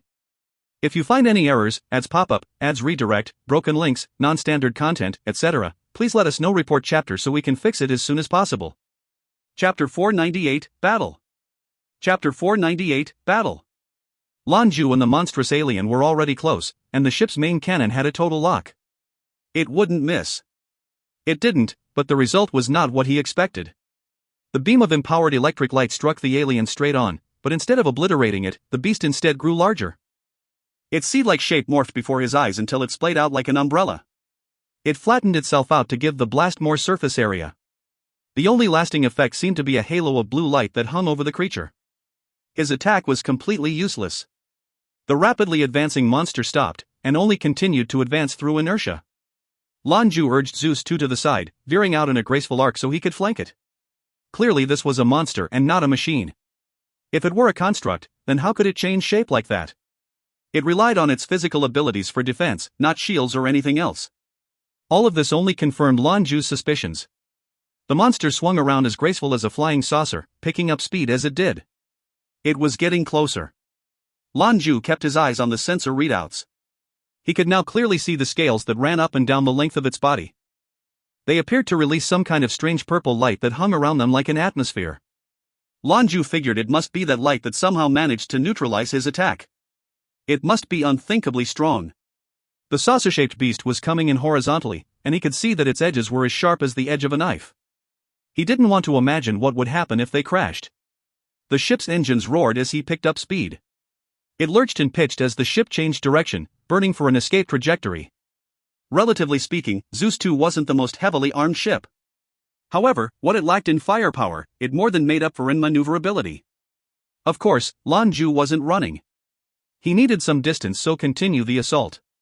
But even though he looked to be retreating, the monster never stopped. Its body collapsed and returned to its former shape, while plumes of purple light were blasted out from behind. Soon it was racing toward him at the speed of light. The distance between them was closing. Things were beginning to look bad for the lone blue ship. Damn, things are so hard to deal with. His was the first thought that raced through Lan Jue's mind. These things were even meaner than he remembered. Running wasn't an option. There was only one thing to do. He jabbed at the keyboard, and the ship gained speed. A shell of protective light appeared around him. Zeus 2 has entered into cruise control. Human Delivery Ordnance, Stage 1, commencing. The calm, digital voice rang through the cockpit. An electric blue light sprang up around Lan Jue, and warped around him to become a glimmering golden flight suit. Fighting in space was different from fighting in atmosphere, and he had to be ready. Even his head was covered. Hudio, Stage 2 commencing, Lan Jue's seat retracted and went flat. Behind him, the wall slowly spread apart and Lan Jue was delivered into the ordnance room like a torpedo being fit into a tube. Hudio, Stage 3 commencing. A square-shaped protrusion appeared on the surface of Zeus 2. Firing. A piercing blue light blasted from the ship and back toward the chasing monster. Zeus 2 continued on its course. An egg-shaped orb had been spat out from it like a cannon shot, and within it was Lan Jue. An imposing shadow followed in his wake. Thor. Zeus 2 wasn't a combat ship, and it didn't have the tools necessary to fully express Lan Jue's abilities. Thor didn't have that problem. There was a flash against Thor's breastplate, and Lan Jue vanished into the mecha. The war machine's eyes flared to life. Immediately, waves of energy began to emanate from it. Thor remained in the pocket of light as it barreled toward the encroaching foe. Lan Jue furiously integrated his discipline with the mecha in preparation. A golden sword of energy coalesced in its metallic hands. He'd chosen the sword as his weapon, so he and his mecha needed to adapt. The beast continued at top speed toward Zeus 2. It of course could sense Lan Jue's approach, but paid little mind to the irritating speck. It spread open its mouth to reveal 4 rows of jagged teeth like mountain ranges, ready to swallow the blue light up. Except that Lan Jue was a smart one. His speed bled to 0, maintaining a safe distance from his target. He then fired thrusters and shot the mecha upward. This both prevented impact damage and cut down on unpredictable outcomes. But the creature lashed out with its gnashing teeth, and caught the edge of Thor's booster. Crack! Thor shuddered as the enormous bite force caused the thruster to buckle. Lan Jue's combat experience was vast, so he knew how to react. In addition, it could be said that he'd improved in almost every way from his last encounter with these beasts. While his discipline may not be the same rank it had been tempered, and his control had improved. His hand speed was now around 80 commands per second. Thor suddenly flared into a blazing point of light, and drilled into the creature's mouth. Its great maw was closed, with the ruined slag of Thor's thruster in its teeth. Lan Jue and his suit were somewhere in the depths of its mouth. The creature was big, but its perception was razor-sharp. In a matter of moments, it knew that something inside itself was different. The slimy walls of its innards rolled and contracted, trying to dislodge the irritant. Thor's exterior floodlights revealed the meaty surroundings, which shone back at him with an unsettling luster.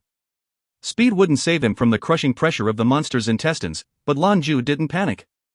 If he didn't have a plan, he wouldn't be here. His previous encounters with these creatures taught him what they were capable of, but everything had its weakness, even if it was 3 patrol ships long. Nature had rules, and that was that the outside was always tougher than the inside. Even a bastion ship could be destroyed from the inside.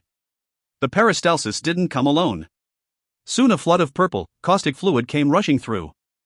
Thor reacted by releasing a corona of purplish blue light. The golden sword in its hand swung around, and dug viciously into the meaty floor. However, he was shocked to discover resistance. His sword was imbued with traces of protogenia, and yet something still fought back. The rolling waves of contracted became quick and erratic. Still, though, the sword would not cut through. No wonder this tiny thing allowed me to eat it, the creature must have thought. It thinks it has a way out. Flickers of intense light flashed in Lan Jue's eyes. He fearlessly called upon the power of his discipline to burst out and empower Thor. The violet light it released suddenly lit up and became a dazzling gold. It began to spin, faster and faster until it was a blazing drill bit with all his power directed straight down through the sword. Squelch! At last the sword pierced monster's flesh, and in that instant a rush of electrical current fired out from Lan Jue in all directions. The current put the beast's innards into a spasm and stopped the crushing waves. The light in Lan Jue's eyes blazed ever brighter, and he fought further through the intractable meat of the creature. Bolts of golden lightning thick as a man continued to barrage the alien from the inside.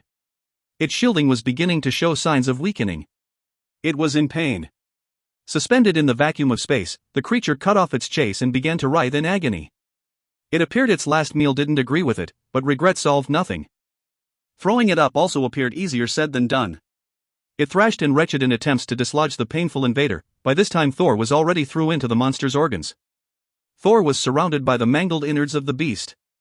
Lan Jue looked around for just a moment, then took advantage, as a temporary guest, to fill the inside of the creature with a full-strength forest of lightning.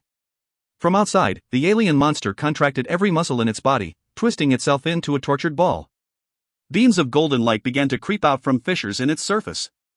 Lan Jue was filling it with attack power comparable of a battleship, and the enormously powerful beast could do nothing. The golden light continued to rage inside and flicker without. Its great girth contracted until it could no longer move. Several minutes passed in stillness, then... poof! An orb of golden light drilled straight through the monster's skull. Out in the silence of space, its muscles finally released as it died. Its corpse hung suspended in the darkness, and would remain there for eternity. Thor cut through the vacuum of space like a blazing star, while errant bolts of lightning erupted from it every which way. Its resplendent surface gleamed with electric power, and no trace of the grimy depths it had just traversed were visible. Behind it, the great beast heaved, and then the light of its life went out. Thor cut its thrusters and hung motionless in the air. It lifted its great hand to reveal a crystalline, spindle-like object. It looked similar to the one from Tai Hua, though smaller. What was strange, however, was what it released. Waves of strange, heterogeneous energy poured from it among a mist of purple vapor. This just confirmed what Lan Jue already knew. This creature was the same kind that attacked Tai Hua, but since he has never seen the planets they purportedly came from, he couldn't say if they were connected. One, which, for those curious, is, according to Google, 299,792,458 meters per second. A turd coming at you that fast would drill a hole through you and the planet you stood on, much less a giant purple turd monster. If you find any errors, ads pop up, ads redirect, broken links, non-standard content, etc., please let us know. Report chapter so we can fix it as soon as possible. Chapter 499, Planet Zilluo. Chapter 499, Planet Zilluo. It started as a pinprick of blue light, which slowly grew until it was almost on top of Thor before suddenly stopping. It was Zeus 2, returning to the scene. Thor returned to the ship, and soon Zeus 2 was hovering over the corpse of the monster. As it neared, a beam of pale silver light shot out from below it. It enveloped the body, and then soon after the creature vanished. In order to accommodate large caches of materials, Lan Jue had set up a series of high-grade interdimensional storage gems, set up in a lattice. It seemed the extra installation was coming in useful. Of course, no living thing would survive in this pocket reality. It was made to store inert materials like minerals and mech suits. The capability of this small ship to house a large number of mech suits was actually one of its great advantages. All of it was, of course, quite expensive. Lan Jue paid for it what a country would pay for a battleship. It was not something your average citizen could afford. It was quite the find. This universe-traversing specimen wasn't as strong as the progenitor on Tai Hua, but it wasn't much weaker. Now that he had another piece to work with, they could learn even more about what these things were and how they ticked. Zeus 2 continued on its journey, though Lan Jue was more cautious this time. He gave up cultivation in lieu of watching, being vigilant. He guessed that the one he ran into was a scout from the monster planets. It was strong and fast. It was out here scanning for suitable planets, then would have likely returned to share what it learned. It was a guess, and one he couldn't prove without more information. However, this was still human-occupied space he traversed. Finding one of those things out here was at least proof that the alien monsters were getting closer. Also, it had some means of getting around the blockades that protected human space. Space was large though, and it was impossible to watch everywhere at once. He guessed that whatever the case, this creature must have been highly intelligent. The encounter brought Lan Jue's mind back to the images of the 7th Fleet. Flashes of destruction flit across his memory, playing against the backdrop of Luo's horizon. The power of those planets alone was staggering. Add to that the countless hordes of monsters, and the implications were enough to give one nightmares. At least it was starting to look like humanity would be able to fight back. He'd watched the planet swallow up and spat back the battleship attacks, but at least the smaller creatures were killable. Humanity was also awash with incredibly destructive weaponry they hadn't tried yet. Plundering human planets wasn't going to be an easy task for these creatures when all 3 Alliance's Bastion ships were giving them hell. Lan Jue split his time between watching the route and finishing the Thor designs. Upgrading an already world-class mecha wasn't easy. The designs had to not only be precise and make sense, but also had to be theoretically possible. Once it was designed to the right specifications, next he had to gather the needed materials. That was the cheapest way to do it.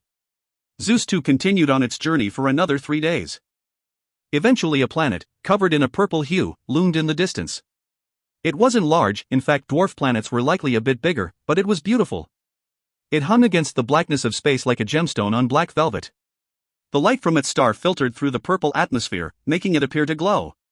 Planet Zhou, an administration planet under Eastern jurisdiction. It was about 1/6 the mass of the mother planet, which was small for its function. It had fresh water and all the things human needed, but was otherwise lacking in resources. An interesting quirk to this planet was that every year it was buffeted by intense galactic storms. The near-constant encounters caused the planet's magnetic field to adapt in a completely unique way, resulting in the condensed shell of elements that it was famous for. The radiation that flooded the planet's interior was harmful to most humans. Life could only survive in small, shielded pockets on its surface. To Adepts though, Zhou was a fine spot for cultivating. This was especially true for elementalists whose disciplines resonated well here. They came in droves every year to train. And, while it wasn't terribly rich in resources, it did have special power gems unique to itself. The entire planet had only 13 cities dotting its surface, but each one was huge. Special biomes were created around these cities so that the denizens could live comfortably. It boasted the highest rate of adepts of any planet in the East, and aside from Skyfire Avenue, the strongest. There weren't a wealth of peak-ranked adepts, but the number of mid-range talents was impressive. Finally, it was also famous for its mecha R&D and manufacturing plants. Cleared for approach. A sweet and melodious female voice crackled through the speakers. Zeus 2's credentials had already been scanned and approved. The magnificent, sapphire body of the craft shimmered like a gem as it pierced Zhou's atmosphere. It began its descent toward the planet's capital, also called Zhou. Zhou City was the largest settlement on the planet, and famous in particular for its research facilities. The city was covered with scientists and engineers, all dedicated to the advancement of mecha technology. Many god-ranked mechas were designed here. They obviously invested a lot in this place. So, considering the city's focus, the most encountered professions were mecha pilots, engineers and construction crew. Lan Jue guided Zeus 2 into the public air hangar. Practiced movements urged the ship to a designated, sapphire blue spot in a quiet corner. It looked very much like his private hangar on Skyfire, only much bigger. Lan Jue's expression was a little strange, and every meter forward that he moved, he looked less comfortable. He bit back the distracting feeling and followed the robots guiding him to park. The warehouse wasn't empty. As Lan Jue steered Zeus 2 into place, he passed by another ship of similar hue, though it was 2 or 3 times larger than his own. Aerodynamically it looked like a souped-up version of Zeus 2, and polished to where it almost looked like it was made entirely of sapphire. The dim lights of the warehouse interior reflected off its surface. Lan Jue sucked in a breath. This had to be his latest creation. He disembarked, and couldn't help but wander over to the flashy machine and take a closer look. He spent several minutes looking at it, while the fearful expression drained from his face. It was slowly replaced by surprise. "You're back." His voice was deep and sudden. Lan Jue spun around before he could even think. He then froze like a statue, hardly even daring to breathe. Footsteps rang through the enormous warehouse as a figure approached. He looked to be around 40, roughly the same age as the gourmet. Tall, with leathery skin the color of old bronze, his eyes seemed to shine with an unnatural brightness. The man couldn't be considered handsome, but he exuded a powerful male aura.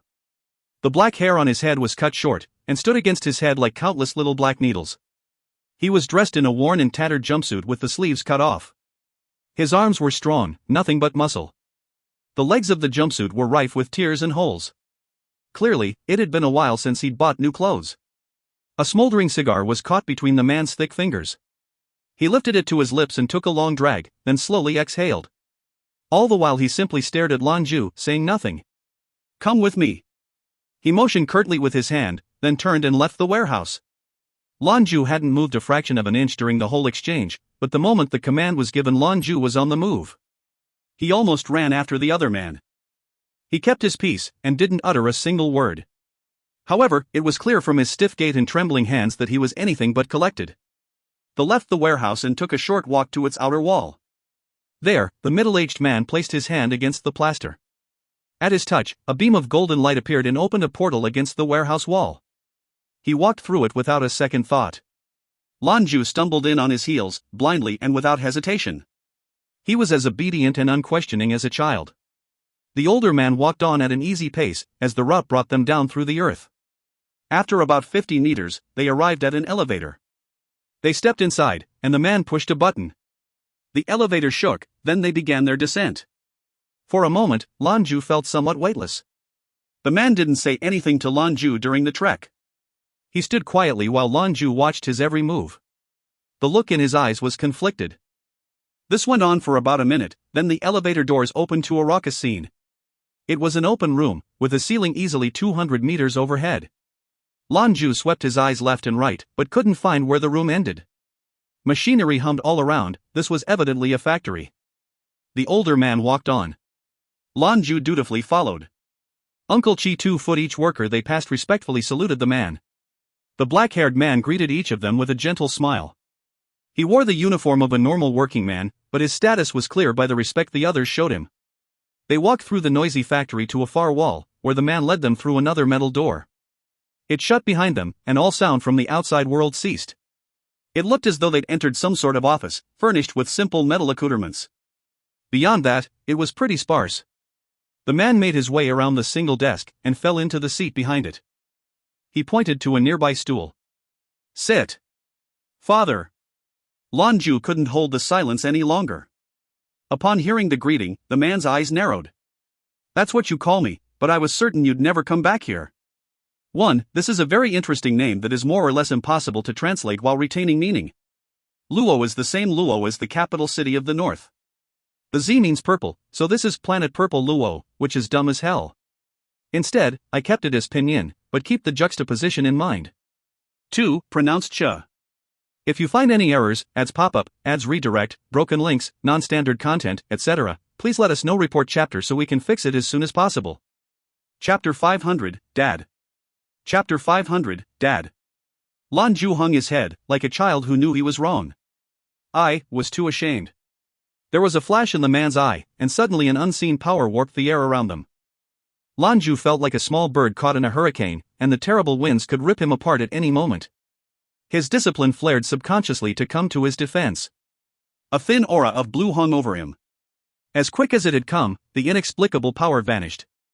Lan Jue swayed from the sudden change, but quickly regained his footing. A brief but visible swirl of black and white appeared to help keep him stable. This made the older man nodded in approval. Then, he said the 5 words Lan Jue least expected to hear. "So long as you're back." Lan Jue quickly lifted his head, overcome by something within him. Tears rippled at the base of his eyes, threatening to fall. "Father, I..." He shook his head, fighting a despondent look. "I don't blame you," he said in that gruff tone. "I was too intractable before." Lan Jue would have dealt better with a beating. He'd had countless dreams and nightmares over how this reunion would go. This was never one of them. He had prepared for the harsh, crazed, iron-hard father. This man was very different. Lan Jue was faced with the reality that he didn't really understand the man he called his father. This was the first time he'd ever seen him so calm, and yet he felt like this was the man's true face. "There was no need to avoid me. I called you home this time just to tell you one thing." The man's voice was even and soft. Lan Jue unconsciously shot to his feet. Slowly, the other man lifted his head.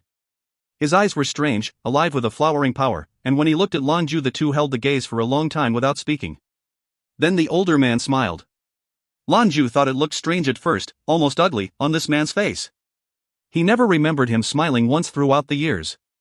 It didn't fit, but nevertheless it finally caused Lan Jue's tears to stream down his cheeks. "I've got a good kid. Gone for a while, but still comes home to visit." The man's low voice was earnest and full of pride. "Dad!" Lan Jue cried out, his face covered in tears. He stumbled forward to fall on his knees, but the other man anticipated this, and used his burly arms to pull Lan Jue into a hug. "I'm sorry, Dad. I'm so sorry." No matter how thick their armor, everyone had their soft side. Seeing this man, Lan Jue's was on full display. 1. The other man laughed, deep and happy. "Maybe I am old. I've been learning to let things go." And indeed that seemed to be true. In his harder days, this man would never have given a call the way he did. It was also fear of that hard man that had Lan Jue so unwilling to visit for so long. Alright, enough crying. You're not a woman. He pushed Lan Jue to arm's length, then clapped a calloused hand on his shoulder.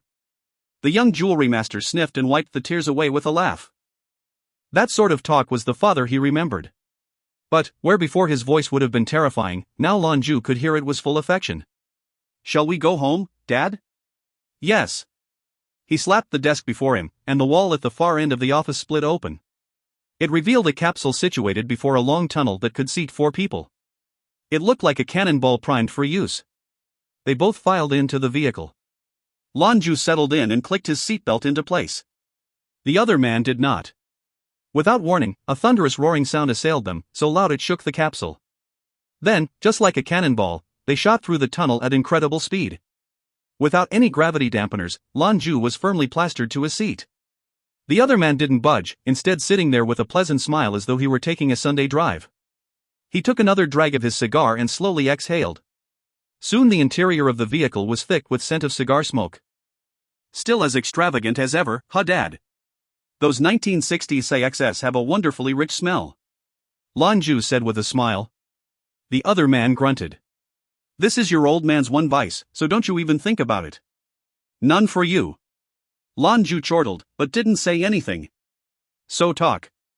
He continued. Lan Jue quickly put away his smile. He took a breath and composed his thoughts, then proceeded to tell his dad everything. He listened carefully as Lan Jue spoke, and puffed occasionally on the cigar. There was no climate control in their little ball, so it wasn't long before even their view of each other became somewhat obstructed.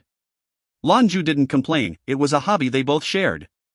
Lan Jue's calm recollection of events did not match his hard expression, and though the tale was long, he wasn't in a hurry to finish. His father listened carefully, but silently. He had no questions, nor comments to share. He just listened. VRRRRRRM. The vehicle hummed as it slowed and came to a stop. As the doors opened, a plume of cigar smoke heralded their exit. The 2 men walked to a nearby elevator and took it up. A few minutes later they were back on the surface. The elevator doors opened, and on the other side was a simple wooden door. The middle-aged man pushed it open, and Lan Jue followed him inside. They were instantly greeted with a refreshing scent. The whole place smelled like flowers and fresh plants. It was a cabin, constructed entirely of wood and without any trace of metal. The whole place looked very simple in comfort and construction. A practice I might have noticed that all of the furniture was antique. They were beautiful and elegant pieces. Outside the window there was a picturesque scene, straight out of an old Chinese painting. Vast fields of green trees and swaying grass met the eye, while chirping birds sang somewhere nearby. This clean and pleasant scent was natural. There was a long time that Lan Jue hated his father. Those years were torture, in every sense. But, the man always said that if they wanted to be the best, they would have to suffer the worst. The road to greatness was not ordinary, and we would not allow them to be ordinary. That process forged both Prometheus and Zeus. Thinking back on it, Lan Jue knew that his father was right. His methods may have been simple and crude, but yesterday's pain was today's strength. To live life to the fullest and experience all the great things the universe had to offer, one had to choose the hard path and get strong. This was something he'd learned many years ago. The middle-aged man opened another door and stepped out into the world. Lan Jue was tight behind. As they stepped out, a vast forest stretched out before them. The log cabin itself was ringed with a field around 700 square meters in diameter. After that was where the forest started. It was almost like a fence that hid and protected the small home. Lan Jue took in great lungfuls of fresh air. He could feel the elemental forces that permeated this place. All of these plants, he remembered, had been planted by his father. Ever since living here, gardening had been his way to relax. No one would believe him if he said it. Zhou Di, who could bend the fabric of heaven and earth, who single-handedly took on the Alliance's greatest fighters and won, was living out here as a part-time farmer and scientist. He remembered that once his father said his dream was to experience as much as he could. He didn't just want interludes of experience, he wanted to throw himself into every effort. He'd worn many hats through the years, and used his extended lifespan in pursuit of study. Lan Chang and Lan Jue both saw him as a vast sea of knowledge that knew no bottom. He was a living repository of all the greatest things humanity had produced. Sometimes he seemed almost omnipotent. I cherish my memories of this place, Lan Jue said quietly. And yet you didn't come back for so long? Zhou Di said. Am I really that frightening? Lan Jue gave him a sidelong glance.